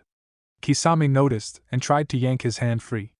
It was at that moment when Reimu made his move. Drawing his father's kunai, he lunged forward and plunged it into the hand that held Samahata. What happened next would seem longer to Reimu than it actually was. Hissing in pain, Kisame unconsciously released his grip on Samahata. The sword fell to the ground and landed with a sound that seemed to echo in the surrounding forest. They all stared at the sword in silence for a long moment before they all moved.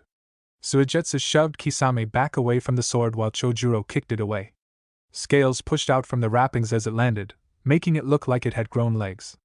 It scuttled back towards the struggling Kisame, intent on rejoining its master. When Reimu saw what the sword was trying to do, He leapt for it and grabbed it by the hilt, skidding on the ground as he maintained his hold on the sword. "Guys, I've got Samahata!" he cried out. Both Chojuro and Suigetsu immediately backed off of Kisame and leapt towards his side. Kisame smirked slightly as he stood up, pulling the kunai out of his hand. "Do you think that because you have Samahata, you have an advantage over me?" he asked them, making them have looks of doubt appear on their faces. The look of doubt on Reimu turned to pain as he yelped in pain and surprise. "I see Samahata doesn't like you, nephew. You might want to let go of it now." "Like hell!" he roared back, even though his body was agreeing with what his uncle was saying. He could feel Samahata trying to get free, the scales biting into his hands. In the back of his mind, he could feel a sense of anger, outrage, and desperation. Like the sword was angry at him, and wanted to leave but couldn't. He tightened his grip on the sword, but that only made the scales dig deeper into his hands, letting the blood drip to the ground. Both Suigetsu and Chojuro noticed the blood dripping. "Guys, you take care of Kisame," he told them with gritted teeth before they could say anything. "I'll keep them separated." "He's not letting go? That's a first. Gutsy fool he may be, but he's brave enough to endure Samahata's pain," Kisame thought, surprised by the sight. Most people that Samahata didn't like would have let go of the hilt within a matter of seconds. But Reimu still held it, even though it was evident that his hands had pierced. "I have to give him credit," he acknowledged as Suigetsu and Chojuro attacked him again. "He's lasting longer than most people." But there was something else about Samahata when it was held by a person it didn't like. If they didn't let go, the sword would drain them of their chakra. Reimu would let go of Samahata. He would lose his life, and Kisame would regret it, but he would let go. It was only a matter of time. It had taken them a while, but Team Paragon had managed to take out the lighting creature, via a very creative use of a wind jutsu from Naruto, fire bending from Azula, and Sokka's boomerang. They were now down to 2 hearts, and it didn't look like it was going to be easy taking them out. "I don't think I'll be able to do something like that again," Sokka admitted, panting slightly. His use of his Zanpakuto was beginning to get to him. It was one thing to use it in a spar. It was another thing to use it in an actual fight. The rest agreed with him. They had been cutting it close with that last tactic. They didn't want to admit it, but the fight with Kakuzu was getting more and more horrendous as time went on. Even though they had taken out 2 of his hearts, he acted like that didn't slow him down. "We need to take him out with one blow," June said. She had been fending off the wind creature throughout the entire fight. While she knew the forms of the other 3 bending arts, she had stayed with the one she was most comfortable with, the one her grandfather had all but beaten into her. The only time she had strayed from the airbending forms was when the creature tried to attack Nyla. She beat it back with an aggressive use of firebending forms and would have gotten hit by either Kakuzu or the fire creature, she wasn't sure who, had Azula not pulled her out of the way and returned fire with her own bending. "Anyone got any ideas?" "I've got one," Naruto admitted. Before he could give it to them, Kakuzu decided to interrupt them by landing in their midst. Before he could reach out and grab hold of anyone, they all scattered and backed away. Out of the forest came his 2 remaining creatures, moving quicker than you would expect from. Everyone focused on their targets, Naruto switching out with Azula so she could join the fight against Kakuzu himself, drawing her daggers from her belt. "You know, when I once told you that you must enjoy playing with fire, I'm pretty sure I didn't mean this," the Kyuubi pointed out, watching as Naruto dodged a swipe from the creature. "I'm pretty sure I was talking about Azula." "That's actually the same basic thing, Fox," he replied as he threw a kunai at the creature, hoping to distract it as he got behind it. "Both are likely to set me on fire if I ever give them a very good reason to be pissed off. And I'd say I already did that with Mr. Creepy here." He took a step back to avoid a claw aimed for his head as the creature turned around to face him. If he had to hazard a guess, the kunai didn't work. Futon, Detapa, wind style, great breakthrough. He breathed a gust of wind, aiming it at the creature. It traveled fast and slammed into the creature's midsection. It wasn't enough to tear it in half, just enough to send it flying back into a leapt for it, hoping to break the mask. But when he saw that it got back up and was ready for him, he made a clone to throw him out of the way. "Have you ever considered the fact that you might not be the best choice for fighting this thing?" the fox asked him. "The only elemental you know are wind style, and in case you haven't noticed, this thing uses fire style." "Oh, trust me, I've noticed." He glanced over to where Sokka was trying to slash Kakuzu's legs. He had seen what the tribesman had been working on with his Zanpakuto. The only reason he hadn't used it on Kakuzu was because he wasn't sure if he could be fast enough. Sokka, switch out. The water paragon glanced his way. Are you sure about that? He asked, ducking a punch from his opponent. Just do it. You're probably the only one fighting who takes this creature down in one shot. They silently counted down, pivoted, and leapt for the other's target. Naruto landed with a high kick and created a clone, the two of them setting into his Tsunken, twin fist. They worked together as one, even though they used opposite bending forms. Sokka never stayed still for his target, mixing waterbending forms with airbending forms. Both he and Suki did it to Kakuzu, always moving, taking Kakuzu's strikes and turning them against him, allowing them to strike. He applied the same idea against the fire creature. He danced, ducked, stabbed, and slashed. It didn't do much damage to the creature, more like irritating it if the expression on Kakuzu's face was anything to go by. Too close for comfort. The tribesman yelped as he rolled away from a jutsu the creature used. Would you stop dancing around and take that thing out already? Azula yelled at him. While Naruto and his clone were working together, she and Suki were doing the same thing. They weren't really pushing him back, but he wasn't them away. For all intents and purposes, it was a stalemate. I thought Aang was the one who did all the jumping around. Would you give me a minute, please? He shouted back at her as he slashed at the creature's side. This is the first time I'm using it in real combat. There should be less talking and more doing coming from you. He held his tongue, even though he had a very, and he meant very, sarcastic response. Leaping back to put some distance between him and the creature, he took a solid stance and breathed deeply. Garo, hungry wolf, he said, swinging his Zanpakuto down in a cross slash. From the space where the two swords had crossed, a spectral wolf appeared and leapt for the creature. With a speed too quick to be seen by untrained eyes, it tackled the creature and began to rip it to pieces. There was no hesitation in its actions and held no mercy in its eyes. The wolf tore chunks out of the creature and swallowed them whole. The creature tried to struggle, but the wolf's paws held it down. As more and more of its body was eaten, the struggles lessened. Finally, all that remained was the mask, which broke in half once the wolf stepped on it and faded away. What was that jutsu? Kakuzu demanded. Everyone else, including him, had stopped fighting to watch what would happen. He could feel the heart in the fire creature be torn apart as he watched the wolf devour it. It's not a jutsu, Sokka told him, keeping his swords ready. It's a move used with my Zanpakuto. It creates a spectral wolf that won't stop until it eats its target to the last piece. What he neglected to mention was that he wasn't sure if it would work on spirits or jutsu. And I believe it just took out another of your hearts, he reminded the Akatsuki member with a cocky grin. Wow, he just completely ignored lesson number 4, the Kyuubi commented as he listened to the explanation. To be fair, he doesn't know what lesson number 4 is, Naruto replied. That would be your fault, not mine. Alright, remind me to explain the lessons to Suki, Sokka, and June when I have the chance. Indeed. Nobody has ever taken 3 hearts from me, Kakuzu admitted. That just means I will just have to take 3 of yours and kill the rest. The only remaining creature leapt towards him, entering his back. The blackness of the creature turned to gray strings, sticking out from his back. Strings also burst out of his mouth, which made the mask he wore fly away.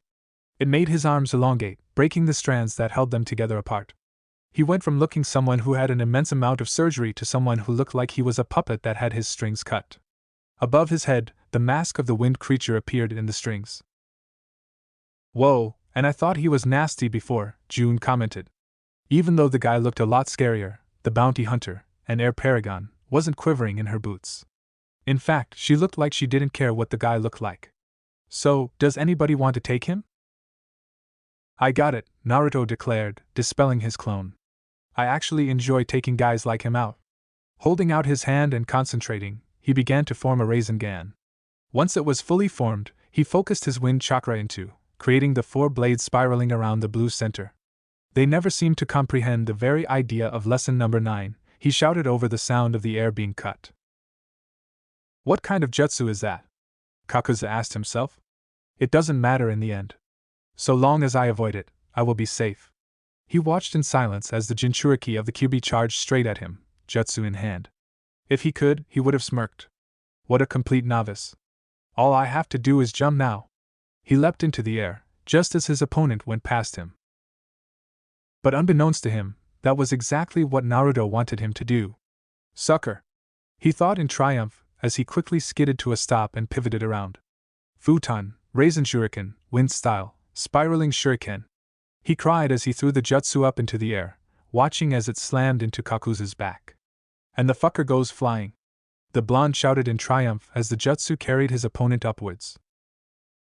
What he didn't know was that when he was about to throw the jutsu, Kyuubi added a bit of his chakra to it, stabilizing it as well as making his host's eyes briefly turn crimson, although thankfully, no one noticed it.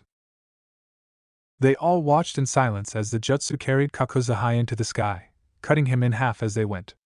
But he was already in so much pain that he didn't notice. As he was engulfed in a sphere of wind, his mind went blank. He felt he was being pierced through countless times by countless swords. He only realized that he had lost his last spare heart when he saw the mask of the wind creature shattered into pieces and got swept away in the wind. When he felt his last heart getting torn apart, and realized that he was dying, he only had enough time to think, how could this? As the sphere of wind finally faded away, the group just watched as the two parts of their opponent crashed to the ground with a meaty thump. And that takes care of him, Azula declared triumphantly. Nicely done, everyone, Jiraiya congratulated as he walked out of the forest. The fight had covered a lot of ground and he hadn't moved from where he sat during the entire fight. You've successfully taken out a member of the Akatsuki. With any luck, that'll hinder them a good amount. I hope so, June replied. She walked over to where Kakuzu's head lay. The bounty people on this side of the planet just need the head, right? She asked as she bent down and grabbed the head. Yeah, pretty much, the Toad Sage answered. Good to know. She walked over to Nyla, who had followed Jiraiya to the group along with Akela, with the head in hand. Pulling out a sack from Nyla's saddle, she dumped the head into the sack. Twisting it close, she secured it on the saddle. Same as always, right, June? Naruto asked with a grin. It disappeared and was replaced with a brief look of surprise as Nyla tried to sting him with his tongue, making him duck and roll away. That was a compliment, you blind excuse for an overgrown rat. He shouted at the Shirshu as he stood back up. I swear, your mother was a rock that got humped by a badger mole. As much fun it is to watch you two play, we need to get moving and let the others know that we're done, Sokka informed them pointedly. He looked over at the wolf in the group. Akela, could you please tell the others? The wolf lifted his head and howled. Despite not having Samahata, Kisame was still able to fend off both Suigetsu and Chojuro. He used the kunai that Reimu had stabbed him with as well as a spare one from his pouch. It may have been more than a few years since he fought without Samahata, but as long as he waited for Reimu to let go, he would be just fine. While he dueled against the wielders of Hiramikari and Kubikuribocho, his nephew was fighting with the Samahata itself. The blade kept trying to free itself by wrenching itself free of Reimu's grip.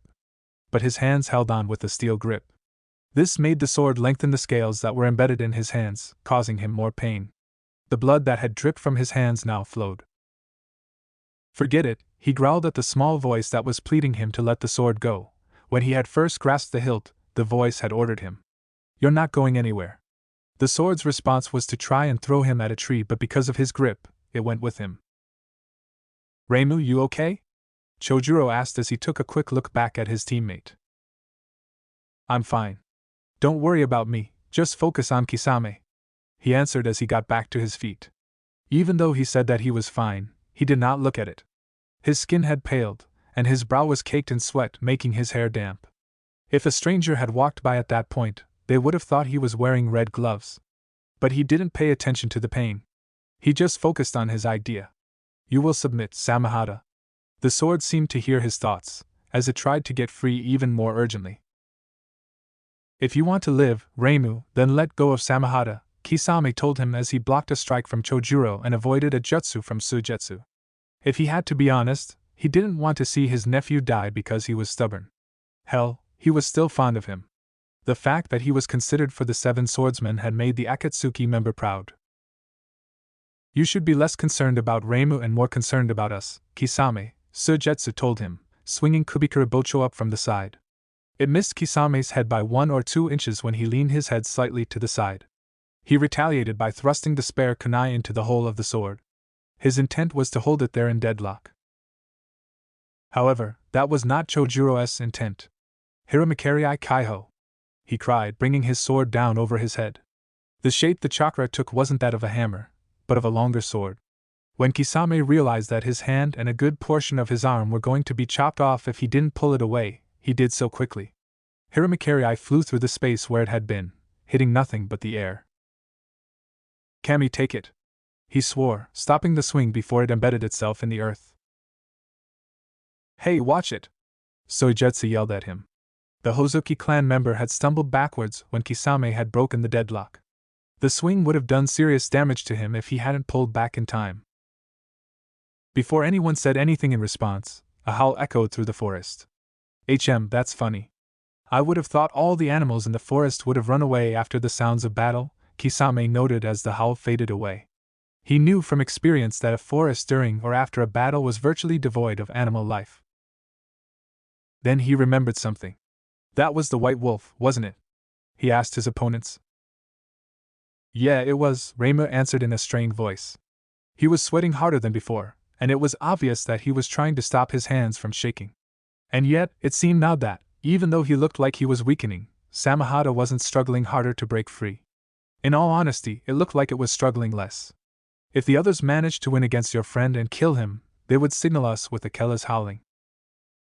"Kakuzu isn't my friend.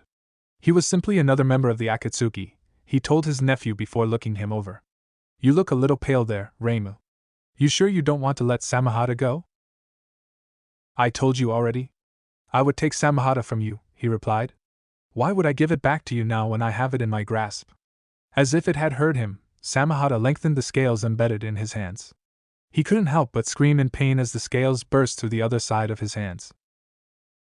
"That would be why," Kisame answered.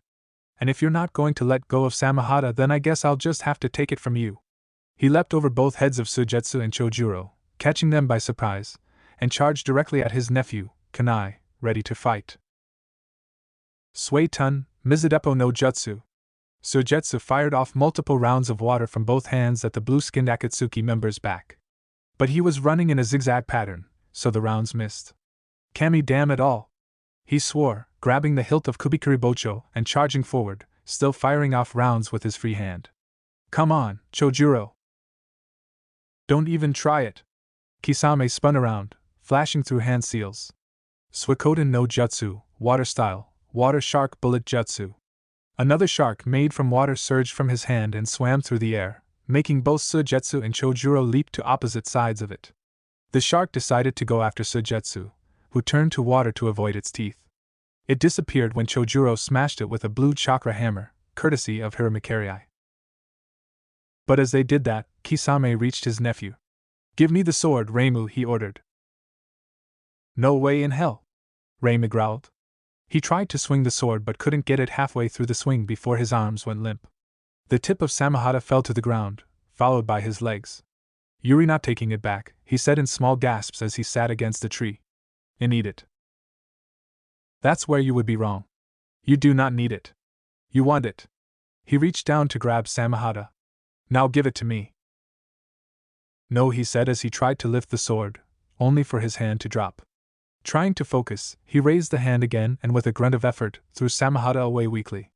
The sword spun once before landing onto the ground. "I knew you would value your life more than the sword." The Akatsuki member reached out and ruffled his nephew's hair. He stood up and looked over at Sujetsu and Chojuro, who watched him in silence. "What? Are you guys going to wait for me to be ready? That's not very shinobi-like of you." They didn't say anything in response, they just watched him. Deciding to ignore them, he walked over to Samahata and reached down to pick it up. But when he grabbed hold of the hilt, he got a nasty surprise. Scales sliced his hand open, forcing him to let go. "What the?" he thought in surprise. Scales also came out through the bandages covering it, landing on the ground and pushing the sword up off of it. It was then that Kisame got the biggest surprise he could ever have had. Samahata, for the lack of a better word, hissed at him. When it tried to scuttle past him, he lunged for the hilt again. "Suetun, Mizurapa!" Chojuro spewed a jet of water from his mouth, forcing the Akatsuki member back away from the sword, making him drop the spare kunai he had in the process, allowing it to keep scuttling. When it reached Reimu, the hilt extended and placed itself with an almost gentle care on his hand. As soon as that happened, an orange glow engulfed the hilt and the hand. Immediately, Reimu's breathing got better and the holes in his hands began to heal. How is this possible? Kisame demanded as they all watched Samahata heal his nephew. Suigetsu smirked. I guess his gamble paid off, he answered smugly, hefting Kubikuribocho onto his shoulder. What do you mean? He means that this was the plan all along, Kisame, Reimu told him as he stood up, completely healed and with Samahata in hand. I wasn't just holding on to Samahata so that you wouldn't have it. I was deliberately pumping my chakra into it, all the while willing it to submit to me. He couldn't have been more surprised. You mean you risked your life force-feeding Samahata your chakra so it would like it so much, it would choose you over me? He couldn't help but ask. That seemed like one of the dumbest things anyone could have done. And yet, his nephew had pulled it off. It was a gamble, he admitted. But it was one I was willing to pay if that meant you would lose your greatest asset. And it worked. He lifted Samahata up and pointed it at his uncle. The fight is over, Kisame. Give up and give me back my father's kunai, he commanded. Kisame's response was to throw said kunai at his nephew and leap backwards. Suetun, Daikoden, he began to say as he landed, going through the necessary hand seals. But before he could finish, Reimu, who had caught the kunai with ease, leapt after landed and swung Samahata once. Kisame felt his chakra disappear from his control. I'll say it again, the fight is over, Kisame, Reimu repeated as he placed Samahata on Kisame's neck. Both Chojuro and Suigetsu did the same thing with their swords, forming a triangle around him. Then I guess I'm out of luck, he replied. They all knew he was. He couldn't try to fight against 3 of the swords, not without one of his own, which had just been taken from him, and he had a suspicion that the rest of the swords weren't there. His time had come, and he wasn't going to try and fight against it. Well, at least I had a decent fight before I died. His nephew wasted no time in relieving him of the belt that had carried Samahata for its wielder. Get on your knees, Suigetsu ordered him as Reimu turned away to put the belt on himself. Kisame did as he was ordered, kneeling on the forest ground with his back straight. Do you have any words to say before your execution? Chojuro asked him. Even traitors who were being executed were allowed the right to say something before they died. Yes, I do. He turned to face his nephew, who had turned his back. Reimu Tuken, I am proud that it is you who has succeeded me with Samahata. Therefore I, Kisame Hashigaki, hereby order you to bear the title of Kirigakyu no Sane with pride and honor. Reimu didn't say anything in response. He didn't even turn to face him. And Samahata, I want you to keep an eye on Reimu, he continued. Kami knows he's going to need it.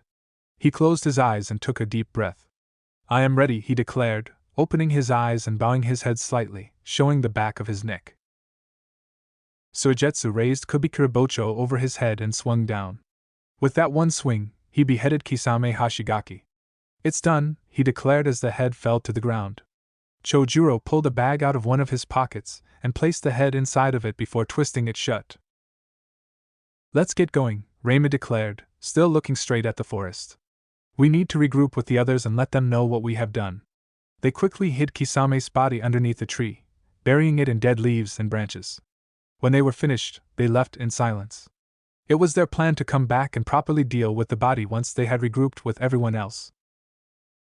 That area of the forest was quiet for a good 5 minutes. Then, what appeared to be a large Venus flytrap in an Akatsuki cloak stepped out from behind a tree. If someone was to look closely, they would have seen that there was a head in between the flytrap.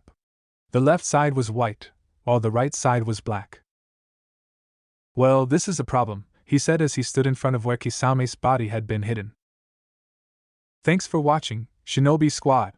If you enjoyed this what if, hit that like button, subscribe, and ring the bell so you never miss the next twist. Drop your theories in the comments, I'm always reading. Want more Naruto heat? Check out the other videos on the channel. Stay sharp, stay awesome, and remember even shadow clones need love. Peace out, Shinobi.